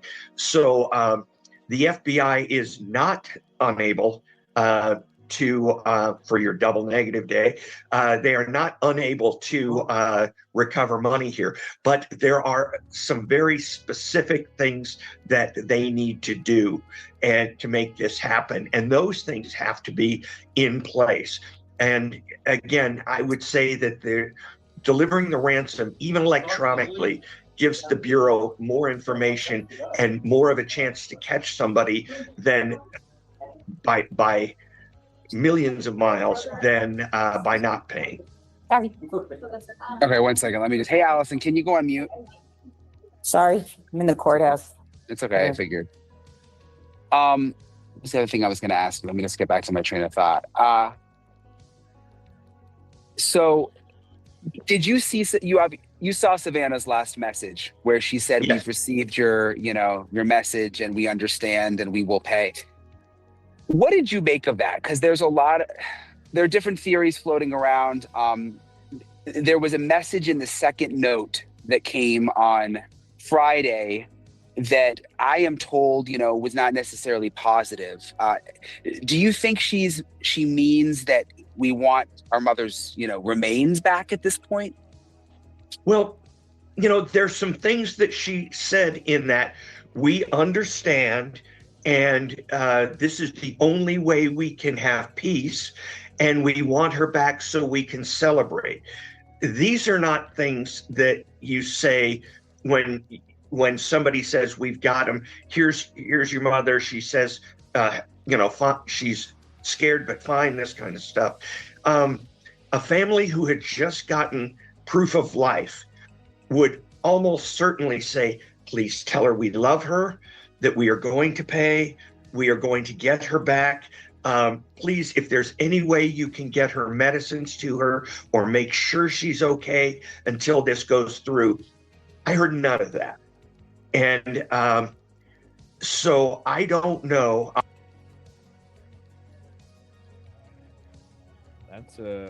That's a very interesting point. She's never mentioned medications.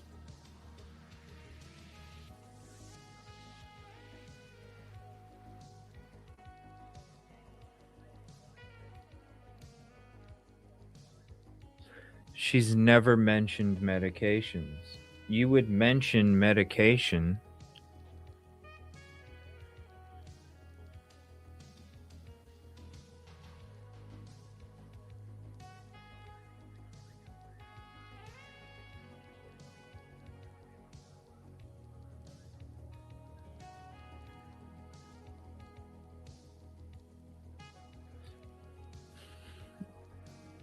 It kind of seems like a hoax anymore. Let's make the amount so huge.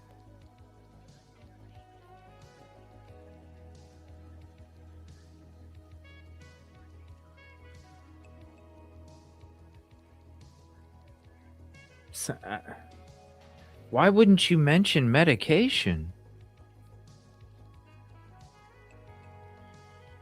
Let's take a pause and let's think about that real quick. Why wouldn't you mention medication? Why wouldn't you be like, look, my mom maybe you don't want to put the kind of medication out there. But why wouldn't you mention the medication when you're pleading for your mom's safety? You would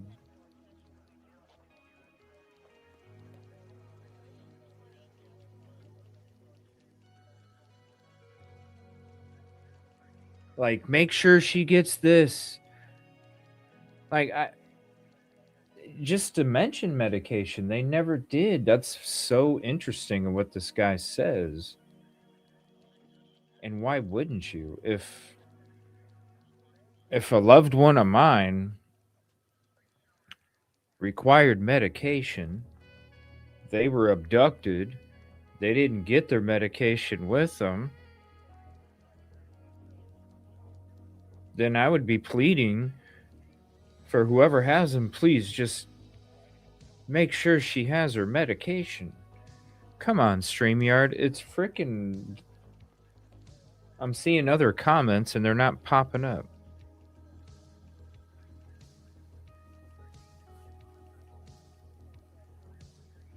I don't know. It seems weird unless it's... Well, you got to think at least blood pressure medication, blood pressure. But I mean, she's damn near 80, right? She's going to be on some medication, like for something. I would have, I don't know, I would have mentioned it.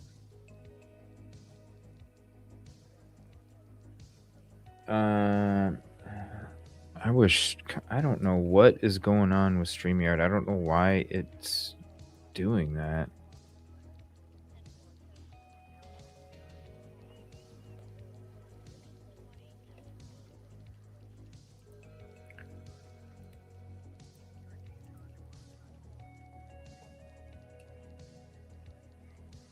I'm not sure what's going on with my StreamYard. I see other comments, but let me see here.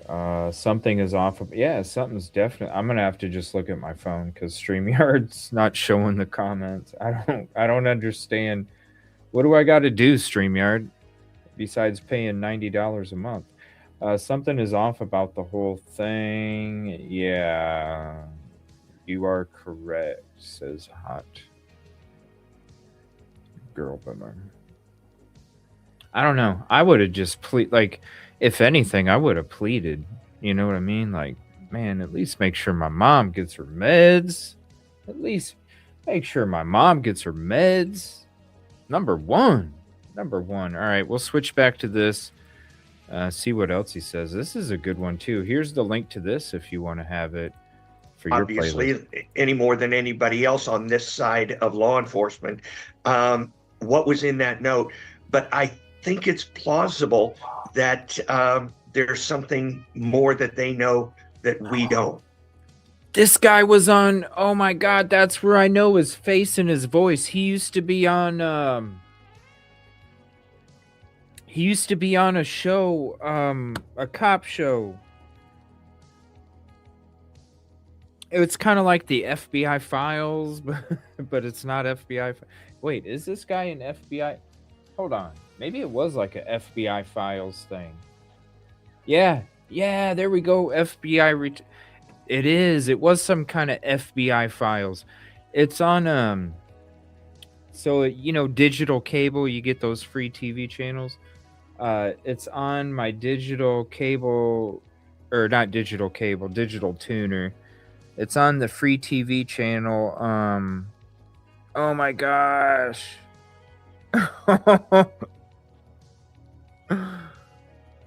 I haven't been able to watch TV for a few years since I did all this work, but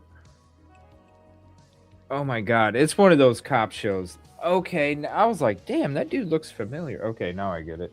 He brings up a very good point, though.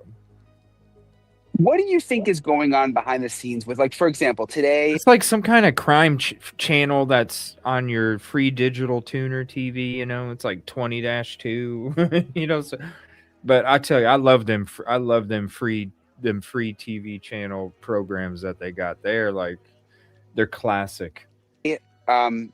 Nothing has really happened to the house today, but yesterday they came out and they were looking in a septic tank.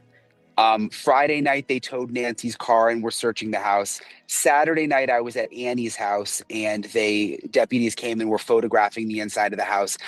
What I'm struggling with is wondering, are they just covering all their bases? And is this almost like a cold case? And like, there's just someone sitting in a room thinking, what have we not checked off yet? We need to be trying everything. Or are all of these things deliberate based on information that they have? And, this is all kind of like, they're working towards one goal. You know what I mean? Yeah, no, I think you're right. I think you hit it right on the head, Brian. I had lots of cold cases. When you're in the bureau, the newest agent gets the cold case, and it's a 30-year murder or something like that, because everybody's tired of working it. But a kidnapping case with a victim outstanding goes cold in days, not years. And so I believe that what happened is this, that in the initial rush, when it was being run by Pima County, and by the way, I'm not criticizing anything they did, they had a very short window where they could get in that 24 to 48 hours, a quick return, and they had to jump on this. So it can take 24 hours to process a crime scene. You don't have that time. So they went in and they got the evidence they could get as quickly as they could get, the most obvious evidence they could get, and proceeded with it. So now, 8 days down the road, the FBI seems to have taken over main control of the case, which they should, not because Pima isn't competent, but because FBI has thousands of agents and an entire science lab they can pop on this case. And so what the FBI has done is say, okay, at the beginning, we just had to, just bam through this whole thing. Now it's getting a little cool, and we have to go back and retrace all the steps, find anything we might have missed. And so they sent the evidence response team, which is SpaceX of evidence gathering and crime scenes. So said start at the beginning, and they do things like I've seen them operate when I was in the FBI, and it was astounding. They bring surveying equipment in, like property surveyors, and they come up with millimeter dimensions of the pool to the house to this corner, and they accurately reproduce the house and the land electronically, and then every bit of evidence is geo.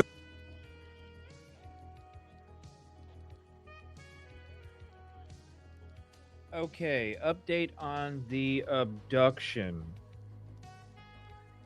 There were people walking with a female. Her phone is dead. People were walking with a female, and then they said all of a sudden she just disappeared.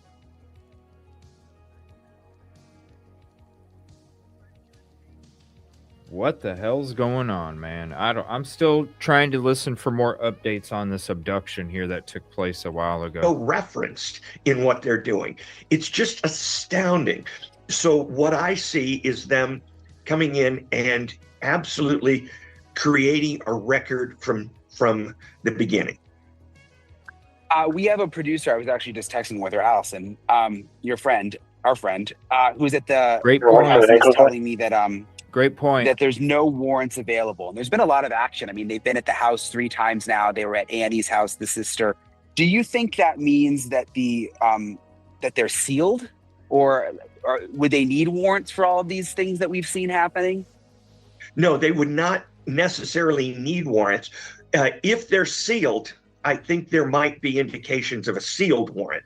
But the fact that they're getting voluntary compliance, and they're not seeking a warrant. There were times when they'd say, yeah, come search the house. We get a warrant anyway, because the person was a suspect. And we know that if we eventually arrest them, they'll say, oh, I never said that. So what this means to me is they're somewhat confident that they have legitimate access to the house that is not going to be attempted, that nobody's going to attempt to rescind in court, which means they don't view people as suspects in this case. And I know you only have limited information, and we all only have limited information on the outside, but with your gut, do you think this kidnapping element is real?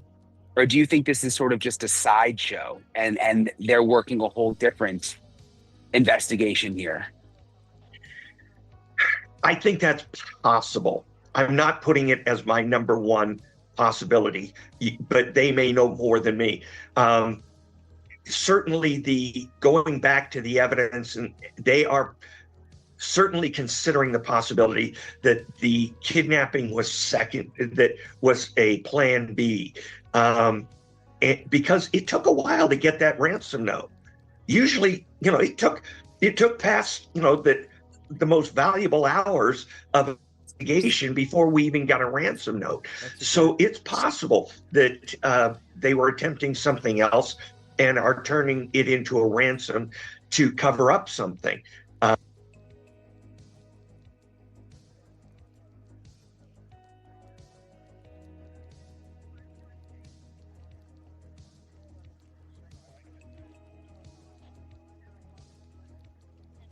Yeah, like she died that morning.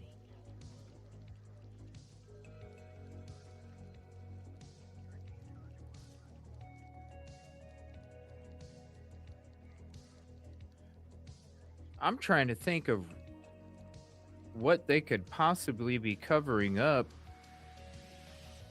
and creating the whole ransom angle. The only thing, I don't know, what do you think it could be? The only thing I can think of is that it would be that she died that morning. I mean, look at all that blood. Look at all that blood. I mean, it's not like it's a pool of it, but it's a lot of drips, and those drips ain't small either. Those are huge droplets, and a bunch of them. Almost like a bloody nose, I bet. I bet it was a bloody nose.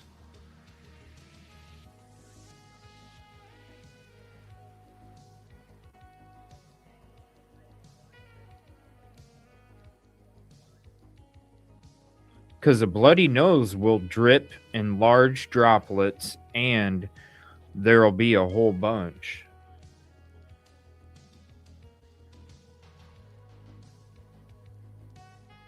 But what I'm trying to see what the angle is that he's trying to get to. What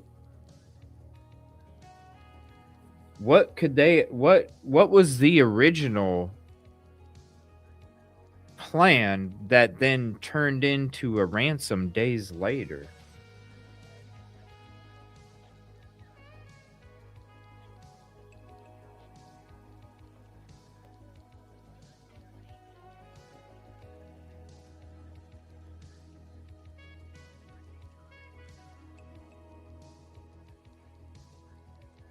The only thing I can think of is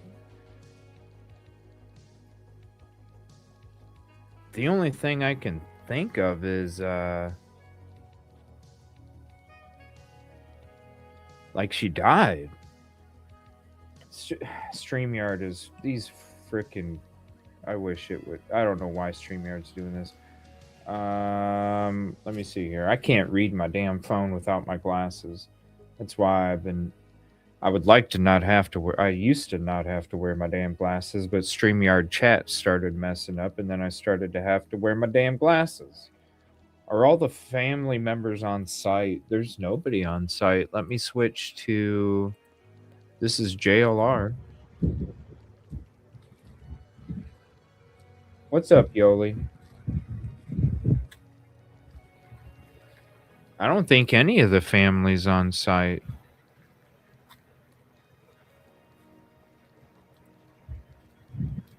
We got a bunch of news crews, a bunch of nothing.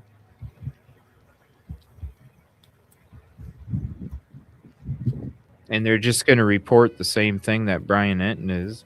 I don't understand why they came out and said today that they're following new leads when they came out themselves and said that they have no leads, no suspects, no vehicle of interest, no idea.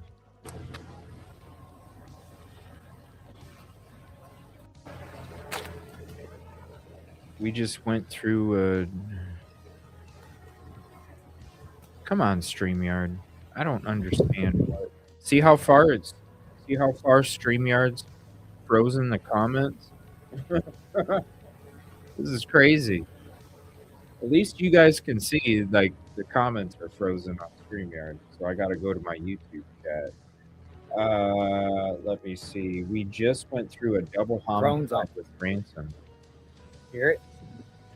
Who is the double homicide? Oh, that's probably Dolly's drone.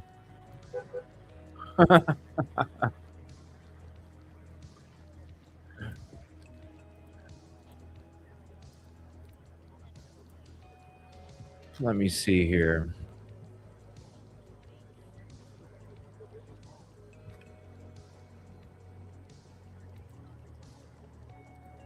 We'll check this out for a second. We'll go back to that other video. All right, now the comments are working. I'll plant the camera. The double, we just went through. I think I'm going to sign off at the 12-hour mark, folks. Just get something to eat and then just be on standby. Maybe get some rest. If there is a search that happens out here or anything, I'll be back. If they do activity at any of the homes tonight, I'll be back.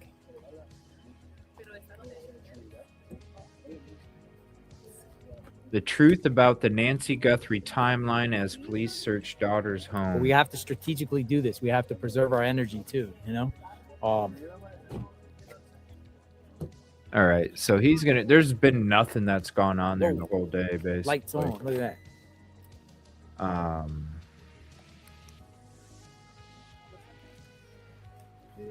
I personally think this could be a multi-day search around these properties. They should have did that the first day. Again, I will be here at least through the week. At least. All right. We can. I'm wanting to ask you guys because I really thought we made some progress on Friday when we the new Megan were Kelly analyzing the timeline that had been given the day before. Came up with it was a 41 minute time stint that we think the perpetrator was in the house. If you go from 147 when they disconnected the Nest cameras to 228 when her pacemaker stopped communicating with the iPhone that was in her house. 41 minutes. And we spent a lot of time on why does it take 41 minutes to kidnap an 84-year-old woman? And is it possible that they killed her? That's what happened in that 41-minute stint. But then we got to the point where we just did not think that could be the case because the pacemaker would have shown the cardiac event ending her life if it happened prior to 2:28 a.m. So that pacemaker is really everything. But then over the weekend, I got to thinking, how much do we really know about the pacemaker? Like, is it possible, guys, because all we know is that she got far enough away from the iPhone that it stopped recording events. But is it possible the police know there was something catastrophic that happened on that pacemaker prior to 2:28? They haven't told us anything about her heart or anything about the pacemaker, except that it disconnected from the iPhone at 2:28 a.m. Right. Now, That's they true. then launched this big thing where they said, we think she's still alive. And so they could be lying to us. But is it because what? My takeaway watching all these searches was they think she might have been killed at Annie's house. That's one of the possibilities. Why are they going over there for 3 hours taking pictures in the night, lighting it up with something? I don't know.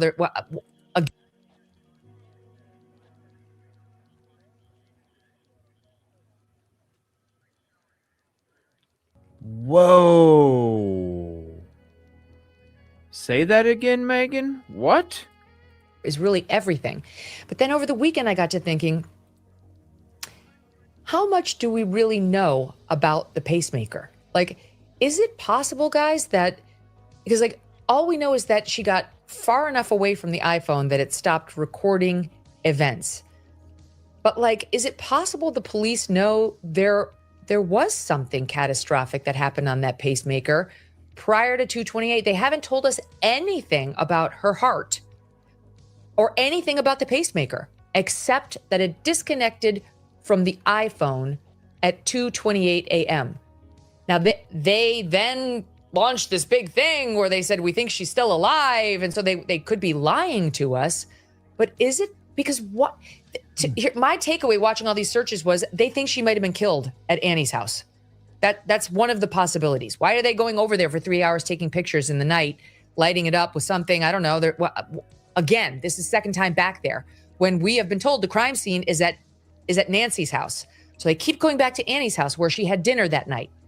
And so what is the actual proof that the mother was delivered back to her home at 9:47 with the garage door closing 2 minutes later that night? Like, what is the proof that actually was Nancy Guthrie getting delivered back into her garage? Right. And what is the proof that there was nothing on the pacemaker, from any point in the evening up to 2:28 a.m.?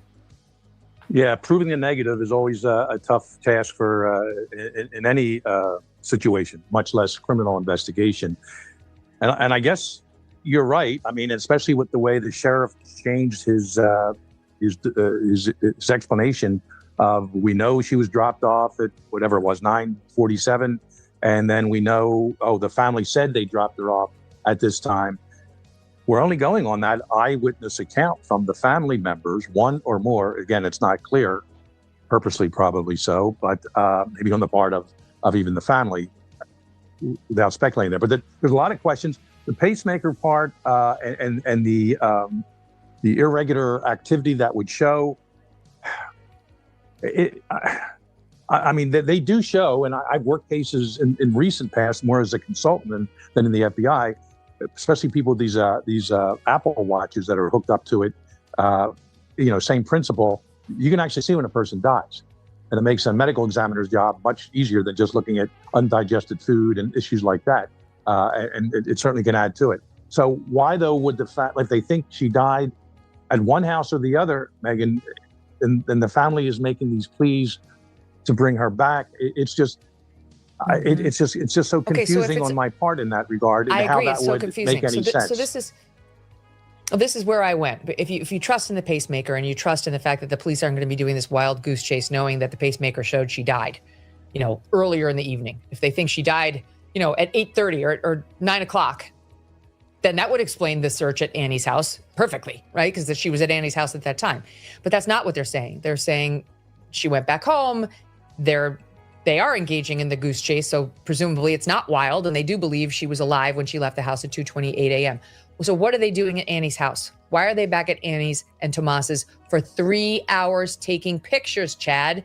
Is it think about this. Hold on, Megan. Think about this. Their shoes, their boots. Why is it that Nancy Ubered to the house for dinner, but didn't Uber back? They're saying they drove her back, because if she Ubered back, we would have a definite interview from whatever that Uber driver was, and saying, no, I dropped her off. Like you said, we're solely going off of the family saying we drove her back and we dropped her off because we had the doorbell or One of you guys asked in the chat earlier in the show, well, why did she get an Uber there but not an Uber back? Great point. Be honest, nobody's going to remember the exact time. They're basing it off this, the garage door activation. My theory's kind of changed a little bit. Is it not now, odd too. if mom Ubered over for dinner, but we drove her back? So, and then they mentioned that they were there playing games as a family. That tells me that, and they said with the grandkids. So we know there's multiple. I would find it very hard that you would commit a homicide in front of your own children of their grandmother, if they in fact were there. And again, the pacemaker would presumably show that her life ended well prior to 2:30 or 2:28 in the morning. But that suggests to me that then it was things inside the house that may be evidentiary. So what are they?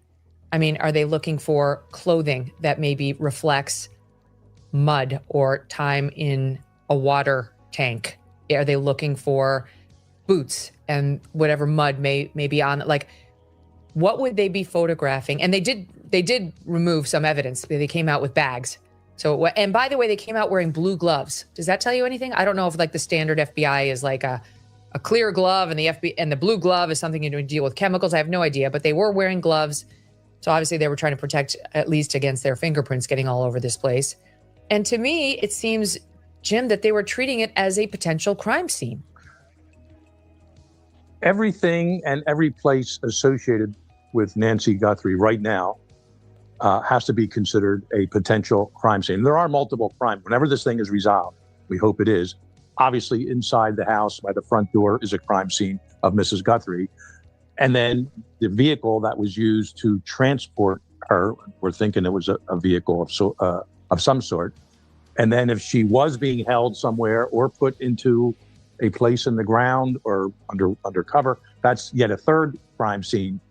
Sometimes people go out and move remains. That could be then a fourth crime scene. So they're going to look at, so now we're not looking outside at this point. Now we're back at Annie's house and her husband's house. They feel they have some basic information that they just want to tie some loose ends, and they are doing it. And Megan, you brought up on Friday or so when I said they really need to get into some more intense interviews, perhaps polygraphs. Well, they don't want them to lawyer up. So that would explain why. I get that part of it. You always have to walk that thin line. You don't want to press it too hard, so they don't lawyer up. It has to be custodial interview within their house, of course. Miranda doesn't apply there. They're not in custody. So they can do it a lot lower key, some friendly type people. Hey, just a few more questions. We all remember the famous Columbo show. One more question as he's walking out the door. But they would do this. That was the one that would get you. That's right. But they would do this not so much walking out the door, but coming in the second time. It would be interesting to know whether they're announced visits or they're set up in advance there.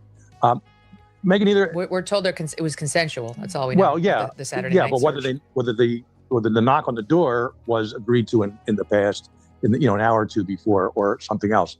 Megan, I don't think they were there. I think they've moved to a hotel. Keep going.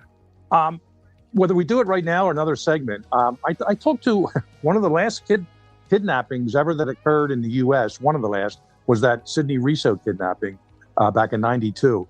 And one of the agents now long retired, but he walked me through some of the things about that case. And I think from context perspective, it's very important to look at that case and others and how that played out. And because on the fourth day, it turns out that Mr. Riso died. And yet the husband and wife couple, so happens a husband and wife, he was former law enforcement, they kept up the facade for like 54 days or so that they were live trying to get the money.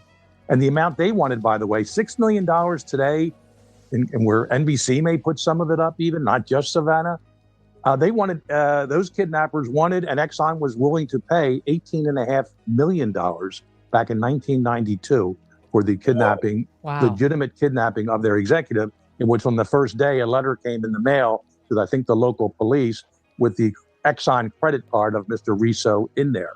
So those kidnappers really played to that. Well, his newspaper was delivered every day when people used to get newspapers, but the kidnappers went out that morning and pulled the newspaper down to the bottom of the driveway. Pretty big house, maybe something like where Mrs. Guthrie lived. So he had to walk farther down the driveway to get the newspaper. And that way they could jump out, the husband and wife, and grab him, throw him in the back of a van. They had to shoot him in the arm to get him under control there. Then he goes and dies 4 days later because he had a bad heart. But they kept that hidden. He wound up his body found in the Pine Barrens of New Jersey 54 days later, because a bunch of calls came in. But they were communicating the whole time. And the point is, it's a very bad situation with that kidnapping.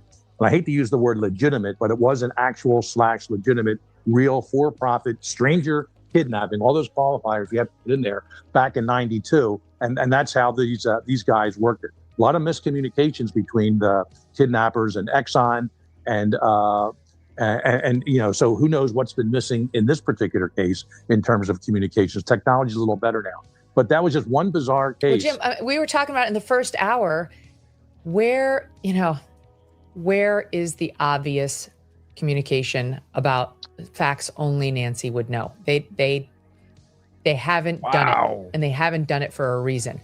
And now the second demand doesn't seem to renew the money demand that was only in the first demand, but the Bitcoin address stands. They haven't changed that. There's been no deposit in it.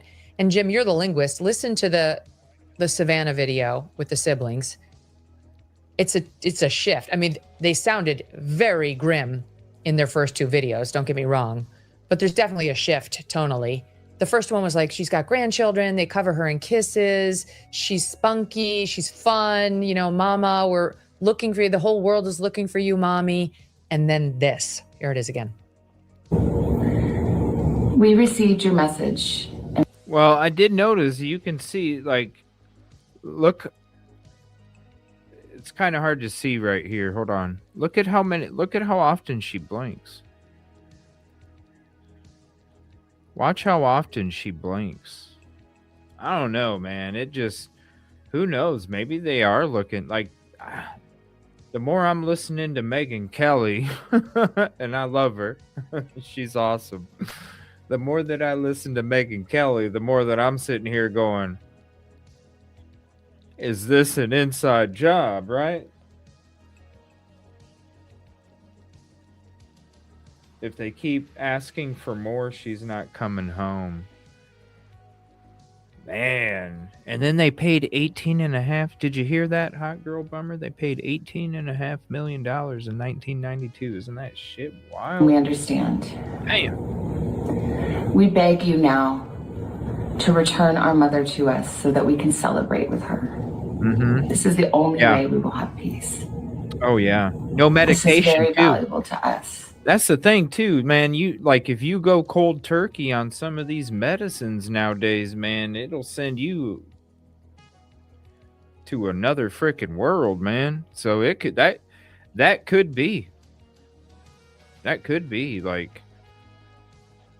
I don't know if she's...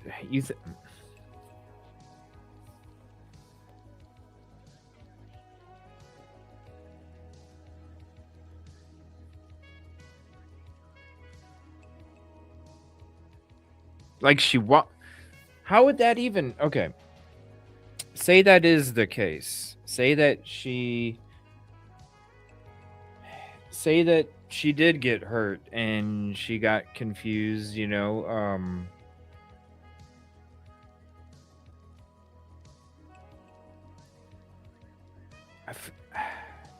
don't you think they would say something? You know what I mean? She's had episodes in the past where she hasn't remembered something, because it wouldn't be the first time somebody that walked out and couldn't take care of themselves. Hell, I remember seeing a bunch of Unsolved Mysteries episodes with Robert Stack, and there would be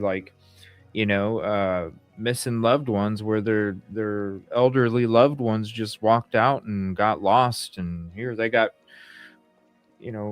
found here states away, living homeless, couldn't remember their names. It could be, but if she was, how do we explain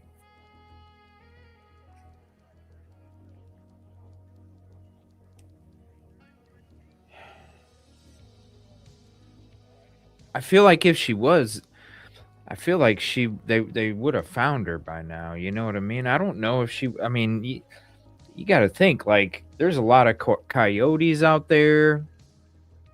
The brush is thick. You know what's this is what's really going to be unfortunate if that is true. This is what's really going to be unfortunate. They're supposedly, now they're not out there still, but supposedly law enforcement is supposed to go out there. What if, because I've been, you do the grid search on the ground day one, man. Day one.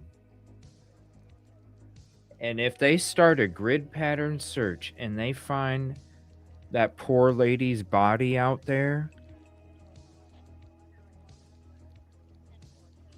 if they do a grid search tonight and they find that poor lady's body out there, everybody in that department needs to get fired. Everybody in that department needs to get fired.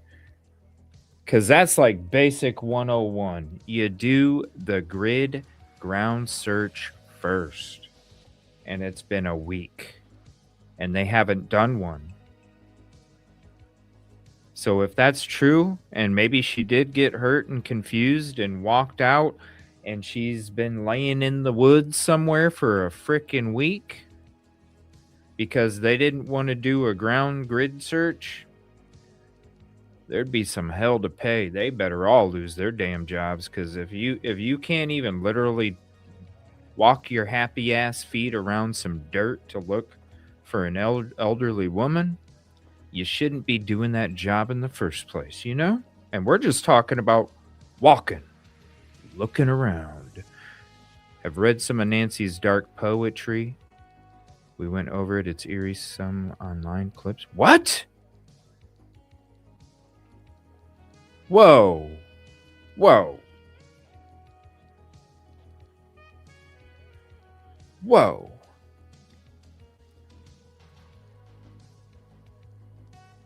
Okay, Mary, are you saying she might have been Suwaba? You know what I'm saying? Are you saying? Oh, Annie's. Oh, okay. I was sorry. I'm seeing it a little late.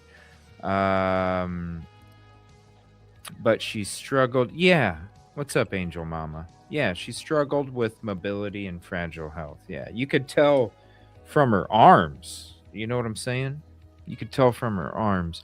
Annie is a poet. Annie has dark poetry.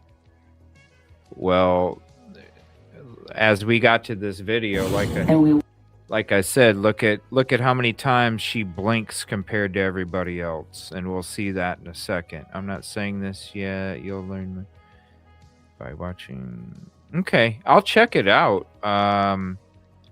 Right, no mention of dementia. Yeah, I'll check it out. Let me write that down.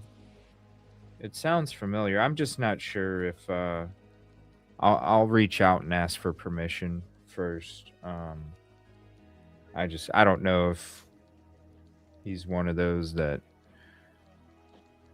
but I'm pretty sure it is, but I'll reach out anyway and ask if it's cool.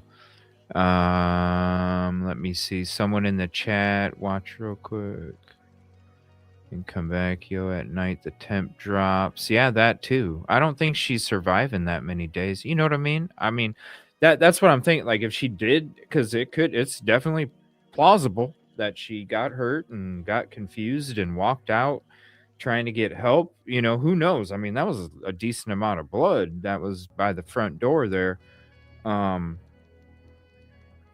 And I'm gonna tell you right now, if that's what happened, she didn't make it far. She did not make it far, and she'd be laying in somewhere out in the wilderness there, not too far from the house. And it doesn't take too long to get to wilderness.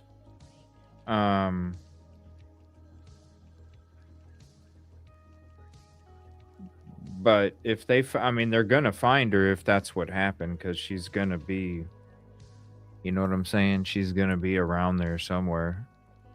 And if that's what happened, every one of them should lose their damn job. I also think she didn't do the blood on the front stoop to herself, but I agree they dropped the ball with somebody. Oh, wait a minute.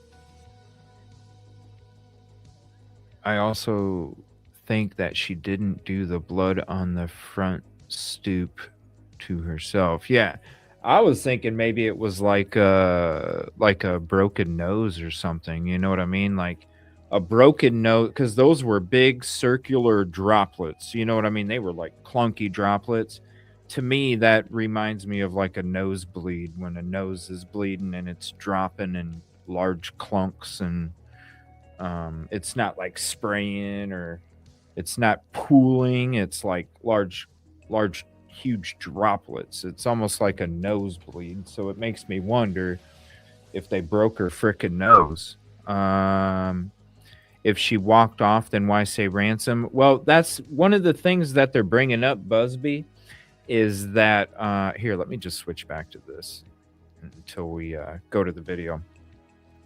But one of the things that they're discussing in some of these, and there's a bunch that, I mean, there's so many that there's so many of these ex-FBI agents that are offering all these, and I'm telling you right now, like these different, shout out Megyn Kelly, because she's having all the people on there. Like they are bringing up some really interesting theories. So one of them is, Busby, that it's fake. Like these people that are doing the ransom don't necessarily have her, is one of the theories. So it could be like she could have walked off on her own, and somebody, some scammer is like, hey, I got her. You know, it's kind of like what Megyn Kelly said a little bit ago. Yeah, they mentioned a watch, but anybody could sit there and look through a window and say, hey, there's a watch laying on the table, you know? So it could be one of those things. And maybe that's one of the reasons why there hasn't been anything paid, because like they were just mentioning a minute ago, NBC has the money to cough up a couple million. You know, there's been other people that have been on the show saying, yeah, that she could collect that much. Like, at first, I'm sitting there going, how in the hell is this lady going to get $6 million freaking dollars, right? Like, she probably makes like a couple $100,000 a year, right? Like, how is she going to come up with $6 million? But then you're hearing these people, oh yeah, like NBC and this and that, and it's like, okay, well, maybe she could come up with it. But the thing is they never paid one coin. So I think, you know, when it comes to Savannah's interviews and how she's being weird saying this instead of her, and how she's not mentioning the medication and things like that, it makes me wonder if they don't even think it's real and they're just, quote, buying fake time, like, we'll pay, but really behind the scenes they're like, this is a joke. It's not even real. We just, if it is, though, we need to make sure that we'll say we'll pay with the 1% chance that it is real. But maybe they don't think it's real. And also, it's kind of interesting, you know, like we said in the beginning, like Banfield puts a suspect out, even though he's, quote, maybe a suspect. And then he's married to the daughter that has the dark poetry. What kind of dark poetry is it, Mary?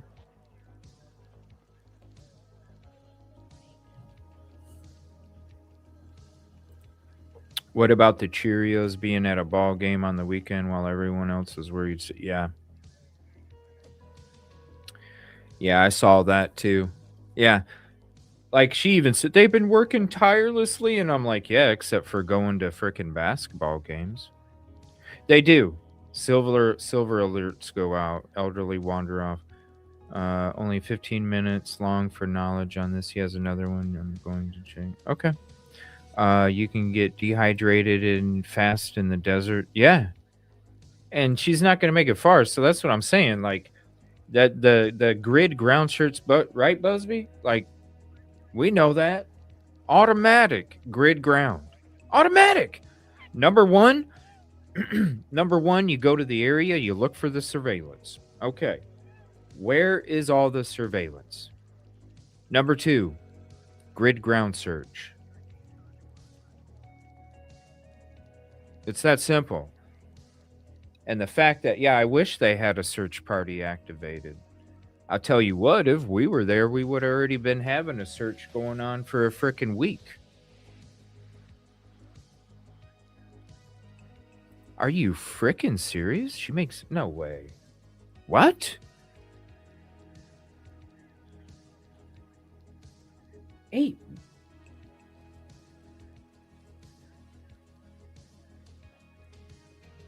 million? Are you serious? No way. She makes that much? How? Dude, I'm in the wrong business. I need to like go on the Today Show instead of EvilleCJ show. Shit. 8 million. What? Hold on.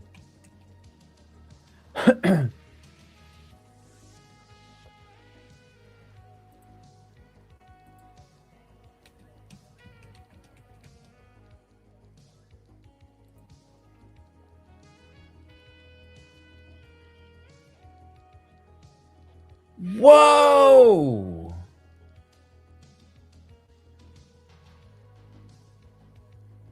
They make that much?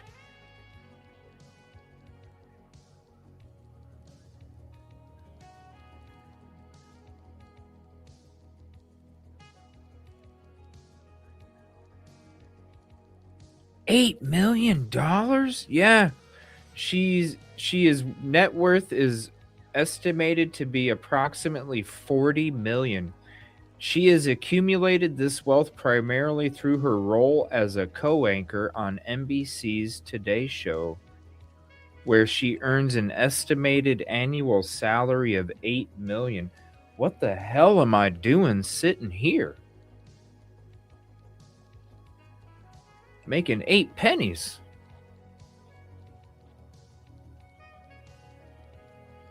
So the $6 million ain't so damn much, is it?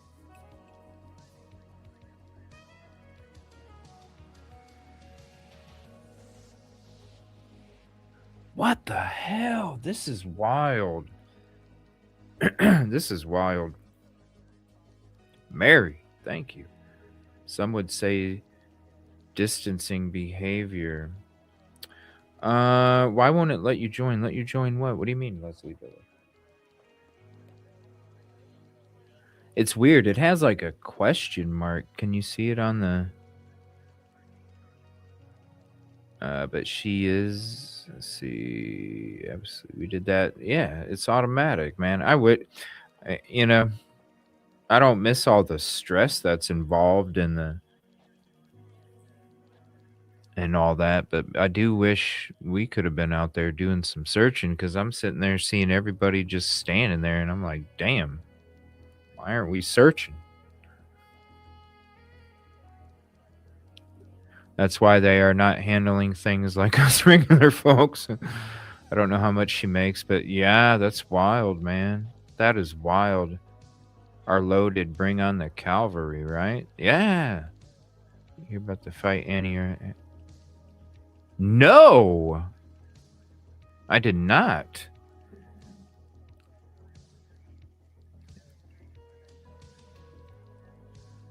Do me a favor. If you have any information, send it to me, or you can send it to any of my socials. Let me put that up there. You can send to any of these social platforms if you have any info.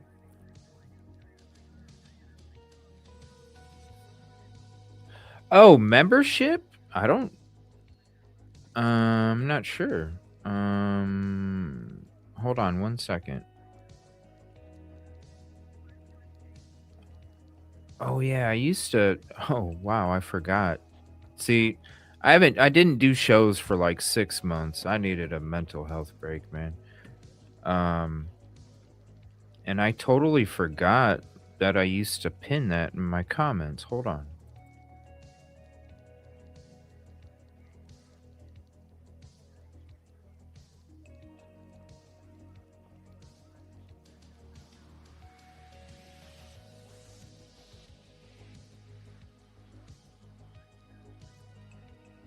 Here you go. See if this works. Here, see if this works. There you go. See if that works.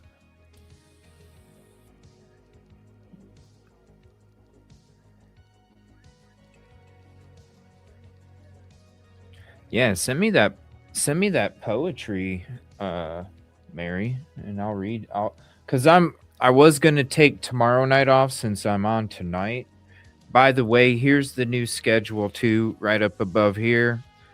Tuesdays and Thursdays, 7:30 p.m. Wednesday, Fridays, Saturdays at 9:30 p.m. and Sundays at 8 p.m. All times are Central. Plus, I'll have non-scheduled. Like today is a non-scheduled show. And so I don't know. I needed to get a bunch of shit done today. I wasn't able to, but I'll probably be on tomorrow night. It'll probably just be later than 7. Because I got to get that stuff done. And then we'll probably talk more about this tomorrow night because there's going to be more stuff coming out. I want to have a real freaking conversation. We'll open up the phone lines tomorrow night too. So by the way, let me drop this too. We'll be taking open calls, but it'll be through Discord. Okay.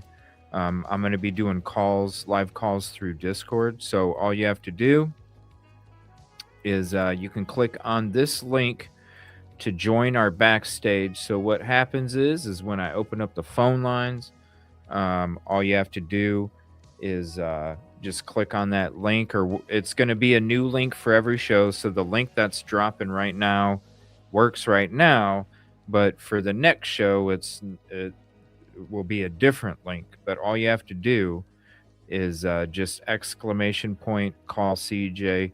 It'll drop the new link for you. If you want to prepare, you do want to call in tomorrow night, you want to prepare for, just click on the link, download it, set up your profile or whatever, and then you'll be able to call in. I'm trying to promote the Discord calls from this point on because, there's a lot of dangerous people out there on YouTube. All right. Like I was around some of them, and you see the kind of dirty shit they do in the background. And so I'm trying to do something different. I'm trying to help keep people safe. So it's like, yo, you're not giving your real phone number on Discord. Let's do Discord calls, Oh, it's all good. I'm not sure. I didn't know. I totally forgot about pinning it up there, and I probably should. Here. Let me do that real quick. Let's see. I think this was my old message that I used to pin in my comments on my show. So let's put that up there. But yeah, you can click on that. All you have to do is click on the link. It'll take you to set up, if you don't have the app downloaded, it'll take you to where you can download it. It's Discord. This is the calls. This is the screen for the calls. So anytime we do live calls, this screen will pop up. We'll be able to chit chat, and you'll be able to hear whoever's on panel. Anybody that's on panel will be able to hear you. It'll be it won't just be me. It'll actually be whoever's on panel gets to join the call too. And the cool thing is we also don't need to. We don't need to we can have multiple people on the call. So if there's 2 or 3 people that are all in the same group and they want to, you know what I mean? It could be one of those things. Weird. I click on it and it does. I'm sorry. Do either the hubby.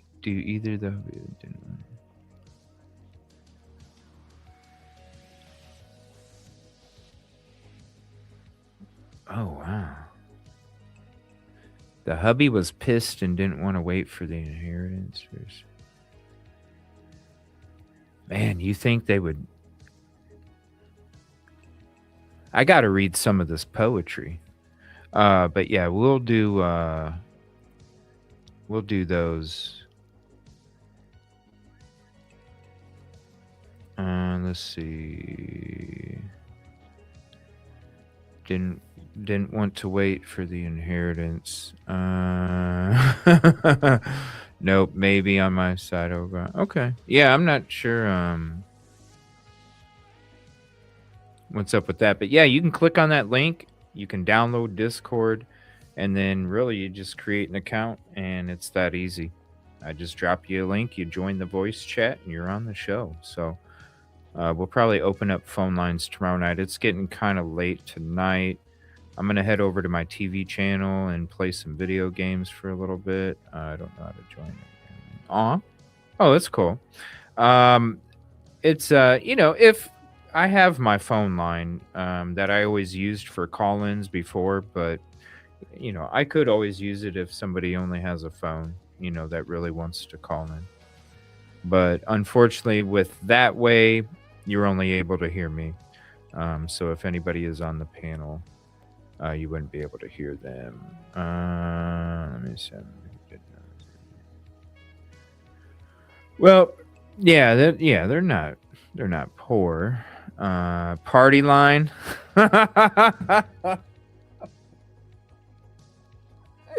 Star 69. What was the other one? Star 65 or something? Man, I remember when that Star, what was it? Yeah, Star 69 or whatever came out. And man, I'm sitting here like bloop, bloop, bloop. That was before call waiting, before call waiting. It was before caller ID, you know what I mean? You had the, who called? Who called? And then it's crazy because like that first phone bill came in and Mom got pretty pissed. What are all these charges? What? It was like what was it back then? Like a quarter each time or something like that. Star 67 blocks it. Star 69 tells you who called. I'm trying to think. It was like, what was it, like 50 cents a quarter, something like that back then? And back then 50 cents was freaking it's like 50 cents is like $3 nowadays. But yeah, that's crazy stuff. Party line. That's funny. That's funny. Why was Senator Mark Kelly fake before the police? Savannah called him and he called it when Nancy was first discovered missing. Yeah, Mark Kelly was actually getting interviewed by TMZ leaving Los Angeles. Just yesterday or the day before. That's interesting that you bring up that name. Why was faked before the police? Savannah called him and he called the police when Nancy was really.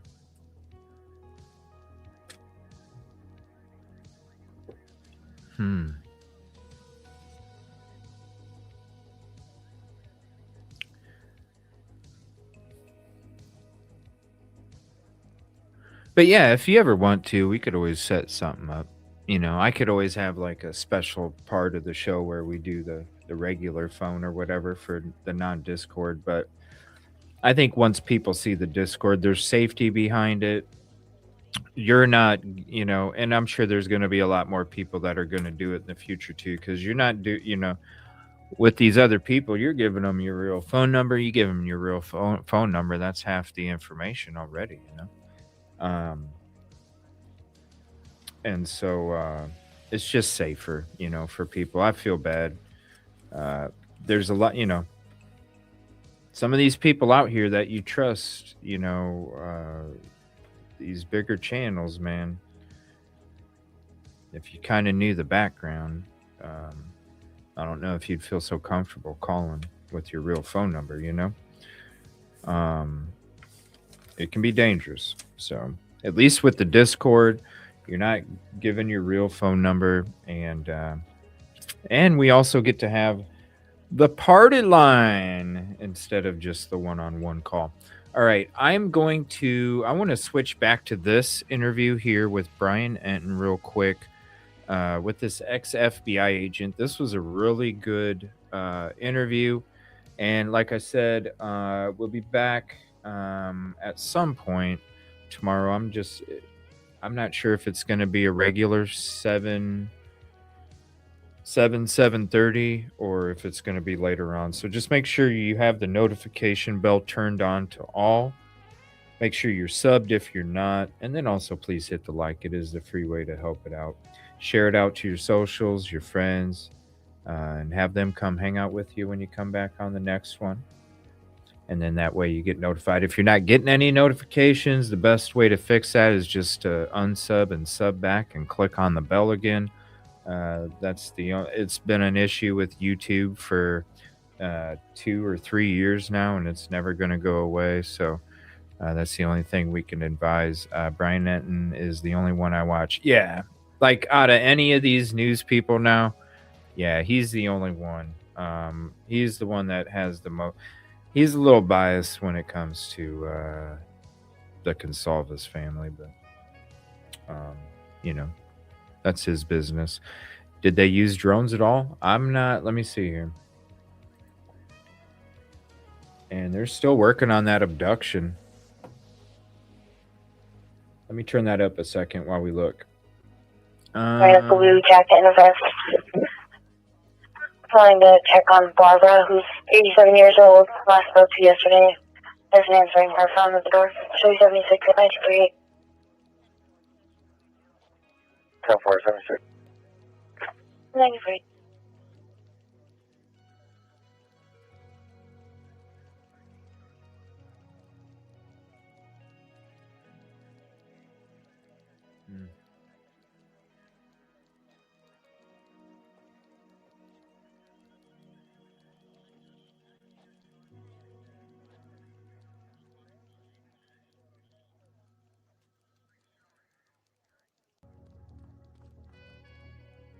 Yeah, let me see if I can see if there's any reports from the sheriff's office real quick. See if they made any updates. Nothing from Enton. Let's check the sheriff's office. Let me see. Oh my god, that shit drives me nuts. Still nothing from there. I mean, there is some drone video right here. That was from, I think this was from last night, but there's nothing out there currently. Let me double check. Oh yeah, and we got to watch this real quick too. I forgot. Let me see if there's let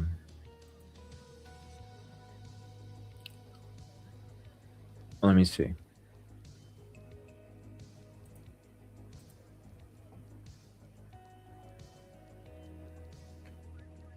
Okay, nothing there.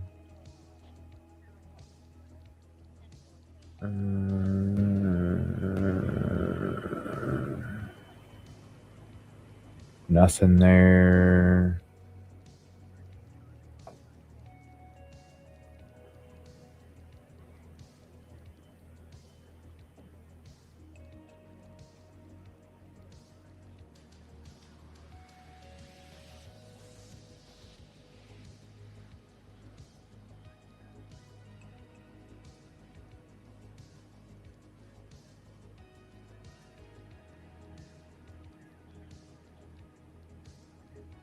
Yeah, I'm not seeing anything. There's no updates whatsoever.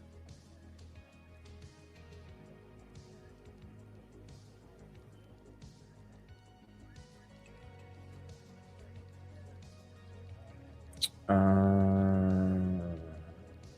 see here. We need you.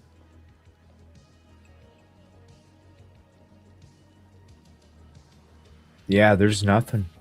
There's nothing. Let me check one more thing here.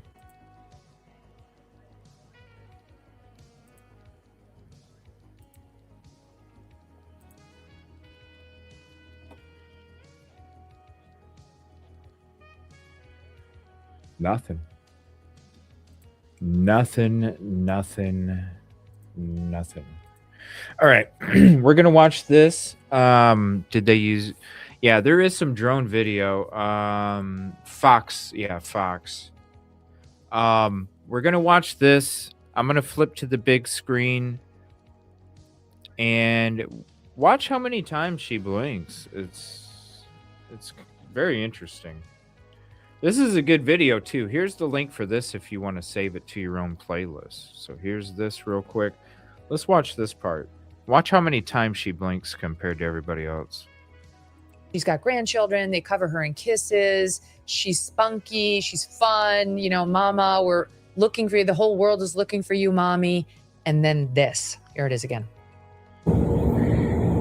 We received your message and we understand.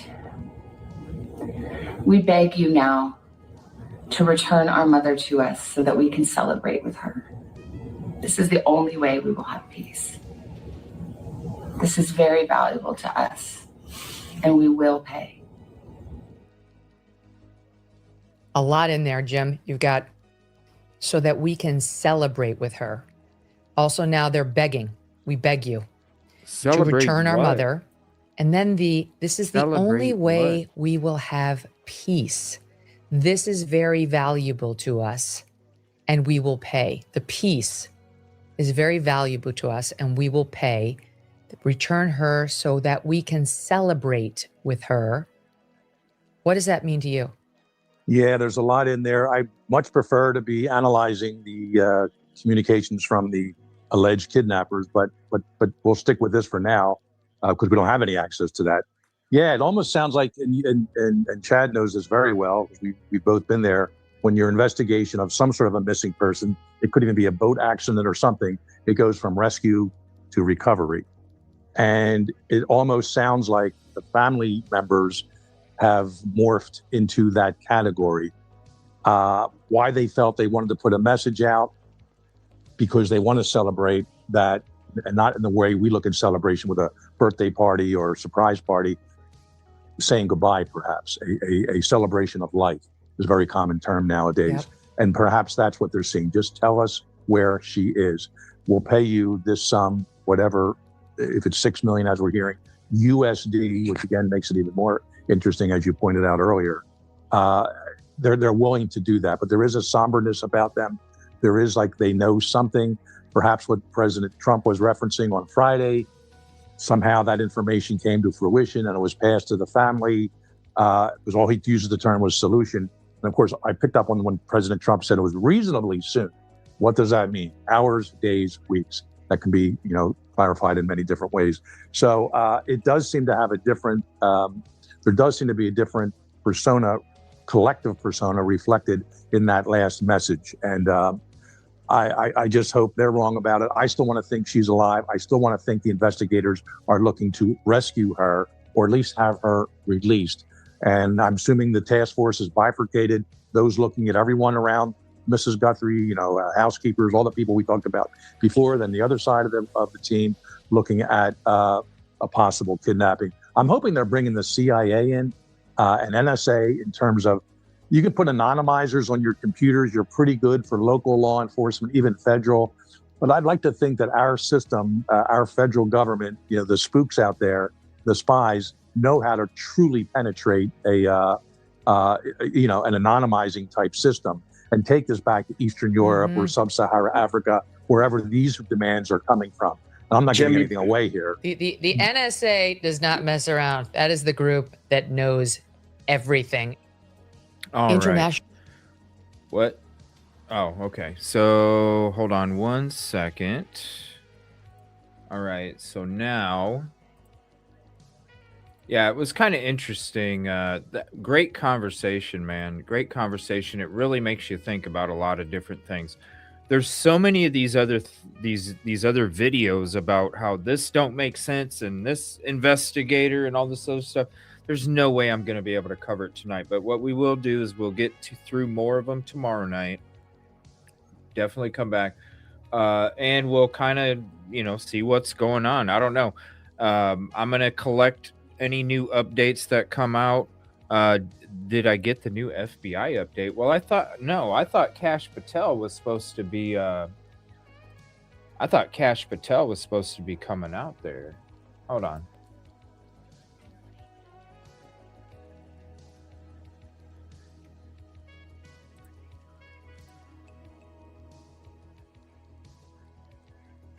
No, I don't see a new update from the FBI. No, I don't.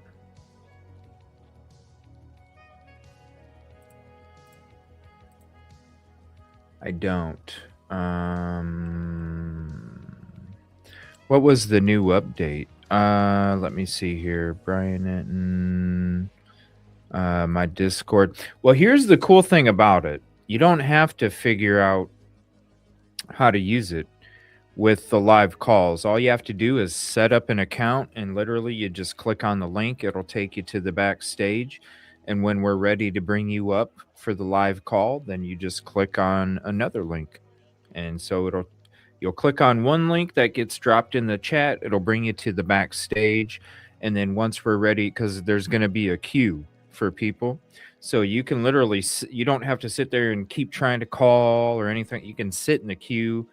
You can, and while you're sitting in the queue, and then you just wait. And then you just, once we're ready to bring you up for the next call, then we'll send you a link, and then you just click on that. And you click on it, and you're just like, hello, and that's it. It's pretty simple. You don't have to figure out how to maneuver nothing. All you have to do is just set up an account, and then click the link for the live call, and it's that easy. Let me see. I think everyone went back to their hotels yeah, probably. I'm surprised we haven't heard anything. Nothing. I was looking around. There's no new updates. There's nothing going on out there. I'm shocked. I figured there would be, but who knows? Maybe they're going to reach out tomorrow. All we can do is pray for tonight and hope that with this deadline that something bad didn't happen to Nancy. That's all we can do is pray. We just hope that, maybe overnight there might be, some kind of change of heart or something. I don't know. This is an ex-FBI agent, and she does amazing. Let me see here. Let me save this. This just came out. Now this ex-FBI, we're going to be going through so much tomorrow night. This is another ex-FBI agent saying that the disappearance may not be tied to the ransom.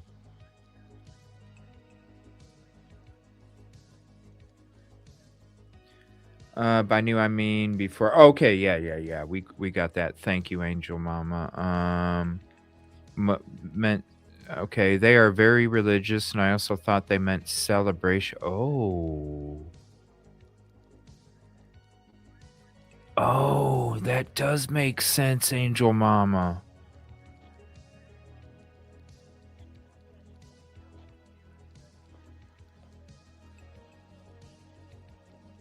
So they are going to be doing a search finally? Good.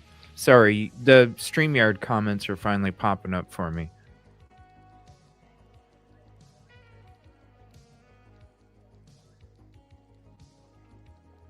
Yeah, please do. Please set up an account. Really, you don't have to figure out how to maneuver nothing.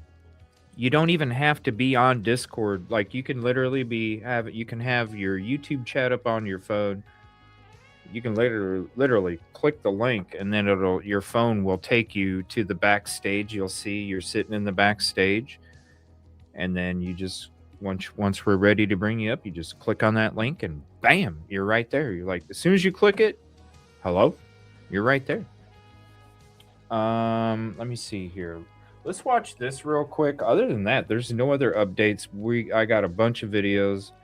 I actually have to figure out what ones I'm going to go through tomorrow night, because there's already so many that I want to go through, and I know that I'm probably not going to be able to. Let me look through one real quick. I'm not seeing anything.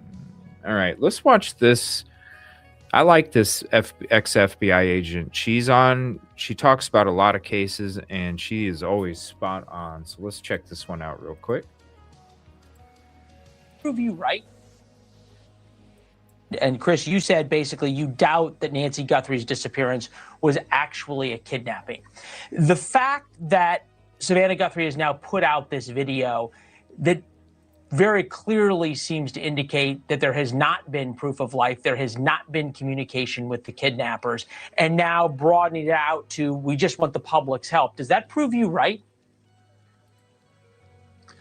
Well, I think so. I mean, I wish I was wrong because that would bring us some hope that Nancy's still alive. But first talking to the kidnappers and saying we'll pay, and then 2 days later after the deadline, or right pretty close to the deadlines, appealing to the public and saying, hey, I need your help. This is our desperate hour.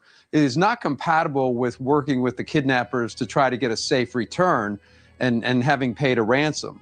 So those are just irreconcilable. You can't put those two together and say, wow, this is there's a strong possibility that this really is a legitimate ransom demand and that they do in fact have a live person, Nancy, and they're holding her.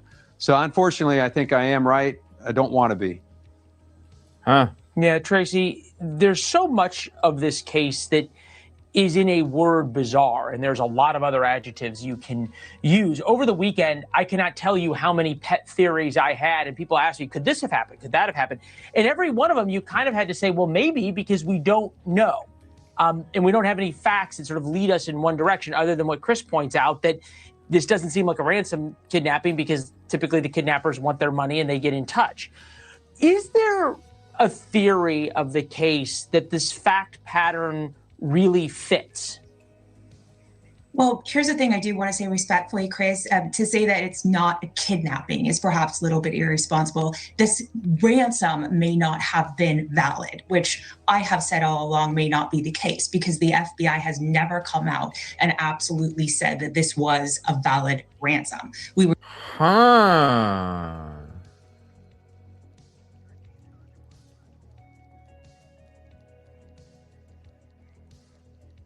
They never came out and said this was a valid ransom.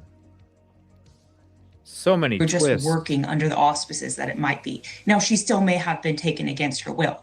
There's no question about that. So I think whether or not this ransom is valid versus whether or not this is a kidnapping, those are two different things. And I think we have to separate those because that's how the case will ultimately be worked. In terms of a working theory, I mean, I think you don't have a choice but to go under the auspices that she was, quote, kidnapped or taken against her will, because as we know now, an 84-year-old woman in her state really can't get far on her own. So there's no way that this could be anything other than her being taken against her will. Thank you for watching. So the FBI... What's up, Rosie? You want to hop on for a minute? Let me know, Rosie. I'll send you a link. Or you can join the Discord call if you want. There's Rosie, there's so many things that have come out. There's so many things that have come out, Rosie. Wow. I don't know. I'll let you guys let me know. We didn't finish this episode, so let me know if you guys want me to. There's probably 15 minutes left or something. I think we probably should. We'll finish it out. If you want to come sub up to my gaming channel, I'll be over there in a little bit. Instead of at EvilleCJ, just add a TV on the end of it. And then you can sub up over there. I'll be gaming for a little bit tonight before we hop off.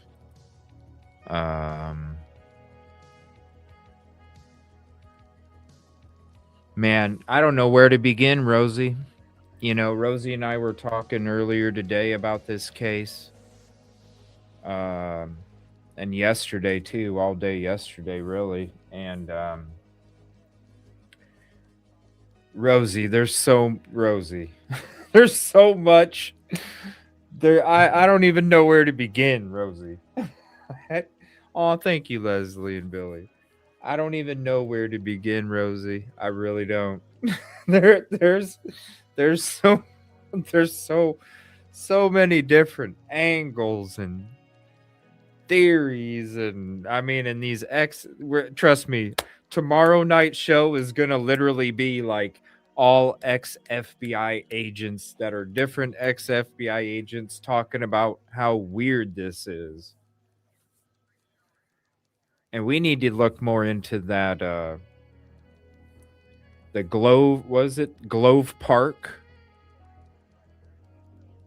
Oh no, it's all weird. It's all weird. I don't even know where to begin. I really don't. I really don't. Oh, Busby, hold on one second. I got something for you. Hold on.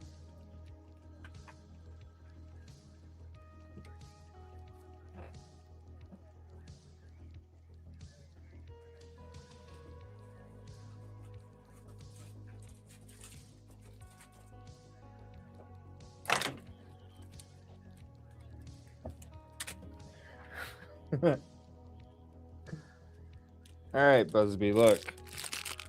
Damp raisins, bro. We got damp raisins. Damp raisins are illegal in Brighton. And yes, Busby, I'm going to be doing some police simulator over there at the TV channel. So if you guys want to check it out, come over there and hang out. I'll be doing some gaming over there for a little bit after this show. And yes, we are going to be doing some police simulator, trying to bust people for damp raisins, bro. They are illegal. They are illegal in Brighton as of 2026. If we catch you with damp raisins, you're getting a freaking charge. All right? That's Officer CJ telling you right now. All right. Let's go ahead and come sub up. Have fun with us over there in a little bit. All right. We're going to watch the rest of this episode, see if there's anything that's coming out. In the meantime, I'm going to be checking the background, seeing if there's any more updates, seeing if there's any statements or notices. I have a feeling it's going to be pretty quiet. But I have a feeling it's going to not be quiet tomorrow. So definitely make sure you sub up, hit the notification bell to all. And then if you don't get one, come back tomorrow night at 7:30. If you don't see me live, then come back around 8, 9 o'clock. But I should be live at 7:30. It just depends on how quick I can get all this other stuff done that I didn't do today. All right. So we're going to check out the rest of this episode. And then after a little bit, probably about 10 o'clock, we'll probably be going till about 9:30 Central. And then about 10 o'clock Central, we'll be firing up an episode of Police Simulator over at EvilleCJ TV. All right. This is the rest of the episode with Brian Netton here. Hold on one second. Let's flip it over and let's see what else they have to say. It's kind of possible that it could have been a residential burglary gone bad. But in that case, I don't see residential burglars having the wherewithal to come up with a complicated kidnapping plot. Yeah, I guess I'm wondering, is the ransom, are these notes totally separate, like someone, overseas just trying to scam money out of the Guthries, and could it have nothing to do with Nancy Guthrie's disappearance? It's possible, but I don't think the FBI would go with that. They have to have provided the FBI with something that would indicate that they that they know what's going on in that house. Right. Yeah, I've thought about that too. Why would you put Savannah and her family through that if you just were secretly working a whole nother? And unless they just don't know, and you have to really suss out both options. Is that possible? Yeah. It's possible. I don't think it's probable. You don't send $6 million on a hunch. I just don't think that's the case. I think more communication back and forth. You haven't provided us with enough. We're not going to send you $6 million when you can't even prove you're related to this. So I believe they've gotten some information that has convinced them. The other thing, though, is if you're Savannah and you have the money and maybe they haven't given any proof of life or given any additional communication, but it's your own mom, how do you not just send the money? You know what I mean? Like, I get that. I get that. People have to make these hard decisions. And I think in that case, though, that if the FBI was not convinced that these people were the legitimate kidnappers, that the FBI would probably recommend not sending the money. And frankly, I mean, Savannah's had a lot of dealing with law enforcement over her career. She's covered so many criminal cases. I would suspect, and I suspect, that she has enough confidence in the FBI that she is going to follow their recommendations. Yeah. And we know that they've been there helping her craft the messages. And the last one was it was so interesting. We've received your message. We understand. It was almost like, I'm sure there's a whole science behind this, but like almost trying to be sympathetic to the kidnapper in a way. That was the vibe that I got. Like you're trying to we don't think you're the devil kind of thing. Right. There is an absolute science behind this and accurate and a pretty useful science. So there was not a word in that statement that was unnecessary, that was superfluous, that wasn't considered. That note was as carefully crafted as a crossword puzzle. Every single word and the number of words and the tone, everything. I mean, there's a reason besides notoriety that Savannah's reading this. That's just the way it goes.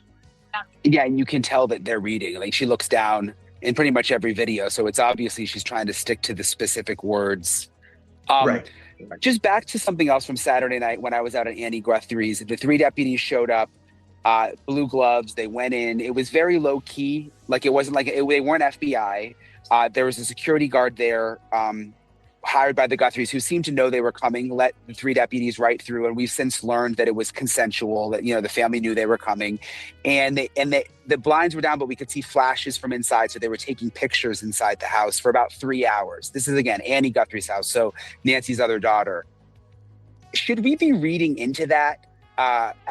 As in, a lot of people are questioning whether someone in the family was involved, or is that just standard protocol, and is that just someone behind the scenes saying, we never got pictures inside the house and that's where she was Saturday night? Good question. We should just do that regardless. Like we should have that no matter what. Good question. Yeah, I don't see how that would happen. I think, if the FBI is going to take this case federally, it would mean that anybody who collected evidence would have to testify. And so if the Bureau needed those pictures or whatever was in that house, they would have sent FBI agents so that everybody in the same organization is on the same page and they're all testifying. So I don't think that was what you would consider crucial information. But at the same time, it indicates the second time they've been in Annie's house. And, I'm not saying Annie or her husband had anything to do with this, but it's possible that they had people working in their house that might have been involved. Think about this.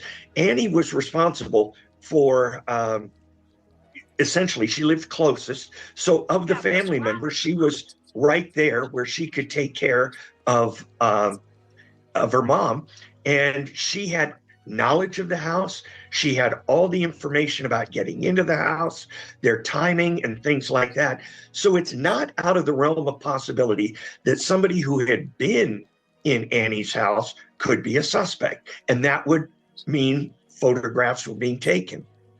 So it might not be Annie's husband or Annie, but it could just be they're interested in someone who was just at the house. Yeah. Interesting. Or even what happened that night. Was there doing background on Nancy that night. Was she in good health? Things like that. There's so many things it could be, but I would lean, if it has anything, obviously it has something to do with the kidnapping, but I would lean towards the fact that it's not necessarily Annie or her husband. I would think more along the lines of domestic help, handyman, things like that. So NBC News is reporting that the family consented to the sheriff's office showing up and doing whatever they were doing in the house with the camera flashes. Would they still, is there a difference between consent and a warrant? Would they have gotten a warrant if it was more serious? Well, here's the thing. If you are searching somebody's house, is potentially a suspect, and they give you consent to search, a good lawyer will always try to get that consent revoked at trial. They'll say, oh, they didn't tell us what they were searching for. They didn't tell us we were suspects. There's so many things that they could bring up and say, we would never have consented had we known, blah, blah, blah, blah, blah. And so you tend to, those type of searches become extremely vulnerable. So I would never, at a suspect's house, except in exigent circumstances, accept a consent search without a warrant. And once I started searching, I would have people at the courthouse finding a magistrate to get a search warrant. That is so interesting, and really, really important, I think, because I hadn't thought of that, and that really adds something.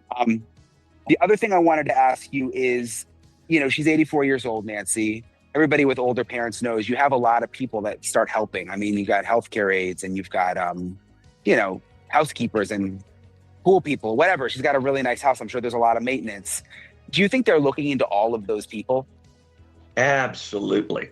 Every single person who's been in that house for the last 5 years is going to be looked at. This is why the FBI is so important. They can get so many resources in there to just track these down. And I've got to tell you, I remember maybe the last 5 kidnappings on which I did something, surveillance, SWAT arrest, or whatever it was, or investigative work. Every single one of them was somebody who had either been known to the family or in most cases had been in the family's house. So if they didn't know Nancy, it would surprise me. Yeah. Well, thank you, Steve, as always. You're so helpful. So we really, really appreciate it. If they didn't know Nancy, it would surprise him. And with the FBI not coming out and saying it's a legitimate ransom,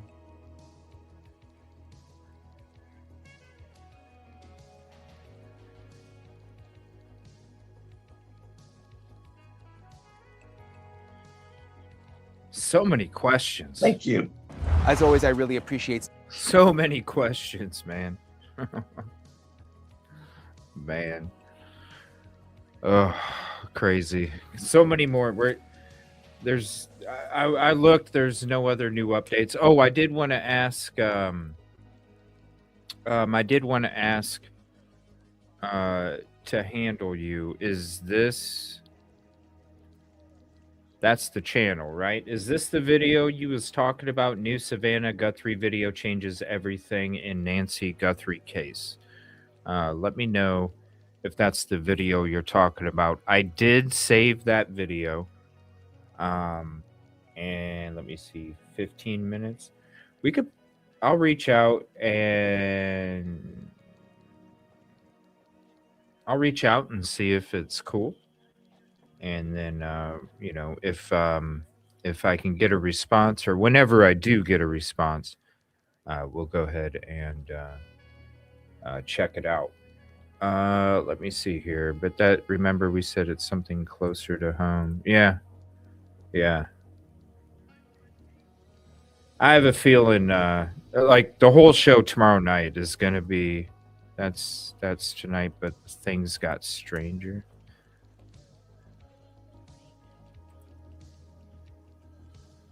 Let me see here.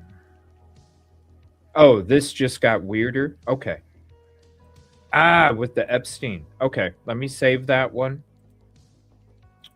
All right, I got that one saved. All right, we got that one saved.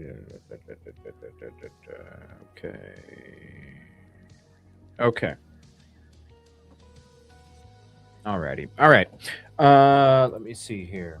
Yeah, tomorrow night's episode is going to be basically all about ex-FBI agents. There wasn't any new updates, but there was like another 3 videos with ex-FBI agent discusses this. So yeah, tomorrow night's show is going to be all ex-FBI discussing this stuff. And it's kind of interesting because this whole time I thought it was a legitimate ransom, but apparently not. Apparently the FBI has not come out and said that it's a legitimate ransom, and therefore so maybe that makes sense why they didn't even pay 1 coin. Scarlet and the I know we have to do a clue episode. Do me a favor. We're going to be having Rosie on the show Wednesday night. Rosie will be joining us Wednesday night. Maybe if you remind us to do a game of Clue at the end of the show on Wednesday. End it with a game of Clue. Did she pass at Annie's and they tried? That's Mary. There's so many questions. It's like when Rosie popped in, because when me and Rosie were talking, it was like, pretty much one frickin' avenue. And after tonight's show and us mixing everything together, man, oh man, there's so many. Looks like the abduction is gone and has been for about 45 minutes off the scanner. So hopefully they found out what's going on with that. I'm going to take a look and see if I can find anything else on it. Maybe somebody was just playing a joke or something. I don't know. It's just really weird how all of a sudden there was an abduction shortly after the timeline passed. And it's like, oh, hell no. Is this like retaliation or something? But I don't think it is. So, yeah, we'll be going through it tomorrow night. Epstein, yeah, I'm gonna tell Rosie about it, and I'm gonna have to find the timestamp when we started talking about it, but it shouldn't be too hard, and then I can have her check out that part of the show and just see. It's crazy, man. It's crazy, but I want to thank you all for being here. Appreciate you so much. Definitely go sub up to me on EvilleCJ TV. I'll be over there doing a police simulator episode if you want to see EvilleCJ in action. Also, Rosie has joined a couple shifts, so if you want to see Rosie join the department on police simulator, you can check out one of the old videos that we did about a week ago or so. And we'll be doing some more of those as well. So thank you all for being here. Appreciate you very much. Stay safe. Love you guys. Reach out to the ones, that you can reach out to. Give them a hug and a kiss. Tell them you love them. If you can't reach out to them, call them on the phone. Tell them you never know when our last day is. And especially with all this crazy stuff going on, it just gets wilder and wilder. You know what I mean? I appreciate you. See you guys over at the TV channel. If you're going to meet me over there, I'll see you guys over there in about 30 minutes or so for a shift. And if not, we'll see you back over here tomorrow night. Stay safe. I appreciate you again. And we'll see you on the next one.